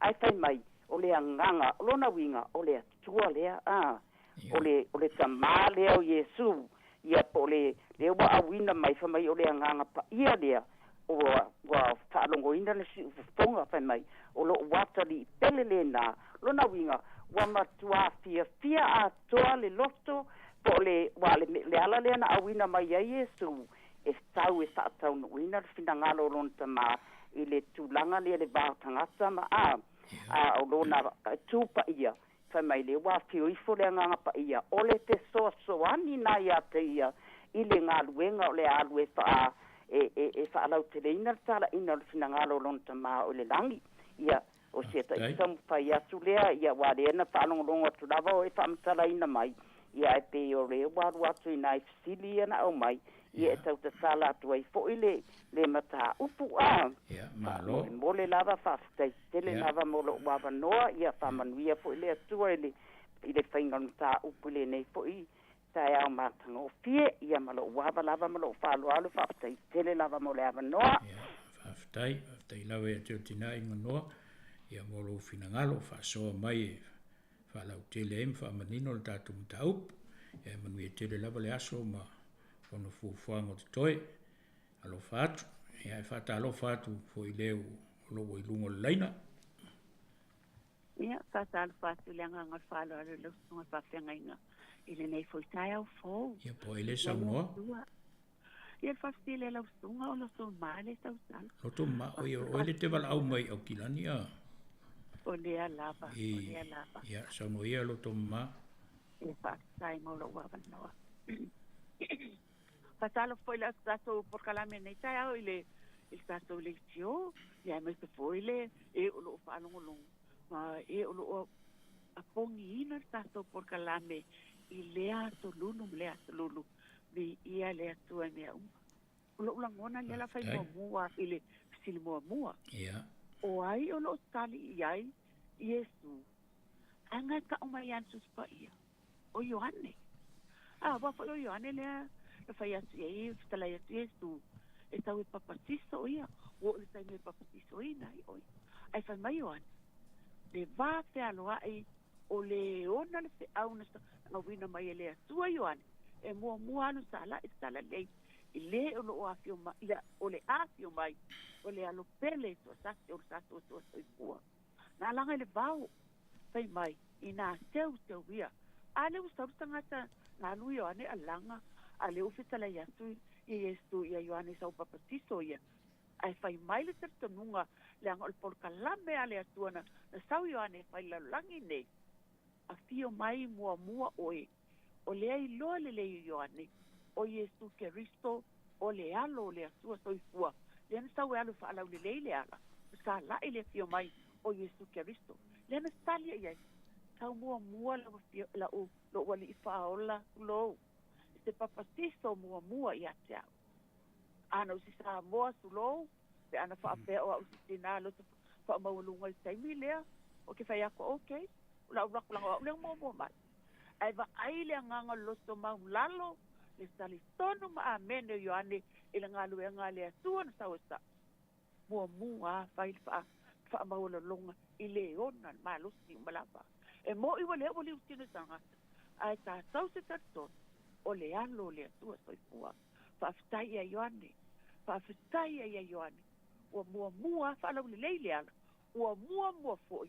Whaalau le leile ala i le vai tafe i autana. I le papitiso ino le alupele o le atua. Soifua. Ale fai mai ele e fio ele e fio i fole nga pa ia i lunga o le alupele o le atua i te tono le vai. La fai mon uma mai atu lopa lau sunga pa fia nga ka fai sel tala tina. Fai mai ua fio ai tu i lunga le vai. Ai fatu a fio i fole nga pa ia. Ua fio mai e pei o se lupi. Amen. Pa aftai i le atua. Ua faa lia ia Ioane. Me mea tonu lea. Fino ngalo ia i le atua. O le foi aso sa umai i le melia le fesili lona lua o le hale ubinga o le upo Iesu na ia fetalai atuai e ao ia te i tātou o na whaatau no uina o mea tonu alea mea tonu lea au mai lea ngangol loto maulalo au mai lea ngangol file mu usia mea umai lea lofa talistono ma amene le atua. Va ia le malu le atua le a. O va ia Ioane le moni mal fa maon o le mamalu le atua. E ia sala ile vao. E ia sulu na ia la e la o la au. Ai alanga ile si fonga le atua. E na teu ia e o sou le ala o le ali. Ale ali ilia. Le o paptiso ino Ioane le o faisalai a Iesu. E ao ina tātou whaatau nuino me tonu uma. E moni a o ia o le alo le asua soifua. Ai se talai Iesu whaatau nu ua me tonu uma e whina ngalo e lona tama o le tātou tama. Ina ia maua lunga se vi inga o le asua tātou whako. O Ioane a. Ho i tau tala le whitalai e Iesu a whai o iai mani motu tangata o lato whaalongo i le aso. Whaatau nuina me tonu uma. Aliena alua i lalu stulou. Sau afio mai ale langi o le supu. Pe atangata mawalulunga. Tusa malpolonga. Na i alu amo le sa sauro. Na stu i lunga le sa sauro. Ona o lea. Whaatau nu o meson uma na i afio mai e lalangi. Ina i tātou mawale o le whaavavau. O uma na saunia mo i tātou. Pea tu sautou fina ngala mo sa uloso. Mawale o le whaavavau uma saunia. Ia le atua nei tae au. Ia le atua i lau songa i whawhengainga. Pa sua manofo alo le kalesia. Whamanu ia le atua mau sa kirisimasi fia ma le manuia ia le atua faapea fo'i le tatou leisi o lau faafofoga i nai tua le tulu'u alofa tele atu faamanuia le atua faafetali mo lo'u avanoa so fasoifua i lausuga le faapeagai ia le atua so fasoifua ia mo le atu faafetai te o le tinalo tomamā ia mo lou finagalo faalia o le fo'u faafofoga le atunuu i lau faasoa ia le lava ua amata ona talatala atu le faalautele le tatou mataupu e tusaga o lua finagalo ma le tinā ia iganoa lena muamua mai ia o le fo'u ua ia le isiluga lelaina e faatalofa atu patalofa atu le usuga toina o patea le patea o ia malo soifua e lau feoga le kiakogo ia malo soifua e lau usuga toina ma le palokalame ia saunoa ia ia o te sia tali pupu atu le fesili muamua o ai le o loo fesili ai Iesu o tali ai Iesu tali ai Iesu ia o loo tali Iesu le au vaenga na le muli mai o le na fai ai o ane o fa na o ngata fe ai o le au fole saio ia ma au tusi upu ma au sa tu koio awa ila tu na o sili le ia le li ele o mai o se sia ilo se mea o mai o fa fia poto ile li ona la italia tu ia le ona o la tu na e tu la fono foi na lo ta o la tu te ave venga ma fa tu io tangata ele se o la tu faia e la o tali o la usa tu ko io ma la forsei o nan tali ia Yesu aftai ia o la utali le tilo na lua ia o le mena na fio mai ia Yesu ia fa tonu wina e ia le ngaluenga ele ina ia fa tonu wina e seisi le ngaluenga o le ngaluenga lea na fai e yoane o le teu wala ia tau lava na fa mo mai yoane e fa ari tangata le de o lo muli mai pe ana fai mai e sili ya te ia o te lenga e su e awen fa tonu wina me tonu umalava e fa tau lava ila na ngaluenga lea o le a faia ia mamali wai mo le laulang ia na ia talipuna e la stunga mal sili neta ia ia malofa aftai te o te mapa tea aftai lava bolo saul tau el tatu alwenga nei ia le lava ua pena tau ia le lava ua amata na lau tele mai le tatu fa mo nei as e mo le atu fa aftai tele fa manuia le tua ia te o te ma ia fa pepa ia le ainga fa aftai tatu tu fi foi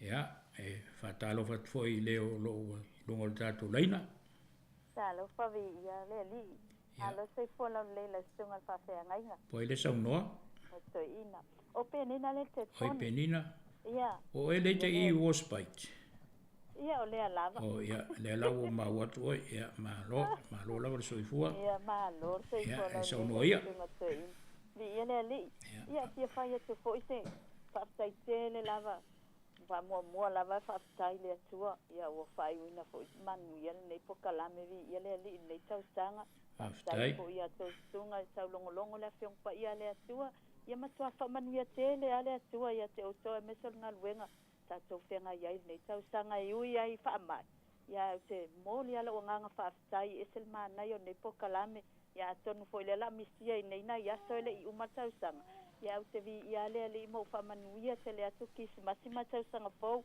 e o te fia tali atu festili wa au mai ile nei tai au tu sai fo man ta upu wa mai tu se matai o ia mal mol mau fo ia matai o tu sai fo man ngal wenga yoane o te wala o tato lo le ia o ia le savalo ia le au perfecta fenga nga twai pe fo ona valo ia isaia na fast food la fo ia ta mai ia e mua mai le te wala o Ioane lava ia pe o ia le na tautala ia yo Elia mua mai ia le mua mai Yesu ia man tua foi o Yesu o tupo io le alo le tua e tawana mua se foi le e fa mua e fa ava no le me afio mai le tupo ia le tau fa la le ia le io ngaluenga le Ioane o ia le savalo ia Elia mua mai pe ona ia ofu malulu ia man no fo le bau ia o le fa tu sale o Elia mai le fenga ngatuai ia le wo ona saule me amoni vi ia le ali ia le fai mai le wo le ua fetalai atu ia Iesu a foʻi o Ioane lea foʻi e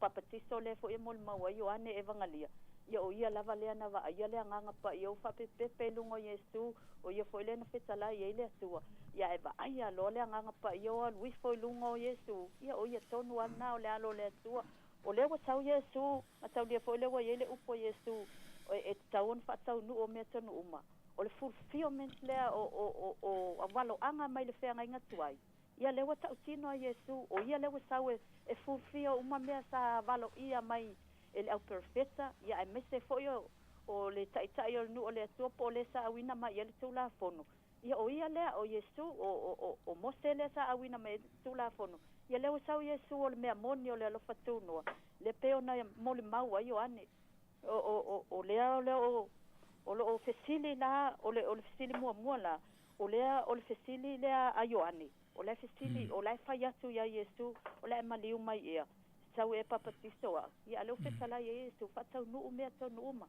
o lea la tali tonu a Iesu i le tagata le fesili mai o le ua fesili mai Ioane o le ua tali atu foʻi ia Iesu faataunuu mea tonu uma o lou avalaauina Ioane le papatiso na e sau e papatiso tagata ua o lau talaʻiga o le talaʻiga o le salamo ia lea la ua o sau o mea uma e ui ai tagata ua le ua liutino tagata le lokou o lea foʻi la ua sau Iesu le tino nei e faataunuu uma nei valoaga uma na valoia mai e le au profeta ia e mese foʻi o le tulafono o lea la o loo tali a Iesu o loo tali tonu ai a Ioane papatiso lea sa fesili ia Iesu ia o le tali lona lua aʻu o Iesu ia o le ami o tonu a le atua o le ale uiga o le upu lea Iesu e tauna faataunuuina o mea tonu uma ia o ia o le ami o tonu o le atua ua faaalia lana le ami o tonu o lo tatou tamā o i le lagi e ala i lona lava alopele o Iesu Keriso ua liutino tagata mai ia le ua sau e leai lava se mea se po se ami o le tonu o le atua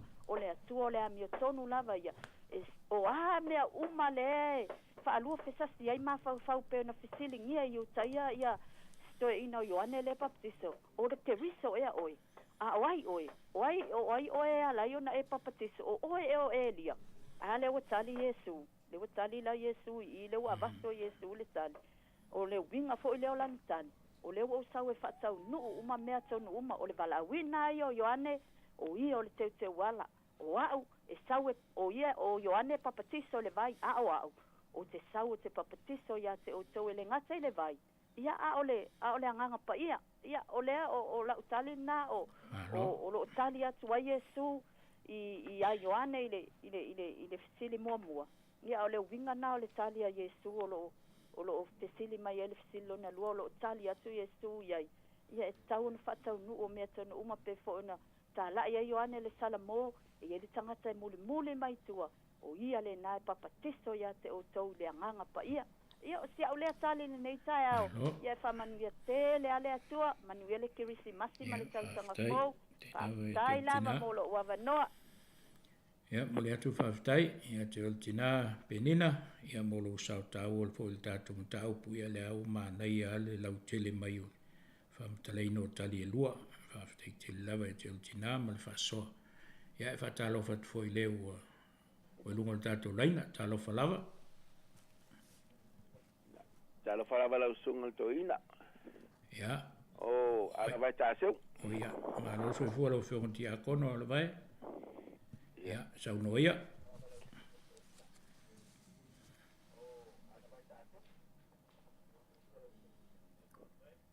ia o lau tali le sini muamua ia o la tali a Iesu ia te ia mala vai pupua ia tali ia ole ona wasila fia Iesu pe el mele fai mai ai le sauno Iesu e tauna fata no me o tonu wasila fia Iesu e tauna papatiso na ia le vai una fata tali le tato le anga pa ia pe ole no mai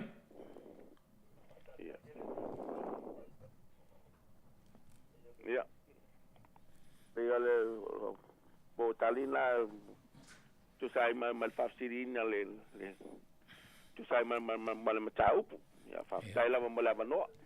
Ia, whaftai ala vai mo lo finangalo.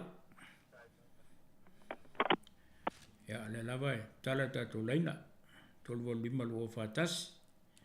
Ia, le awa matangofia na itali ua maiwa. Manino mai e lava ia fōlinga o le tātou mta upo i peona tā pena atu ni iei mo tātou. Ia ai tā pena mai pēla utali.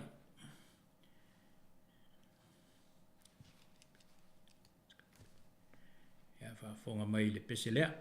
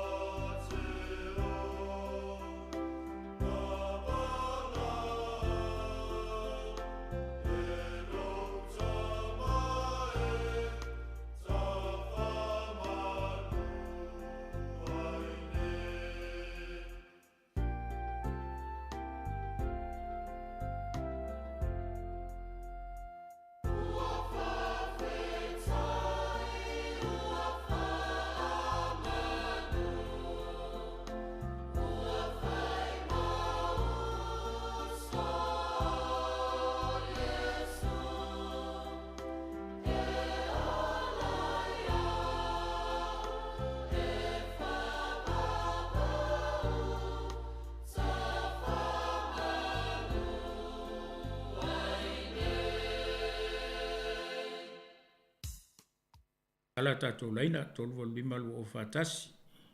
Ia e leo toi mawhoi se tātou taimi o te toe. Ai olo awanoa pel tātou laina. Ia tātou whisi nā, a whai wale ai ia lea la au whau mātu ia tātou por kalame. Tuat pela wanoa i se isi o fia whiso tai mai. Tātou whisi ni nā e lua. Wai olo o tari atu ia Yesu. Ia pala fole wingo le upule a Yesu. Wai wha peona tau ia te i tātou o na wha taunu ina o metun uma. Ia lewe ele tātou balaulungo leina, tā lofa. Ia, tā lofa tu lau sunga le. E whiau to inga. Tā fole mo lio lava. O la ulu le tau tala. Ia, sau noa la ulu. Ia. E pupu asina manatu tātou matau. O lau manatu atu tātou matau. E fōlinga mai o lena musu ane papatiso tangata ia. O iutaia, me au kalsaio, ma lau tusiu. e fōlinga mai na musu iane papatiso tangata ia. E fua langa tala lenga whai atu iai, o aina whai atu ia te o tau te sola esel toa sa atali.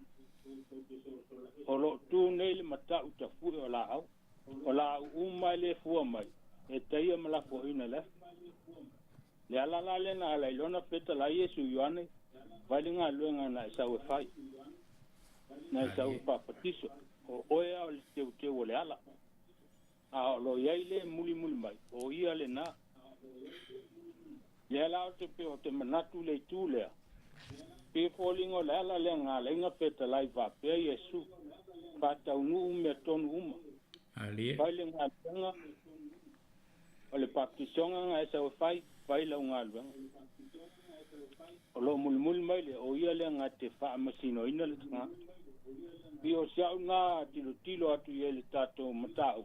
I lau sunga le tō ina ma le tātou pokla.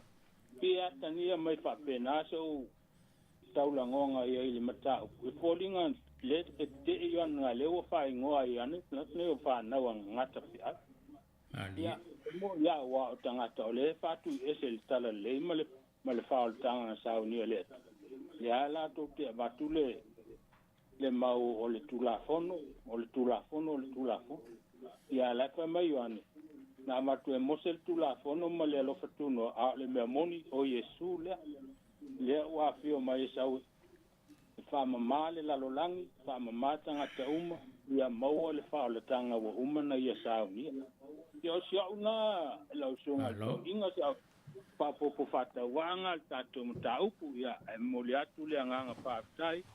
Sunga to inga ma le proklame ia leo mai ta watu al proklame whai fo nei o nei tau sanga le moli o le ava ia. Moli atu le nganga whaatai po ia le au whai ngā luenga.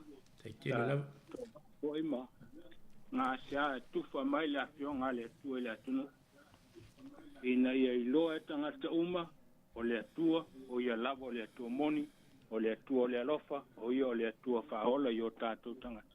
Uia na ei nei whaapitauri, ia ae whameltala tus, o umana saunia Yesu le lang, mo lana whanau. Ia sea u whaso atu lea, manuia to e taimi o le proklami lau sunga le to inga, whaapitai mo le amnoa. Ia, mo le atu whaapitai lau whionga laulu, mo lau. Sao noanga ma le sao fo le tātou mataupu. Ia le fulinga mai walata le tātou taimi ia toi tasi le avanoa leo toi ia whatalo whatu leo i lunga le tātou leina. Whatalo whatu leo sunga le toi ina au pang. Ia. O ele sau noa. O le tali o le sili mua o Ioane o lo tali atu ei le li. Ia o le upunu o le sili lona lua. O le o tali Yesu wailoa wasila fia le leia Yesu o Ioane lava le papatiso o le ala le nana tu wailo na mamalu na whaapea pia te tu mai pe ia awa u whaapea ona tau ia te tātou o na tau na wina o mea umalava o na wina wasila fia le leia Yesu te tau na papatiso ia Ioane a tuulo na mamalu awa wasila fia o Ioane lava le papatiso to paso e fua o alipa. Ia, malo, whaftai alipa. Te la molo sao, tat por kalame.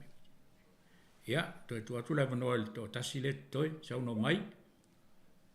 Chalo, falava la kunga. Talofa. Ia, olo ingo puni puao, malilinga, ia. Te vila kene Wellingtoni, o awingo fai au kilangi. Oi, ia, sao no ia. Whaftai mo le mata upu i sao no elding tai au. Ai, o le whai upu lea se siri mua o ai, o lo tali atu. Ia Yesu, Ia. Ke ia lai sao no Yesu i whaatau no unga lona ia fo ia wanoa na tu mai e. E alu tala, ili tala le pe na tala i o ane le papitiso pe o ia leo le fola. O le teu wala le ali ile o Ioane whaaftai fo ia Ioane. E ui aina o masengia fo ina le alofa ia le mea fo ina sao no ai a tipi ale ulo stama talo fai whaaftai ia Ioane lo na ia loto tele ma loto ma whaatau no ina le tala ina. E teu le au wala o le ali.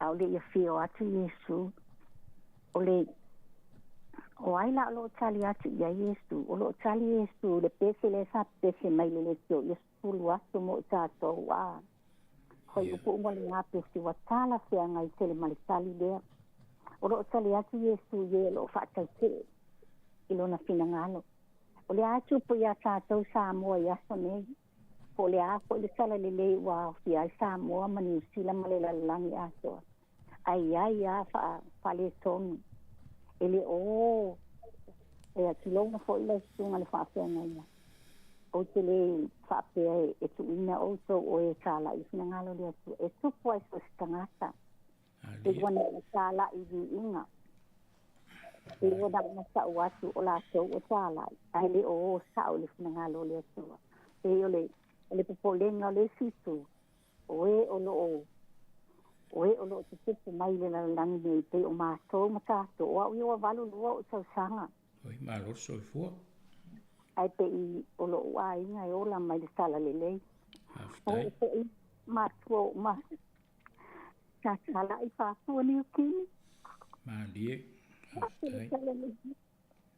okai Toi foi ati sa mo ma fatu le la mo sai le no le mo sa vai o lo se fan wai nei ai o grandparents ya o mai le lo u sa sala mala dia o sala le yo le su elis o ka le polopa ma te ya le mele le tupu ya yo ane le papa si so alanga le vao ai la matia lo na ola te ila le o tali e tuai o lo tali Yesu ye o lo fa pena na la sofa ye le wina le a la sunga le so ina le tali Yesu mo le fa na o mo Yesu yo mai e muli ile tala le le o le tu fa le tino mo le tu fa le nga o lo na lu e a o fa sa no ino me ton yo o le vala wina fo yo ya ne papa si so ye alwe te le wa le wina le lo na suafa o le te wala ya ona fa atau ina me tonu uma te ina fa atau ina ngalwe nga yoana le papatiso o le alanga i le vau i po mao pa pe na fa atau ina Yesu ele lona maliu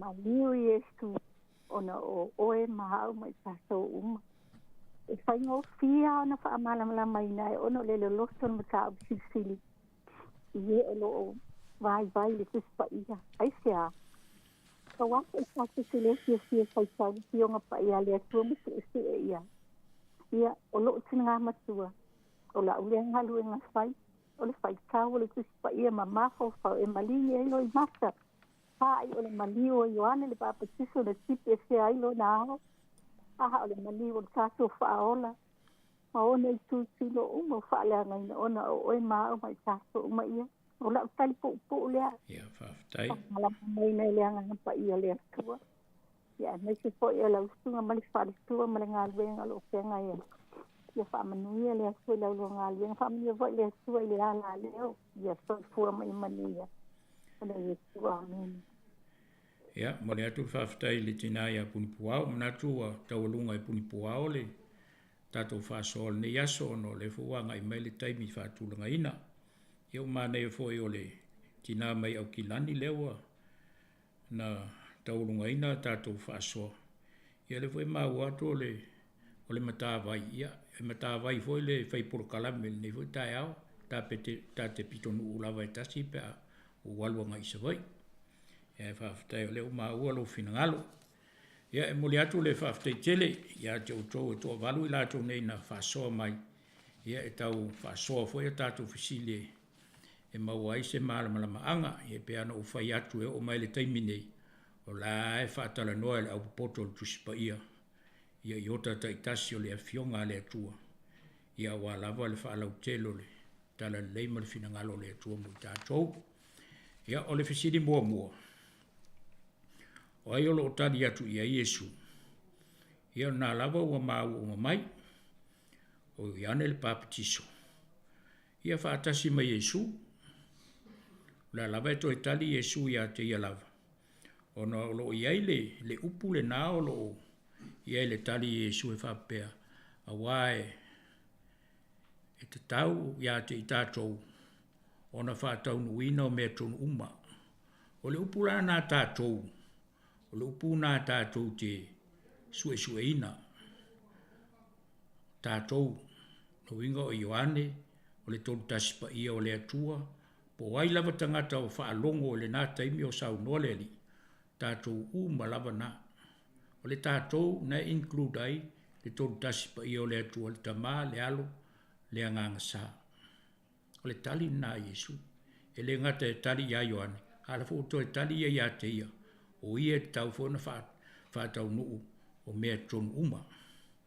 O lala le silona lua, o lala le wingole, o le tali nā Yesu, a wae whaapea o na tau ia te i tātou, o na whaatau nuina o mea tonu uma. Ia, nā o tātou maua, o tātou tiute, o lau o nanga,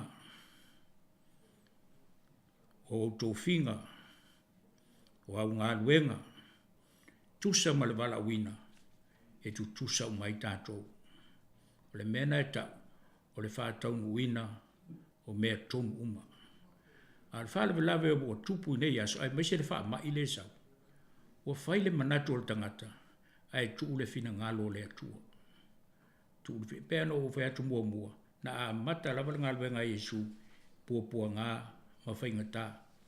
Ili ia mata e peo na a mata e tato ngaluenga peo au sau, o si le whenga inga ma whaia, fia whai wha aloalonga, whai namanda. Io e a mata e me o Yesu, na saua a mata i pua ngā. Mea tonu na e tusamale, fina ngalo le atua.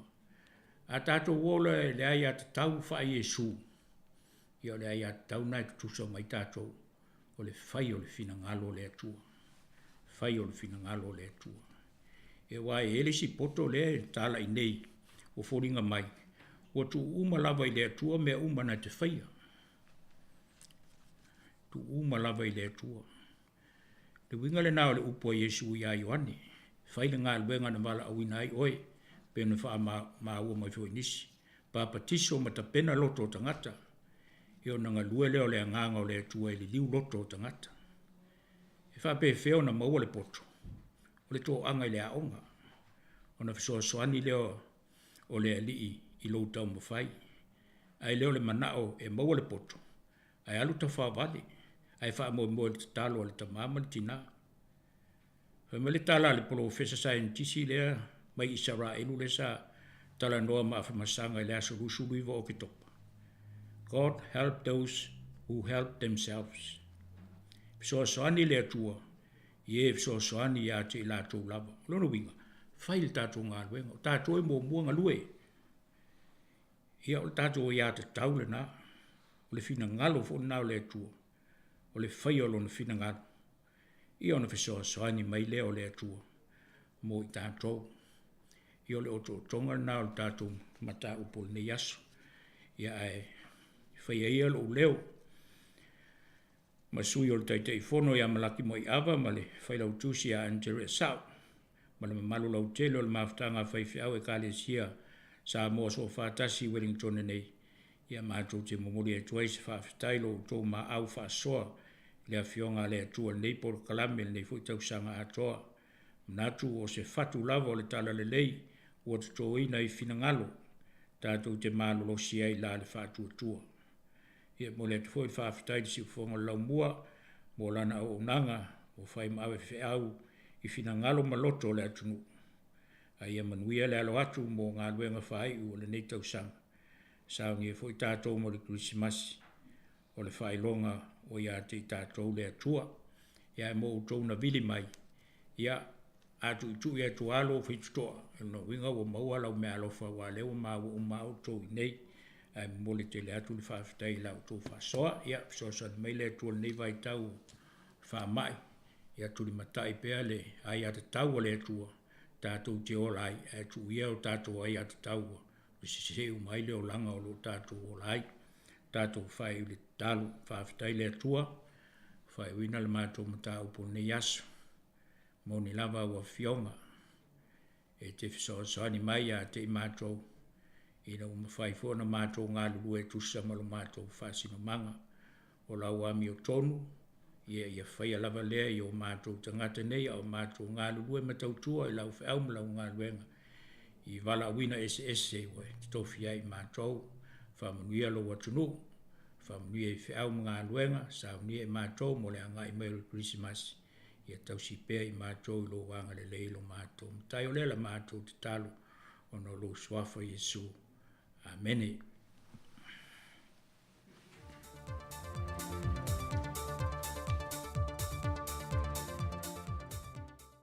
So i fōmarimia le tātou te nuu le o ngātu tonu le neiva yaso, au si mai al whaafonga, e nisi o mea na te tupu i Samoa, mō lau whaafonga. O le aso le o te tala i whale pālota o tā penaina, mo i lātou e anga waa e pālota i le pālota mua. O le aso na whina toi whaamanino i le fionga le komisino le ofiso o whainga pālota, whai mālo matu mua Matthew le misio, e lua lava ni vaenga te tele tā ua, ua toi iai nei suinga iai ngol pālota mua. Sau no whai mālo matu mua. E lua vaenga te tele ia ua o suia tu la fono i le painga leo leo pālota mua. Vaenga mua le taimi whaatino ai. Leo tasi le aso leo whai o le whaatino ai painga leo. O le vaenga lolo lua, o le whaita wina. I le vaenga tuaina iai. E mai al pālota ma whaita mai po aina pālota i le tangata. Le tangata. Se milal ni, a mai al pālota i le aso lea tai anga. Ia. Na ona whaitau mai o a whaingo pe pālota o mai al whaungai. Ia e whatu a whaitau a tō le pālota le aso le pālota whaitau malo ia. Te bia whaitau ina o pālota whakutō. O le anganga o Yesu inga e peo na tā ua e whai mālo. E na ia malu pui le tangata na anga i atu e whaatino lana pālota. Mai le sila fie se tasi o le sui tau wā na pālota i eise a tangata. Ia o le anganga na ua whai Yesu inga nei. Ina ia malu pui le tūlanga fui o le secrecy o le pālota. Nanga o le mesa iai. I pālota tele. I whare pālota e umai whale aso e tasi. Pena tō rua tō te mata na pālota. Ia a whaila e uma whaitau mai. O ilo uma. O ina pālota e tangata e. Aro suinga na ia malu pui ai le vaenga. Na whamanino foi e whai mālo le tūlanga o pālota whaapitoa. Le ua saunia i tu tono i tū mālota i tasi whaapea foi matua nei mato. Ia o le suinga na wal mesa iai e tawana e fio o lo tū mālota te pālota ai al mero iai. Ia a whate inga o a whai o te pālota i ale pata. Ia lo te nofo i o i a ana. Ia te leta walu o i whifo i ale pata. Te wifo i a ana. Whaatino e la pālota. I pepa pālota whapatoa na. Te lia fo i whafonga anga le atu i tūlanga fo i leo o whare pālota whapatoa. O le pepa pālota e whaongai na. O le pepa pālota pea le te pālota i tūno lo wafoi. O lo tu malo o lo no winga e umal palo te les farili I fan palos fa pitoi I tona I matu ma fai tau mai ele fai tau mo a palo ta la ia pe no ta o lo te palo te ale pata lo te no foi ana ele fai tau la il fai tau mo ona ele lo po ele te palo ta ele lo foi po fe ya foi ele tu malo ya mi palo lo no winga se lo ngai la stona I luma o le foi I luma fai lo tu se tau va fato am fai na fitu na soka na soka ia palota ia mai la palota fato uma na fai o ia ana na mai le tu fatu fai tu malo e tau na lo e palota foi la na fato am fai tau le aso na panga fu tai pe o le a pe palota le momo na fato fai tau uma le aso fu mai lo tono apo ele sui tau vai anga ia palota ni Le komisino whinga pālota, whai mālo matumua Matthew Lemsio.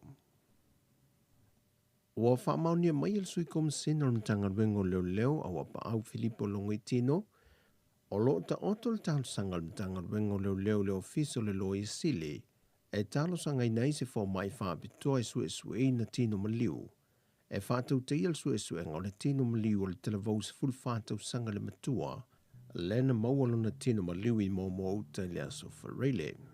O le mata opule nei, e le whaamali e nai ta mai tai whaamasino mo e maali liu, e mafu anga na whaelo atu le matanga luenga o le maliwa o le televous fulwhātau sanga, ai mo le sile fio le teimile nei, E leo iai se fo mai wha pito wha pe mo so e su engo tinu ma liu i Samoa. Se i wang nai fo mai o ma liu mai seina, na ofo fua lātua o nangai whia so e su engo tangata maali liu, lena sa valia le tau sanga, talon ta oto ia tino ma liu le mautanga se ngase mto tua, ma whātali tali se fo mai, mo ia so e su enga. Wato e whāton wina i le whamasi nonga le matanga luenga leo leo, ina ia whaia se tau tonga whāpitoa mo e maali liu, e sa i li ai po le a tonu le mafuanga, o le maliwai o le ali ita le bau.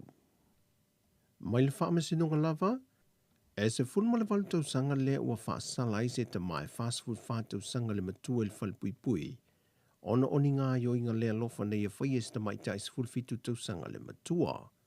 E se lau fitu se fulma le iwa mōlianga mai le tua leo leo e whaasanga i le te maa, peitai e na o le tolu se fulma le lua mōlianga na ia io ina, wa lava lea mai le whaamasi nonga e whaia e lo na whaa i unga, wa whaafal pui pui nai nei. E la sila le whaamasi nonga le mata opule nei lo na onga, e tolu se fultau sanga no lanto vava ai iai.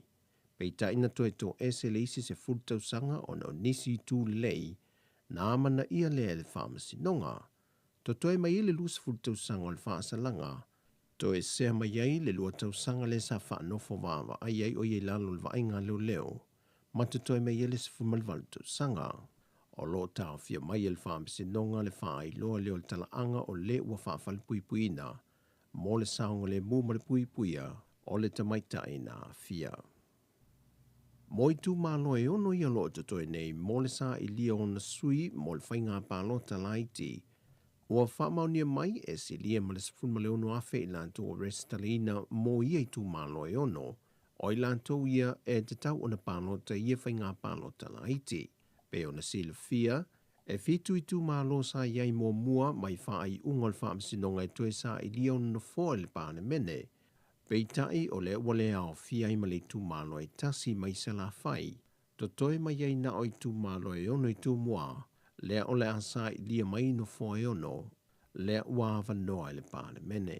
E le whaatūra nganga o suitau wā mai ia i tu malo e ono, e iwa suitau wā le vaenga whaupu whai le whātua tui le tua sa mo o tasi, to walu le vaenga whaupu whai le japi pia pui pui a ia te tau o tangata, to o lua o suitu to tasi, ma le tasi o le sui le whātua tui le tua sa mo o tasi, lea ua lea i neisa na whainga pālota, ona o le whai unga lea ua tui na mai le whaamasinonga, e le vai aso nei.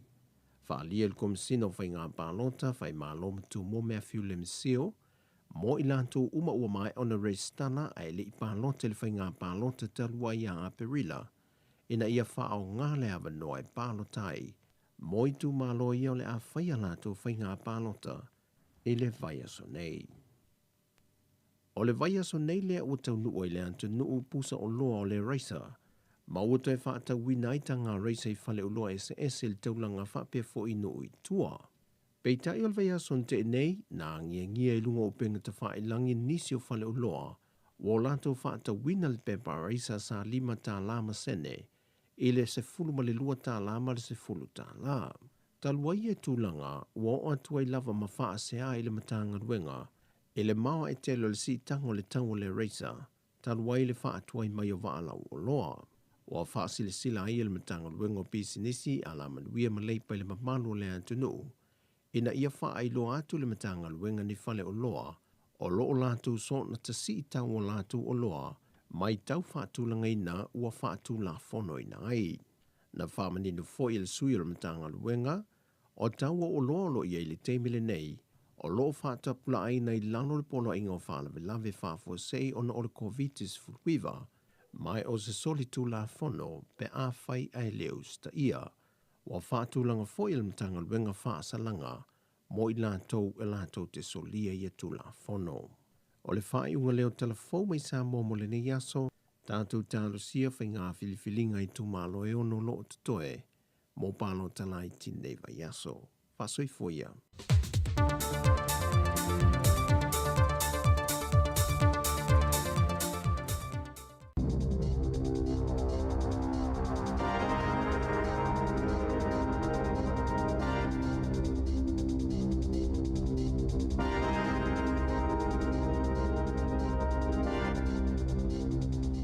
E tui whaataro whaatol whaapoponga o talafong malisi u fonga le lau mua mo le nei vaenga o le awa uli. Ua whaama vae le pule sili o le Kiwi Rail o Craig Miller mana whaama malu ina lava i le taimina tau a au ina atuai lana whaama vaenga. Sali potia le One News ni whaama talanga e winga ni tua ingo whainga tau whaama ta uma winga le mi ngao e whaia ta ita isi o le Kiwi Rail. E to asfuluono ni tangata whai ngā luenga o lo ngā lulu e le taiminei, manisi sa whai ngā luenga momuai, sa tala noa i ai le One News, o e na whai lolo la tau popolenga, e winga le taita i ngā mila, le na si itielo na tūlanga ma le taita i whono le komiti wha atono, ai avea ma pule sili, i le masina o melu a fesfuluiva. E ni au whai ngā luenga sinia na wha ma vai nei masina o tuana i atu, ai pe amal to asfulutasini tamaita i whai ngā luenga sinia, na tu uala ngā luenga, talo mai le taimina avea i mila mapule sili. O lo te ena e mila tua inga, ai ona ua avea ia tua inga mawhaalawelawe i lana ngā luenga, wa tonu ailo na manato, wa tala whea ngai mo ia, o lo na ainga, ma le Kiwi Rail, o na wha mawai le taiminei, pe ona ta wail te ifono le tu mau, Sue McCormack. Wa ia talia ina le wha mawai ngā le pule sili, ma ua avea foi o ia whai masui o le komiti wha atono, e wha awhetai ai mila i lana tautua le Kiwi Rail. Wa filifilia le sui pule sili Todd Moyle e avea ma pule sili mo se taimi le tō mau. E eini whaasalanga mō pisinisi le mulmultai tu unga mai ai ngal malo, mo le whaonga le vaccine pass, po le whaamauninga i loi ua mai ona whaitu i pui pui, o pisinisi e Saini Beres Stala, la tau te whaonga i nei whaamauninga o tui pui pui, e mawhaiona si itia ma le tolu se lau tāla, i le se fululu a whetala mo le kampani e tasi, po le se fululi ma whetala, moni whaasalanga i tu ina tu iai, e le whaamasinonga. E whaatitau fu i nei whaasalanga, i isi vaenga i o lo polo i nei le whaonganga le tui pui pui, e au fiei whaia onga, o i la tau e ngā lulu e pito i luma le soifua maloloina, whaatase matangata i ngā lulu e, i tua oi o le atunu, o le o ngā tutono te se mai whaalauloa i le malo, se polo kalame, po o se whainga fau e fsosoni i pisinisi, pe tataona whaamalo si le whaia o tui pui pui, o ala tau tangata whai ngā luenga. Na lipotia mai le sole ma walunga i le numero tangata initia e au mau i New Zealand, wa mai ona whaia tui pui pui o le COVID-19, na whaalia e Damish Parik, ina wa mai ona whaatau na uina luna tui, lona langona mita ma whaangai e tia, ua whaia lana ngā luenga e fsosoni i le malo, ai le ngata i lea, wa ofia oie i tutono le lua sela wafe o tangata initia, wa umona whaio la tui pui pui. I se ripoti al matanga alwenga o soifua maloloina na whailoa mai ai, o tangata initia o lo upito to atele le numera, o e ua mai a umatui pui pui ta ilua, pe a whaatulanga mai tangata nuu, mai le atu Asia. E se lau maltolu pasene, o lo oanga wa ai tui, a eva fitu pasene o tangata ua mai a, o na whaatau nu umatui ta ilua, na saunoa Parik, o ia na ola masoifua nei se atunuu, e tele ina mau soifua o tangata i le tele o whaama, ma e le tele ni fsosoani mani tui pui pui e mawai, ma na ia fautua ina le mamalo le atunuu, ina ia whaonga ina le leile avanoa, le nei ua tātou mawai whaiele tātou pitola au, ina ia ngā lulu e so tau au mali i matamaita i fōmai, ai mai se ole malo. E silia ma le lua se laula awa marwana na mawe na usu ina se fale i puke kohe i le asoa na nafi. O le vai aso taluai na mawe ni la au e se lau tolu lima uaola ma se tino i tupetele i se fale i waiuku. Na fisu ia i ato tutono al fale ina ia mawhaio na ola marwana i tutono poto ta itasi piona ta uele leo su e Tony Wakelin wa suile i tu e toso ile elitisi ma o ngalwenga ina to e whaio le elitisi tangata nei i tutono le fale. E matua tele lava le tūlanga la matia o le ono mō i se taimi. Na mō lia se tamai ono tasi tau sanga le matua, o na olo na whaafai le ina o marwana, mai tōla il whaamsinonga whaito malo i manu kau i le so, o na o marwana i na maua i puke kohe, ai whaasful tau sanga se tau le o le atola il whaamsinonga lava e tasi, i le aso wharaile, e tali mō lianga o le umia i na o marwana i waiuku. E whaitau wafe tā lātu pe lau whaila whonga o lo whaaluina i le tutonginga o tau i mo isi tangata tua o i e whaamata uina, e isi tangata nono wha mau tutongi, i e whaaliani o lātu winga whaavevesi, malelemi ngao, o ni whaiunga le Tenancy Tribunal, na mawhaiona waawai i eile le teo New Zealand, sa whaamaumawina i le whaatinonga au o nangalaka inga ora, i le vao lea polisi, maana matawhaioi e titauna whaatino, e tu sai maltu la fono o le Residential Tenancies Act, e iei nisi mata upo e whaatonu i nai le whaamasinoga le matanga alwenga lea e ona whale no whamaututongi a le malo. Ina ia tutongi le whaitau wafi o tupe lau whaila fonga New Zealand i tangata pito silo na afia ona o tū mionga tangata no whamaututongi. E lua fe lima se lau tala se tupe na whaatonu i nai le ka inga ora e tutongi i se tinano futo tasi ona e lata i le tausanga whaaleanga ina luna whale whaia iai masawa ngai alai upo whaatase masengai o ingana taula vea i se ta vale o le isi e lima afe la na whaatonu i nai le ka inga ora e tutongi se tamaitai ona o whainga tau whaamata una whai ia i whaapeo lea whaao ia te ia le oti o whainga tau whaamata o e whaao o lima ai ia te ia ma isi lava mionga le tau pulea ma i tangata no whamau tutongi i whale le malo o lo solia le to la fono fale no whamau tutongi le whaamauti noa i tangata po whaala putonga i ona fale no whamau tutongi le saunga le mo male no nofo file mu o isi tangata no whamau tutongi ele ito e ave esea whaamalo sele au nanga le al malo le ka inga ora ni tangata no whamau tutongi mai fale le malo ele tolu tau sanga utuana i peitai e se lau lima sfulu iwa a inga sa ave isi fale ona o amionga le tau pulea e whaia i o lātou tua oi ili se fululua masina o tuanai. E whaitau se lau leo wha ingo tangata whaingalwenga wha avaitaimi wha atoanga mai tonga o lo poloka nei New Zealand ai o lo nau e toi fia fo i o lātou a inga. Ao le ia afia le lalangi le COVID e siria malis fulfa afe le au wha ingo tangata whaingalwenga wha avaitaimi i le tausanga e malanga mai New Zealand e awai le RSE scheme o le toatele lava e mai Vanuatu, Samoa, Tonga, Tuvalu, Makiripati. Peitai o nisi o lātou ia na poloka i New Zealand na ua tāpunia whemalanga inga na tā ua se fita hao uli o nisi o tangata tonga ngā lulu e whaavaitaimi wata ngia mai lava le tolo kia visimasi e poloka i New Zealand ua mai ona ia tusi atu i suil whainga malo fo wa tonga ina ia whaatino se polokala me toi fo ia tuai tangata whainga luenga i le vāma New Zealand na toi tolo po umai tonga lātou whemalanga inga mai whafo. Ina ua taunu uatu se tangata mai kalai stete le masina taluai, whailo na suenga ma whaamaunia i le vairusi. Ita alonga o le amalanga le aune te pola New Zealand le Silver Ferns ilo ne tona le masina o Januari, mo le taamilusango le International Quad Series, ma o se vaenga o lātou tole ninga, ma tāpenanga mo ta alonga malo le tau pulenga, o le ata alo le Silver Ferns ma Ingelani, Australia, ma Afrika i saute. E whaataunu uina le taamilusanga le aso 15, 11, 15, whaapea ma le aso 15 Januari. Na whaalia le whaiaonga Dame Nolene Taurua e tāua tele ia taamilusanga mo tāpenanga le Silver Ferns, a wata alonga malo le taupulenga i Birmingham, le amataina iaiu lai lua whelua lua. Tala fauia, mai le si ufonga le lau mua.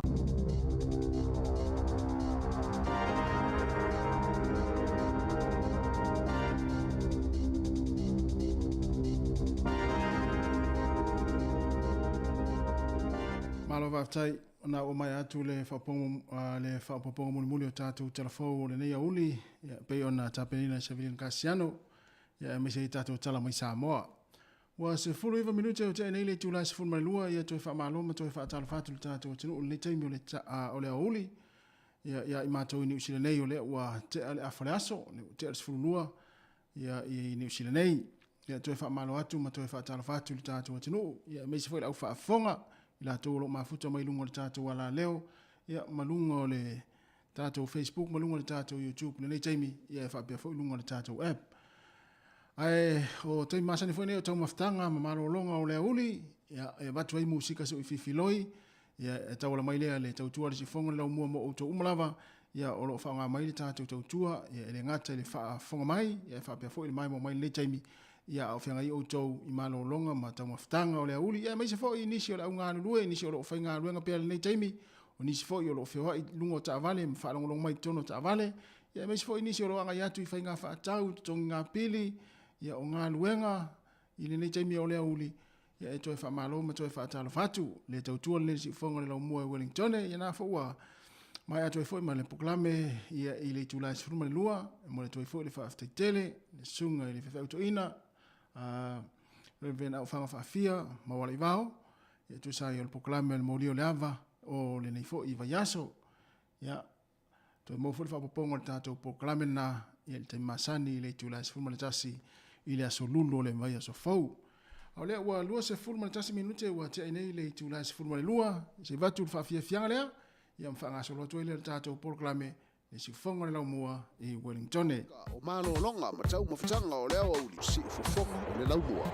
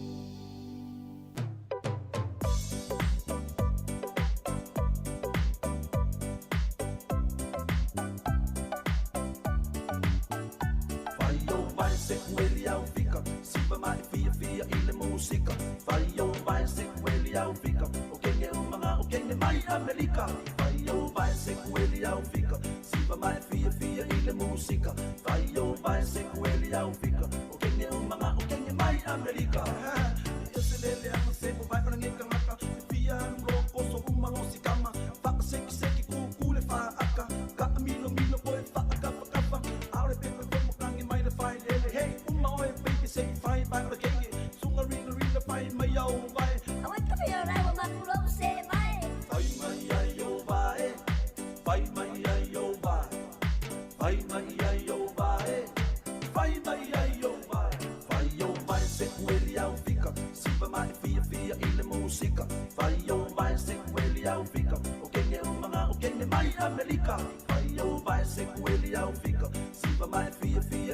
musika Vai o vai se kueli au fika O kenge umanga o kenge mai Amerika O resi po i kai pe a fai o ka mai E kuile o kuwai maka mo e le malai Fa amoru loa le chesi la kapi E musu musu mai lo ka vai le i A maua lo le polo a mai so ki ki E vala au mai loa male anti A maua lo le polo se tiki mai i A o e fo i makua e le loa Ia kiki pa a sa o loa i ukare pa moa Pasi ai loa o e le kamaloa Kiki a kure polo la bebe ai mamoa Fa a sa lai e lau fali male au O whaine la kapire i whaiangi pe au Io le ala le meo e a pasa lai fore au Pea la le refu waka kau o ngaka moi Ele anga lo fai unga se o fai whako pe kopi Vai o vai se kueli au fika Sipa mai fia fia i le musika Vai o vai se kueli au fika O kenge umanga o kenge mai Amerika Vai o vai se kueli au fika Sipa mai fia fia i le musika Vai o vai se kueli au fika O kenge umanga o kenge mai Amerika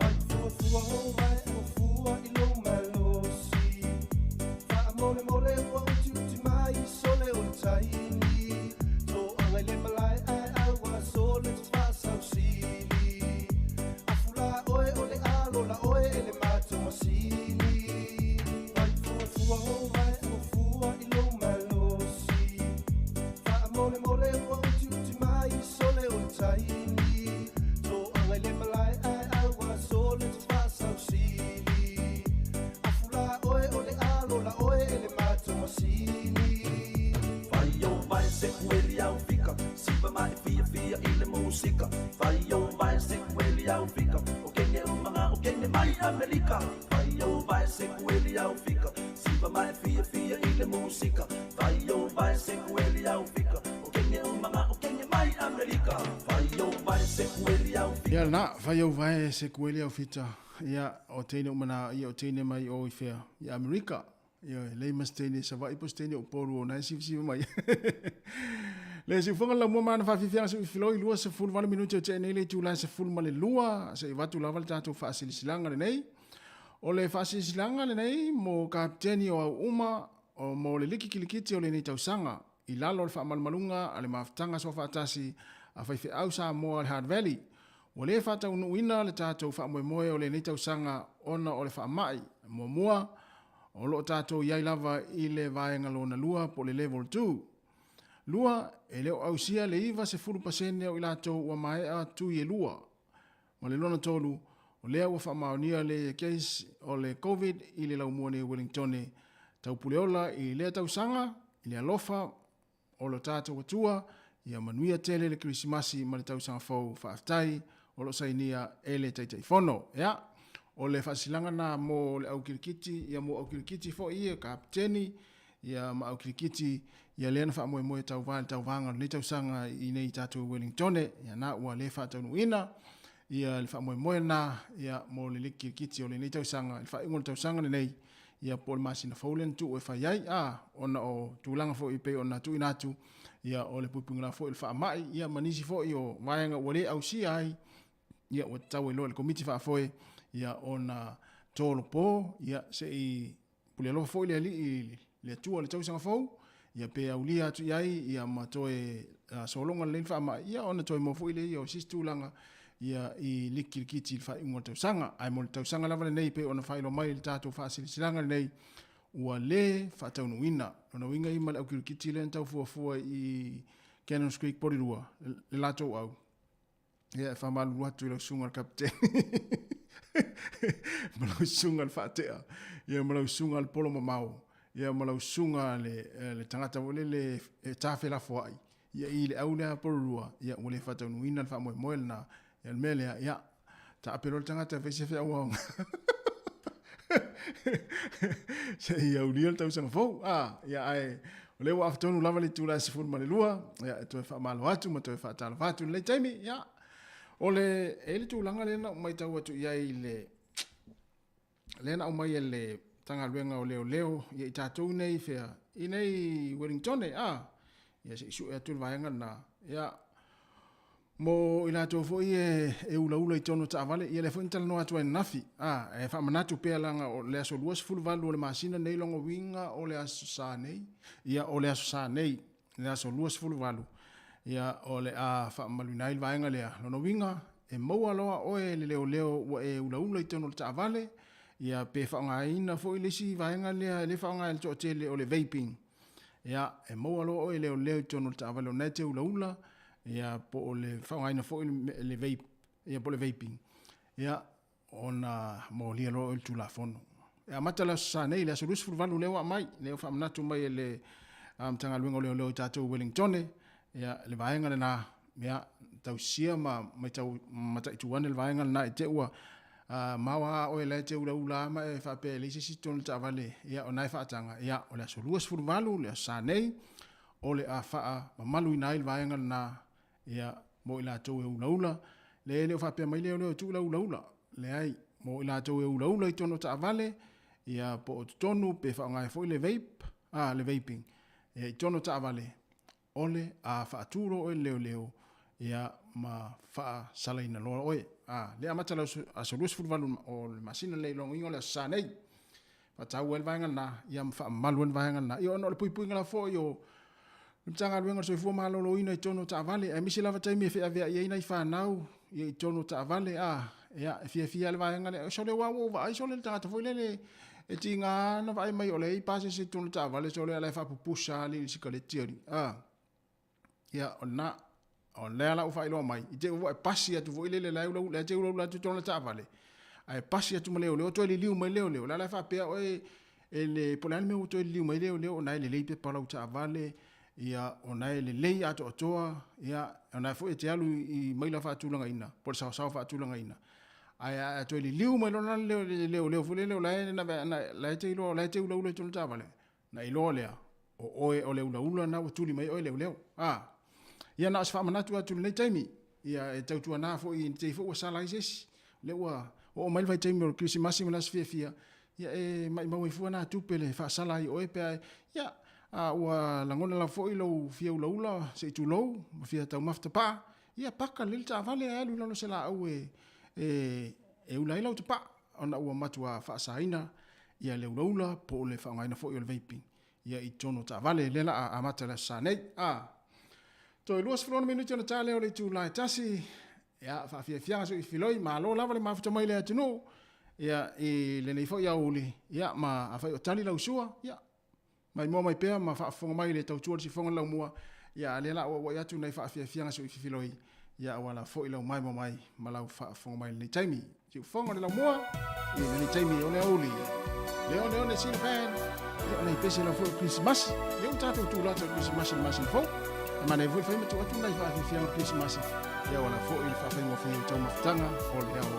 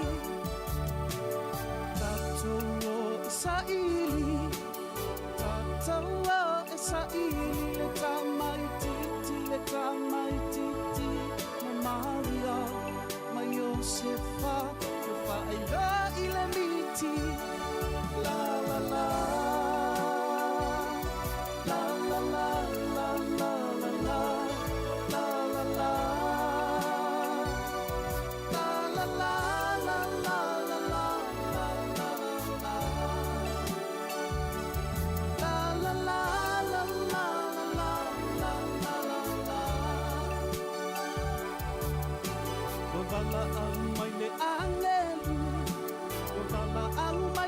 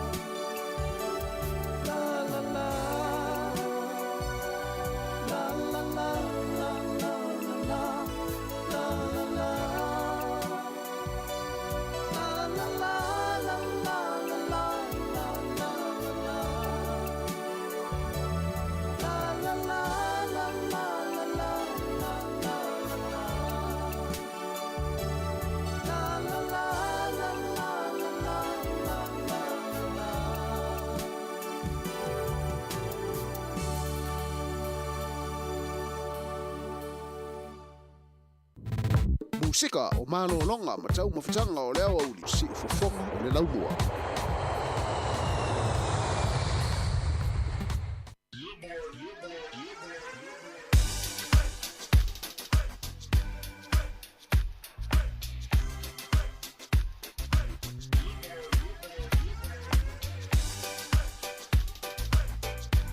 Fatalvatu le fatua tau fau masunu ia fa pefo I fengau ia isila ia o isi e mai mo mai tatu tautua e fatalvatu fo I leusa Samasoni fai launga manu ia fenga luenga lo fenga ima o leuso fa pefo ia o ile isi lea ia o fotu o Samoa fa ilunga fa tane oi ia o ilai fa mita fa tele lava ia le mai mo mai le tatu tautua ia lue mai tatu pese la ia se nei mai mau a fi malu le tama baile la ulu nei ma tala tala le la fa pito te tonu vai ma sai pa be o se pomo le la mai lo o le tama se fa ala iti se nai au mama Tafia ai I se palu sami te Tafia ai I se palu sami talela va ai me ai papa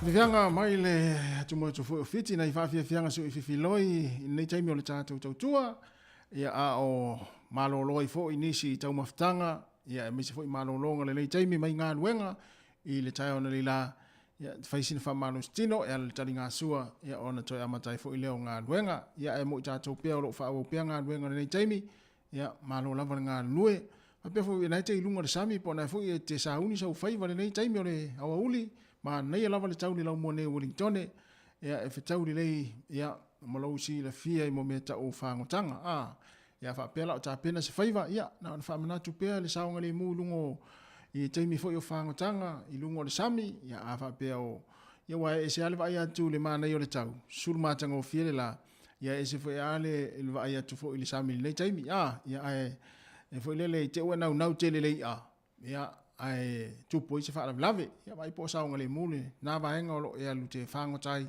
ia matua ia o atunu ne ia e whai atu la fono mo meo o whangotanga fo i ma a mese mo meo o vaenga fo i o ia o fi ngotai ave ia na tu sila fia ia tu la fono ne atunu o leo se fultasi minute o te ene le tu la se fulman lua fatalo fatu isi le mafuta mai ia pe o Amerika ia i Seattle ele sunga Jerry i whaalongo ia sauwha i le tā vaenga po vaenga whaftai tele lava le mafuta mai le tātou tautua whawhiwhianga su i whiloi ia mo utou lo mafuta mai ia le ngata le tātou wala leo ia leo utou e sifultasi minute ona mai leo le tautua i lungo le tātou wala leo le tasi ono tesi ma le tasi wha mo ia mo i la tau lo whaalongo mai tātou le tio whaalongo ma tonu fo ta vale ia e whaau pēr le tātou onanga i lungo le Facebook ma lungo le tātou YouTube ia manatua a wha pēr tele i subscribe le tātou YouTube ia na omi le wha maumu muna na ile longo ia ona vea loa lea oe ma tātou paanga ia ma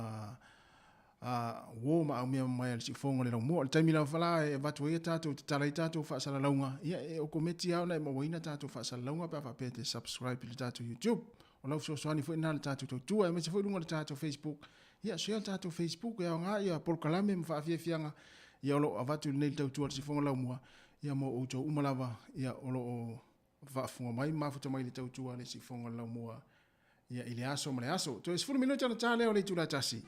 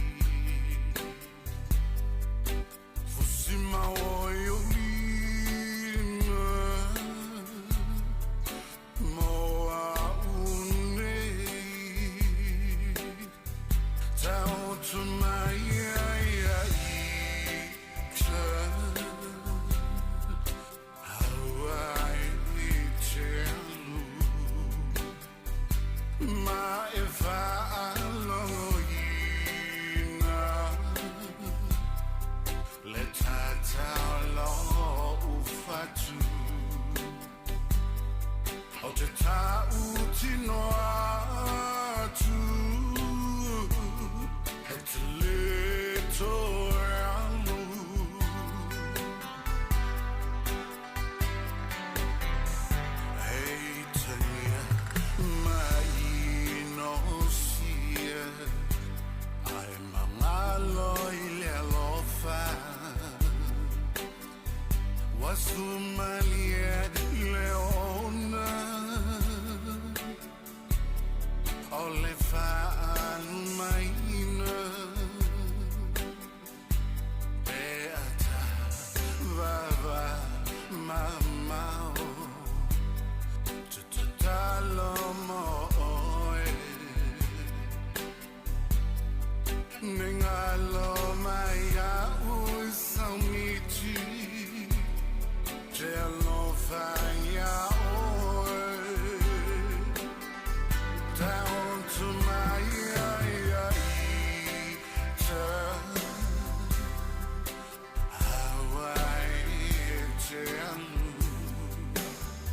mai falongo ina le tatau lo ufatu o te tau tino atu e te leto e alu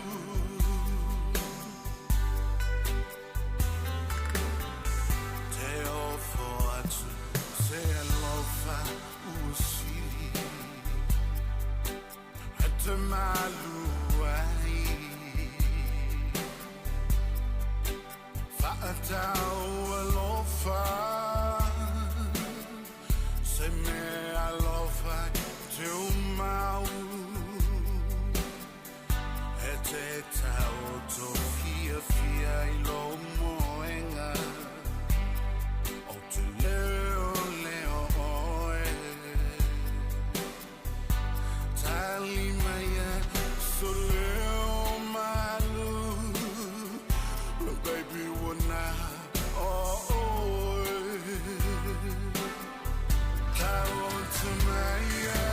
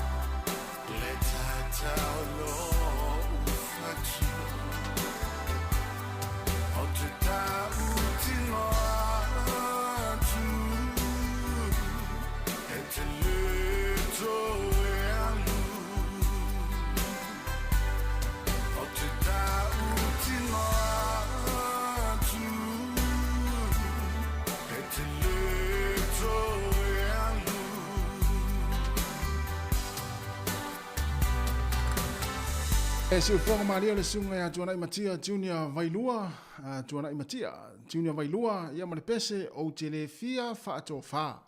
Ioe, o tele fia faato fa tua ina I tangata I alo whaalongolong malitatu wala leo le tasi ono tesi malitasi fa mo e pangalea. Ia o tai masani ane ia whaama ina ile tau tua I lungo le tato frequency po le tato wala leo. Le tasi ono tesi malitasi fa mo. Mo o to umalawa o lo mafuta mai mwhaonga mai le ne tau tua. Ia ilungo le tātou wala leo, mole atu le whaaftai tele tu sai le tātou maftanga le nei aso. Whamalurua tu fo I se upu le longo maalia I lau whaafonga mai. Ia whaamangalo se seo lau whai ngā luenga. Manuia fuafanga o lo toe, ia manuia fu le tāpua inga nei mātua o lo tāpua I tono ainga ma whaalongoloma le tātou wala leo. Toi whiro I tā iau, ia ai lea la whaawopea le unanga ilungo le Facebook, malungo le tātou YouTube mo I lātou o lo o whaonga mai. Ia e whaato whaatu I nei mātua mātutua. Ona I ainga foi, ia o wō mapaanga, o loo whaalongolo mai li tātua la leo tonu ainga, tono mo tangase ngase, ia ma te tonu foi o ta vale, ia o loo whaalongolo mai ai, ia nisi o le awa ta vale, I li tātua la leo. Manuel ne yaso, whiro I tā iau, ia le la tātu pese lea, ia mwhaatua whaatua I mo uto umarawa nai whaalongolo mai le tio, lea la leo, ia ai whaawo pēra I o le tātua unanga, I lungo le Facebook, malungo le YouTube, po le fongo le lau mua I Wellington. E tolu minuti ona tā leo o le tasi.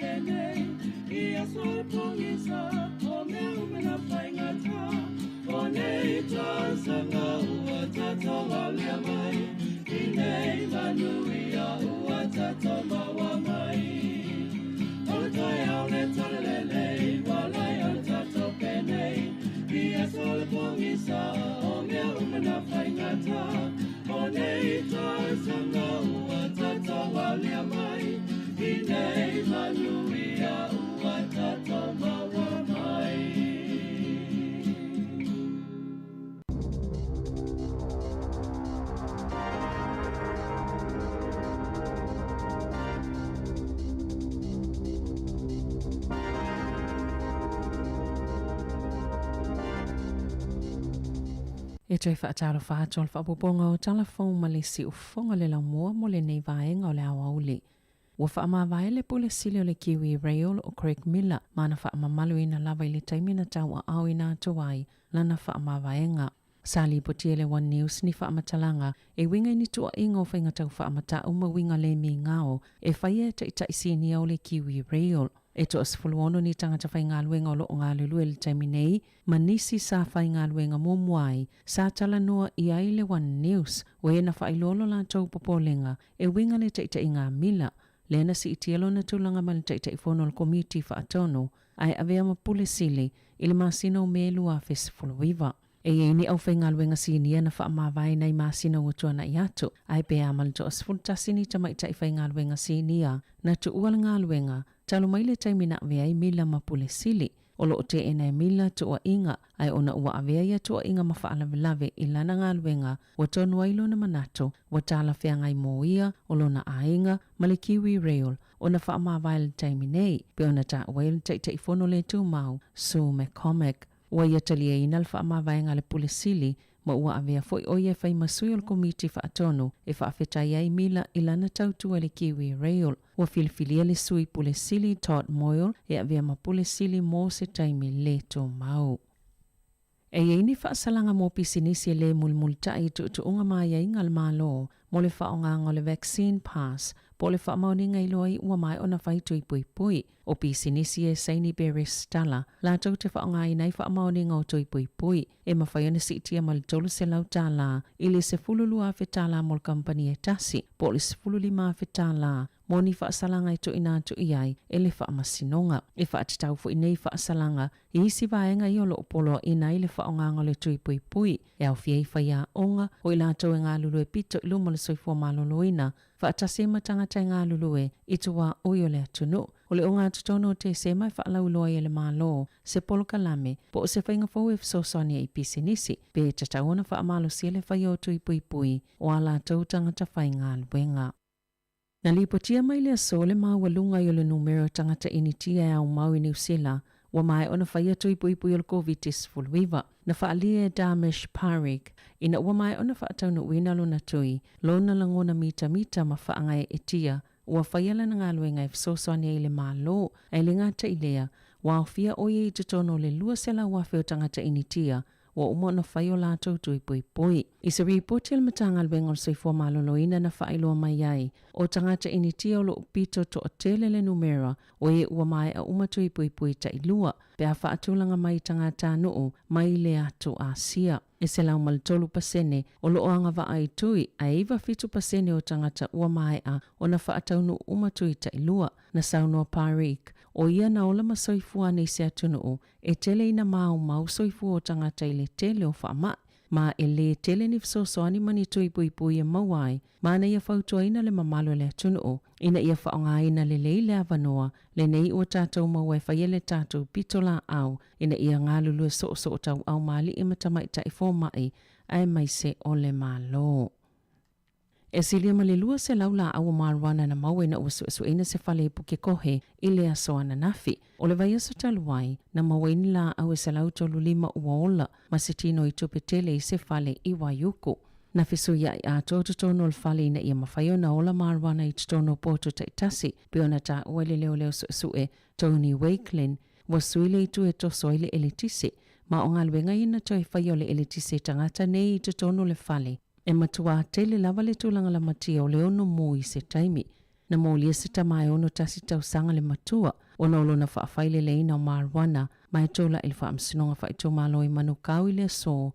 Ona o marwana ia na maua i puke kohe. Ai whaasful tau sanga se tau le o le atola ili whaamsinonga lava e tasi. I le aso wharaile e tali mo lianga le umia ina o marwana i waiuku. E whaitau wafe tā lātu pe lau whaila whonga o lo whaaluina i le tutonginga o tau i mo isi tangata tua o i whaamata uina. E isi tangata nono fo mau tutongi i e whaalieni o lātou winga whaavevesi malelemi ngao. O ni whaiunga le Tenancy Tribunal na mawhaiona waavai i eile leiti o New Zealand sa whaamaumawina i le whaatinonga au nangalaka inga ora i le vao lea polisi maana matawhaioi e titauna whaatino e tu sai malto la fono o le Residential Tenancies Act e ei nisi mata upo e whaatonu i nai le whaamsinonga le matanga alwenga lea e ona whale no whamaututongi ale malo ina ia tutongi le whaitau wafi o tupe lau whaila fonga New Zealand i tangata pito silo na afia ona o tu maami o ngā tangata no whamaututongi. E lua fe lima se lau tala se tupe na whaatonu i nai le ka inga ora e tutongi i se tinano futo tasi ona e lata le tausanga whaaleanga ina luna whale, whaia iai masawa ngai alai upo, whaatase mase ngai o ingana taula vea i se ta vale, o le isi e lima afe tā la na whaatonu i naile ka inga ora, e tutongi se tamaitai, ona o whainga tau whaamata una whai ia i whaapeo lea whaao ia te ia leoti, o whainga tau whaamata o e whaao o lima ai ia te ia, ma isi lava mionga le tau pulea, ma i tangata no whamau tutongi whale le malo, o lo so lia le to la fono fale no whamau tutongi, le whaamauti noa i e tangata po whaala putuputonga i ona fale no whamau tutongi, le saunga le mo male no nofo file mu o isi tangata no whamau tutongi, ele ito e ave esea whaamalo si le au nanga le al malo le ka inga ora, ni tangata no whamau tutongi mai fale le malo, ele tolu tau sanga utuana i peitai, e se lau limas fulu iwa a inga sa ave isi fale, ona o amionga le tau pulea e whaia i o lātou tua oi, ili se fululua masina wa tua nai. E whaitau se lau leo wha ingo tangata whaingalwenga wha avai taimi wha atoanga mai tonga o lo poloka nei New Zealand ai o lo nau e toi fia fo i o lātou a inga. Ao le ia afia le lalangi le COVID e siria ma le sifulfa afe le au wha ingo tangata whaingalwenga wha avai taimi i le tausanga e malanga mai New Zealand e awai le RSE scheme o le toatele lava e mai Vanuatu, Samoa, Tonga, Tuvalu, Makiripati. Peita ai onisio i lātou ia na poloka i New Zealand na ua tāpunia whemalanga inga. Na tā ua se fita hao uli onisio tangata tonga ngā lulu e whaavaitaimi wata ngia mai lava le tolo kia visimasi e poloka i New Zealand. Ua mai ona ia tusi atu i suil whainga malo fo wa tonga ina ia whaatino se polokala me toi fo ia tuai tangata whainga luenga i le vāma New Zealand na toi tolo po umai tonga lātou whemalanga inga mai whafo. Ina ua taunu watu se tangata mai kalai stete le masina taluai, whailo na suenga ma whaamaunia i le virusi. Ita alonga o le amalanga le aune te polo New Zealand le Silver Ferns ilo ni tona le masina o Januari, mo le ta amilusango le International Quad Series, ma o se vaenga o lātou tole ninga, ma tape nanga mo ta alonga malo le tau pulenga, o le ata alo le Silver Ferns ma Engelani, Australia, ma Afrika i saute, e whaataunu uina le ta amilusanga le aso 15, 11, 12, whaapea ma le aso 15 Januari. Na whaalia le whaiaonga Dame Nolene Taurua, e tāua tele ia ta amilusanga mo tape nanga le Silver Ferns, a wata alonga malo le tau pulenga i Birmingham, le amataina iaiu lai lua fe lua lua. Tala fawia, mai le si ufonga le lau mua.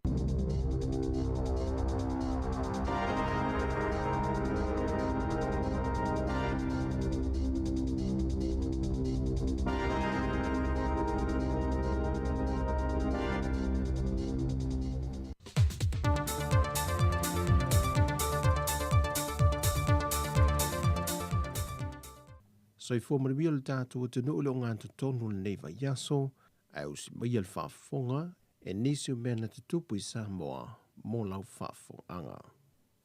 O le aso le o te talai whale pālota o tāpena ina, mo i lātou anga waa e pālota i le pālota mua.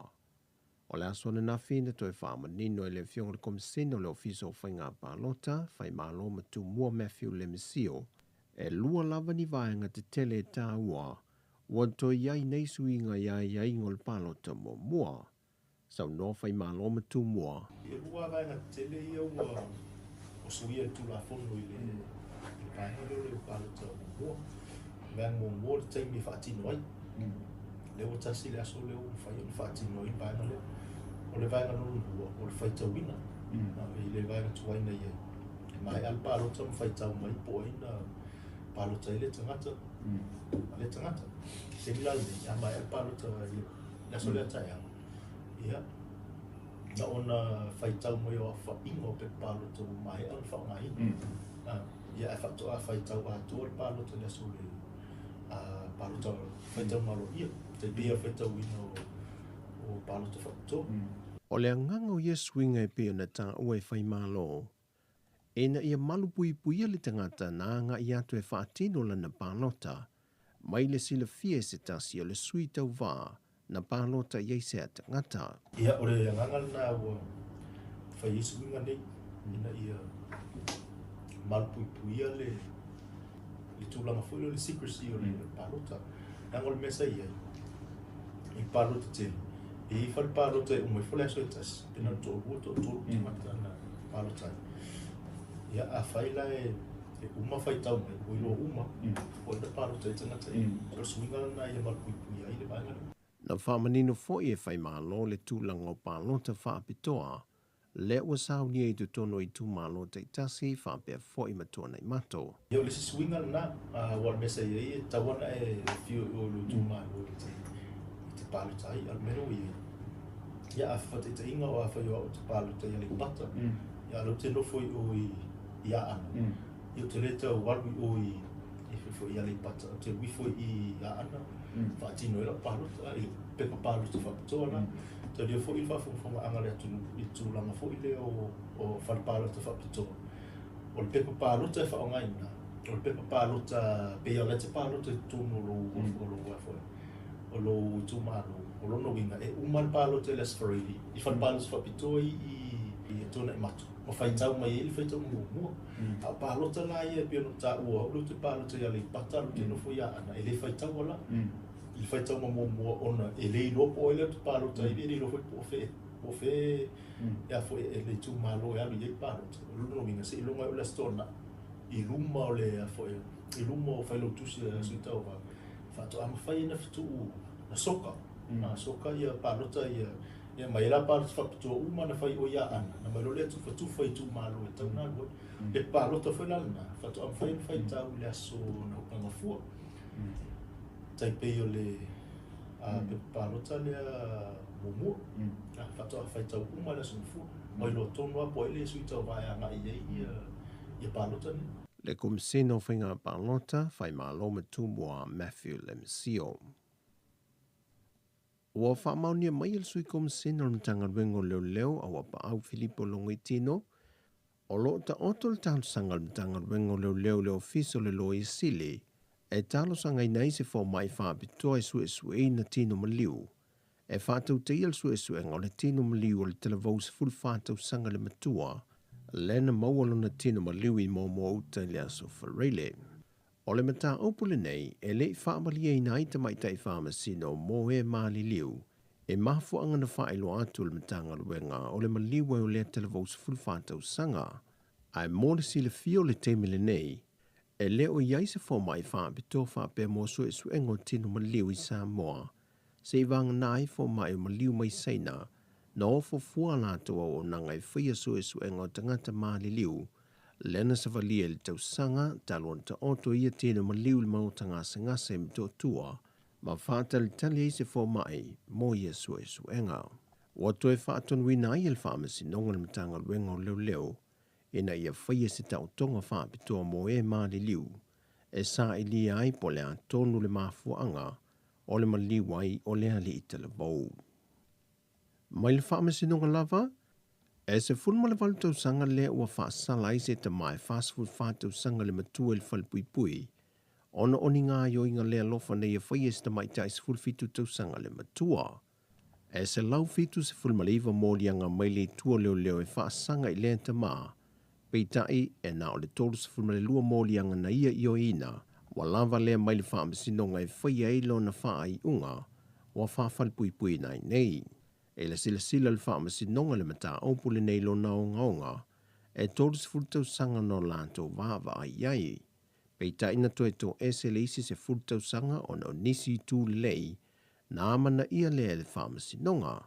To toi mai le lus fultau sanga o le whaasalanga, to e sea mai iai le lua tau sanga le sa whaanofo vava ai iai o ie lalo le vainga leo leo, ma to toi mai le se fumalvalu tau sanga.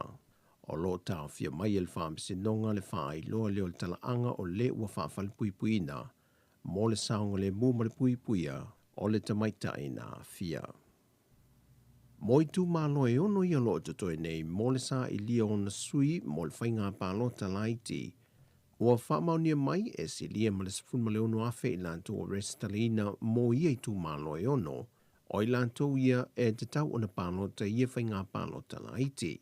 Pe ona sila fia, e fitu i tū malo sa iai mua mua mai whaai ungal whaamsinonga e tue sa i lion na fōa le pāne mene. Pei tai o le wale ao fia i mali tū malo e tasi mai se la whai. To toi mai iai na o i tū malo e ono i tū mua, lea o le asa i lia mai no fōa e ono, lea ua wanoa le pāne mene. E le whaatūranganga o suitau wā mai iai tū malo e ono, e iwa sui tau wā le vaenga whao puwhai le whātua tui le tua sā mō watasi, tō walu le vaenga whao puwhai le japi pia pui pui a ia te tau o tangata, tō lua o sui tu tō tasi, ma le tasi o le sui le whātua tui le tua sā mō watasi, lea ua lea i neisa na whainga pālota, ona o le whai unga lea ua tui na mai le whaamasinonga, e le vai aso nei. Whaalia le komisino whainga pālota, whai mālo matu mō Matthew Lemsio, mo i lanto uma ua mai ona restana ai le pālota le whainga pālota talua ia a perila, ina ia whao ngā le awa noa e pālotai, mo i tū malo ia o le a whaia lanto whainga pālota, e le vai aso nei. O le vai aso nei lea ua tau nuu i le anto nuu pusa o loa o le raisa, ma ua toi whaata wina i tanga raisa i whale o loa ese le taulanga whapea fo i nuu i tua. Peitai o le vai aso te nei, na ngia ilunga o penga te wha ilangi nisi o whale o loa, o lato wha ta wina le pepa reisa sa 5 tā lama sene, ile se fulu ma le 2 tā lama le se fulu tā la. Taluai e tūlanga, o atua I lava ma wha se a ile matanga ruenga, ile mawa e telo le si tango le tango le reisa, taluai le wha atua I mai o waala o loa. O wha sile sila I ile matanga ruenga o pisinisi, ala manuia ma leipa ile mamalo le antunu, ina ia wha ai loa atu le matanga luenga ni whale o loa, o loo lātu so na ta si tau o lātu o loa, mai tau whātulanga ina ua whātula whono ina ai. Na whamaninu fo il sui o le matanga luenga, o tau o loa lo ia ili teimile nei, o loo whātapula ai nei lano le polo inga o whālawe lawe whāfua sei ona o le COVID-19 fukuiva, mai o se solitula whono pe a whai ai leus ta ia, wa whātulanga fo il matanga luenga whaasalanga, mo I lātou e lātou te solia I tula whono. O le whai unga leo telefou mai sa mo le nei aso, tātou tālo sia whai ngā filifilinga I tūmalo e ono lo tutoe, mo pālo talai tinei vai aso. Whasoi foia.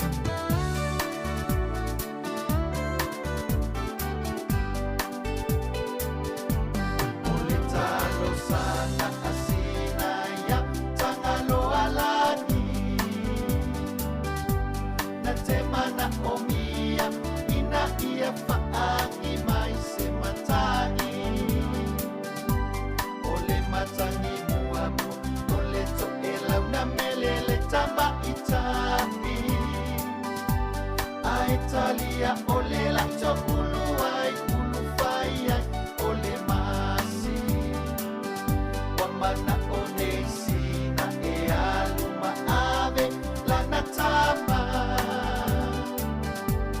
ifale alupo ile ainga polo natama o ina na mawai de alaua le fanua malea la ifanga tapa ua mapele osina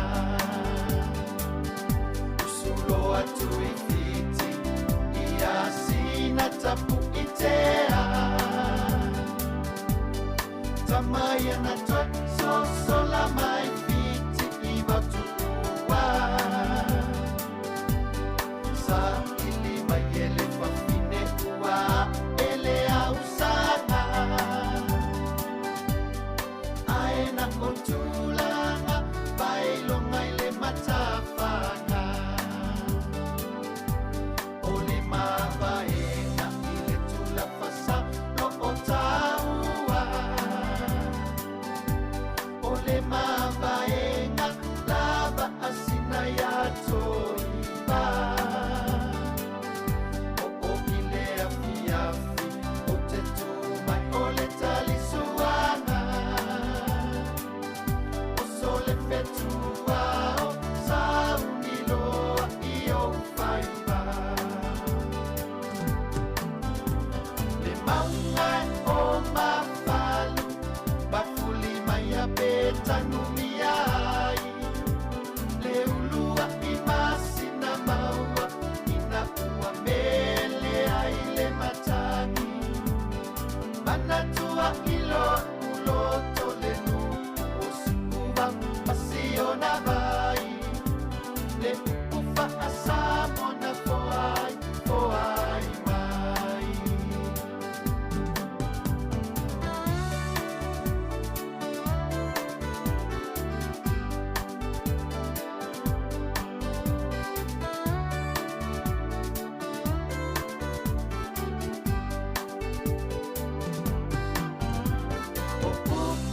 osio unuku afio tapa amale matua samoele o inamu imalailo natalaana ila uaingoa male mama ile alataua ofa alupengana walawilo ai samoa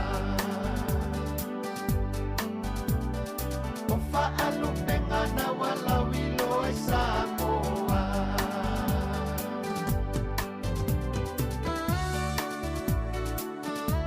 Whakianga mai le sunga tau fi whao Sofia nei yafu na mele ai le to e lau i whaafiafianga o le nei auli lua sa furona minute o te nei le tasi i lungo le tātou tautua le Facebook ma lungo le tātou YouTube ia e whaapia fo i lungo le app a le Samoa Capital Radio app ia mo o tau lo mafuta mai ai to e whaamalo ma to e whaatala fatu ia malo le ona sai i whiau mga luenga o le nei aso ia e se lava ngā luenga o lo ngā lue tātou o isi e ngā luenga mamafa ia o isi e ngā lue masini ia o isi e ngā luenga fo i ia e whaonga ai ia maenga ma ai fo ia o isi fo i ngā lue i whaatoanga o tu tonu whare whasi manu so se ngā luenga ia ese lava ngā lue tātou ia o isi e ngā luenga ofisa ia tamana e sa whai luma computers ma ngā lue ai ia e onisi ia e whai ane marosi wa aso rai Samoa ia o whioloro nei taimi o laua tele na whaonga masine ngā lue ai a aso rai Samoa ia e man power ale mea sole io e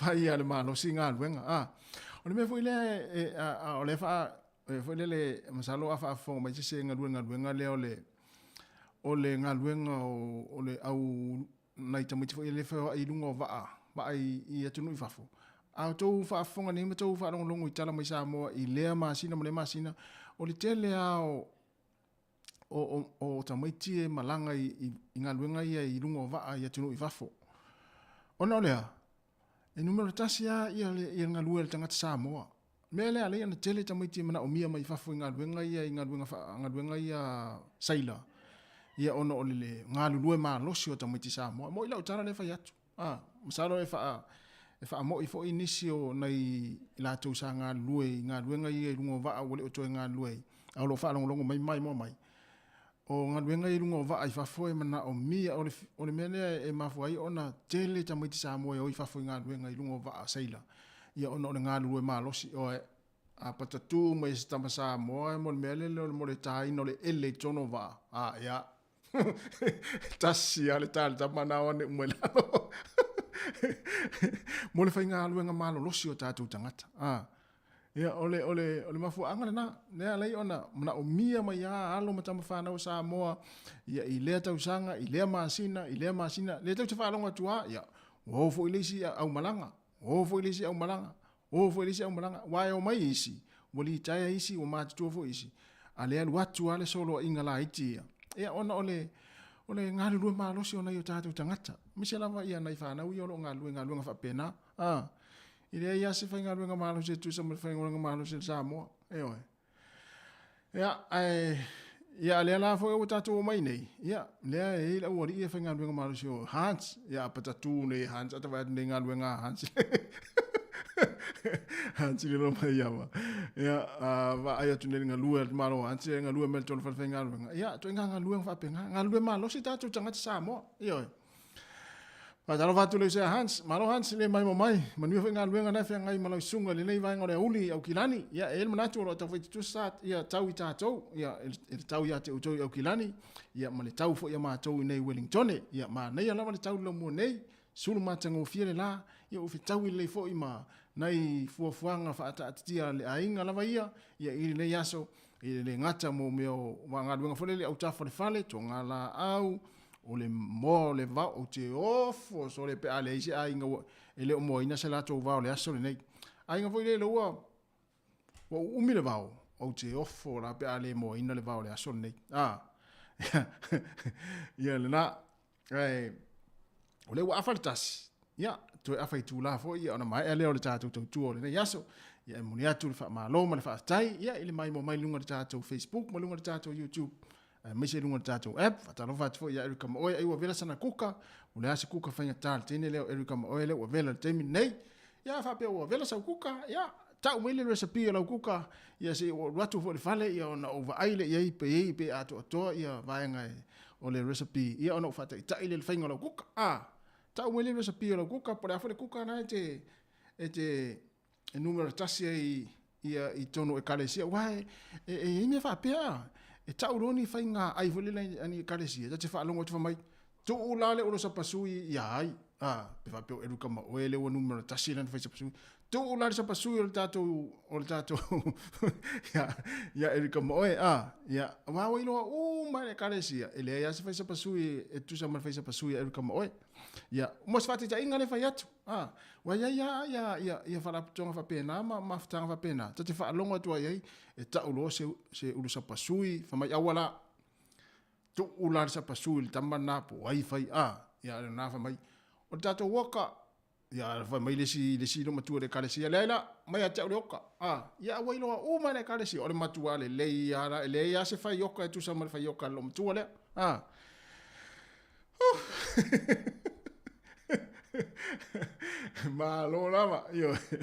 malo lava nga lue ma le mafuta mai le tatu tau le nei aso ya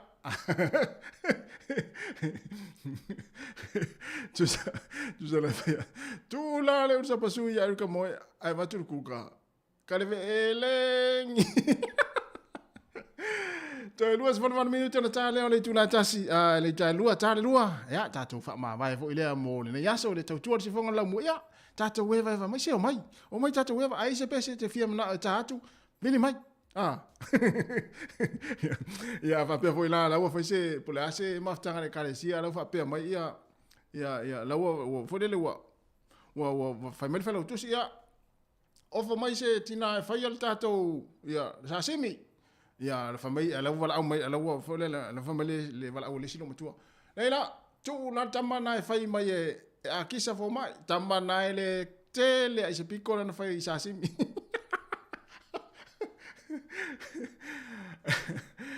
Toi luas ful tolu minute, luas ful 20 minute na tale o le tu lai lua fa fia fianga nei taimi ya eva mai tata weva.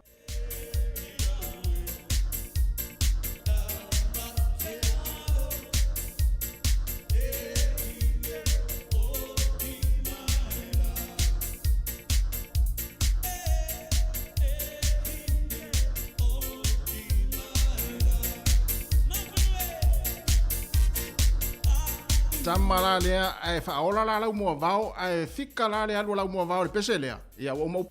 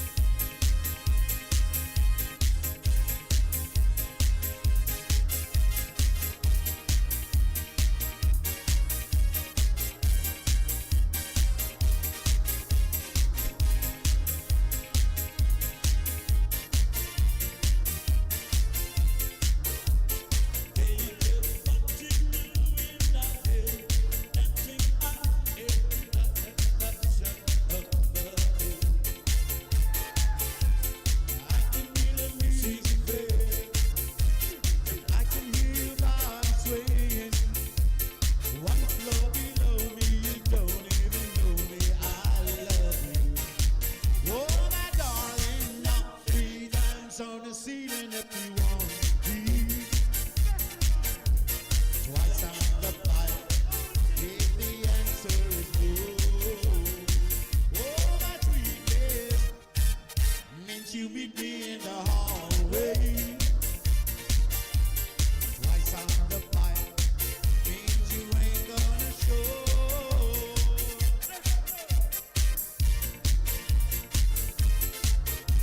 If you look out the window tonight, pulling the strings with the notes that attach to my heart. Read how many times I saw you. Now in the silence I adored you.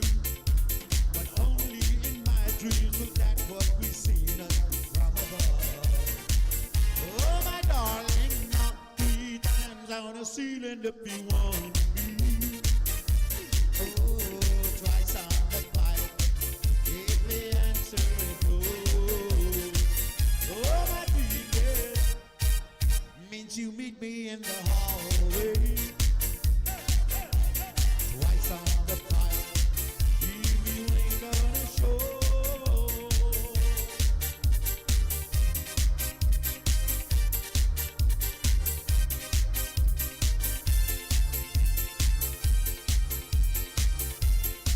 Whawhiwhianga nei taimi o le huli nei pe se wawe na ia whaasao nei au ao ia ma e sa wali aturuanga i o le masini na la amata i le nei au huli to amata i o ngā ia pona fau amata ngā luenga ia na tutua ia o tawhan masini na wale o te alitas ia le la tari lua anai tutua ia na masini na i amata ngā luenga ia ai malo fo ili toyanga ia tu malo malo si toyanga ia i amata ngā luenga li tula tasi ia ai o le tulanga lea pei ona mai fo ia mo cases o le nei aso mo tātou i New Zealand ia lua se lau se fulu ma le 5 o lea ua mai tau atu pe asa o la o mai tau atu iai lea ua so o nei ia le lua o aso o lea ua ilunga le lua se lau ma ona tupu ia cases i tono New Zealand nei ia lea se lau lua se lau se fulu 5 cases o le nei aso ia e se lau valu se fulu maletasi ia Aukilani,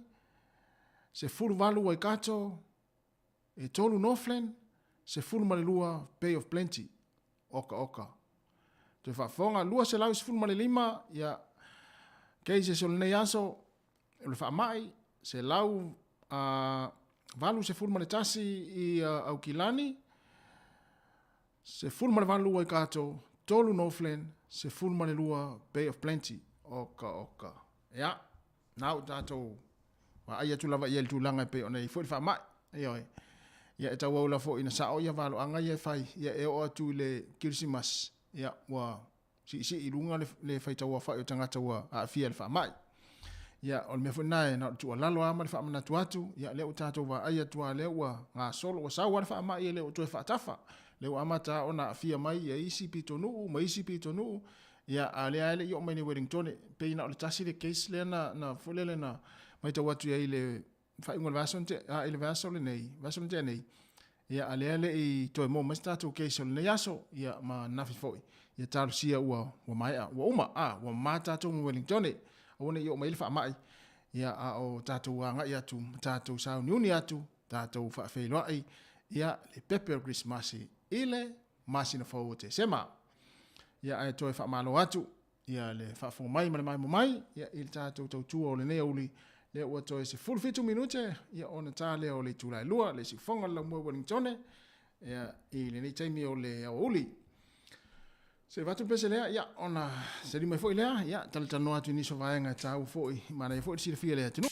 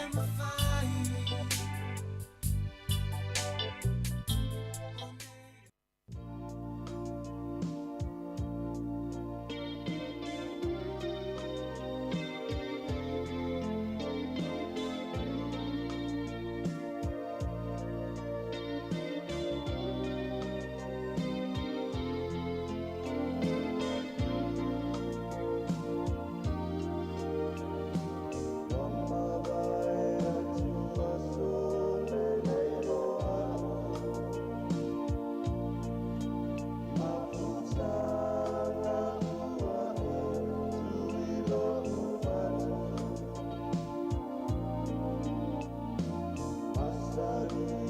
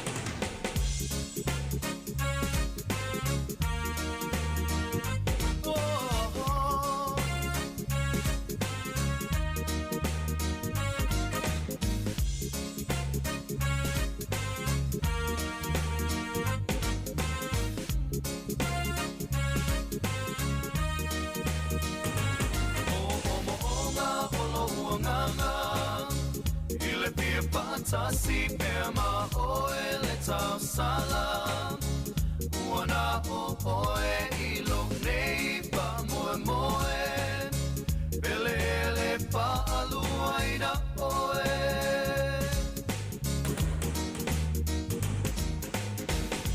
Eu sou a pele lá Matso e moatu Lima pai na ngalo oe La pele atea Tangi ai nei le patu Male ele ele Ato e to manatu Ia so e tele O mo onga olo uanganga Ile pie pantasi pema oe le tau sala Uana o oe ilo nei pa moe moe Pele ele pa aluaina oe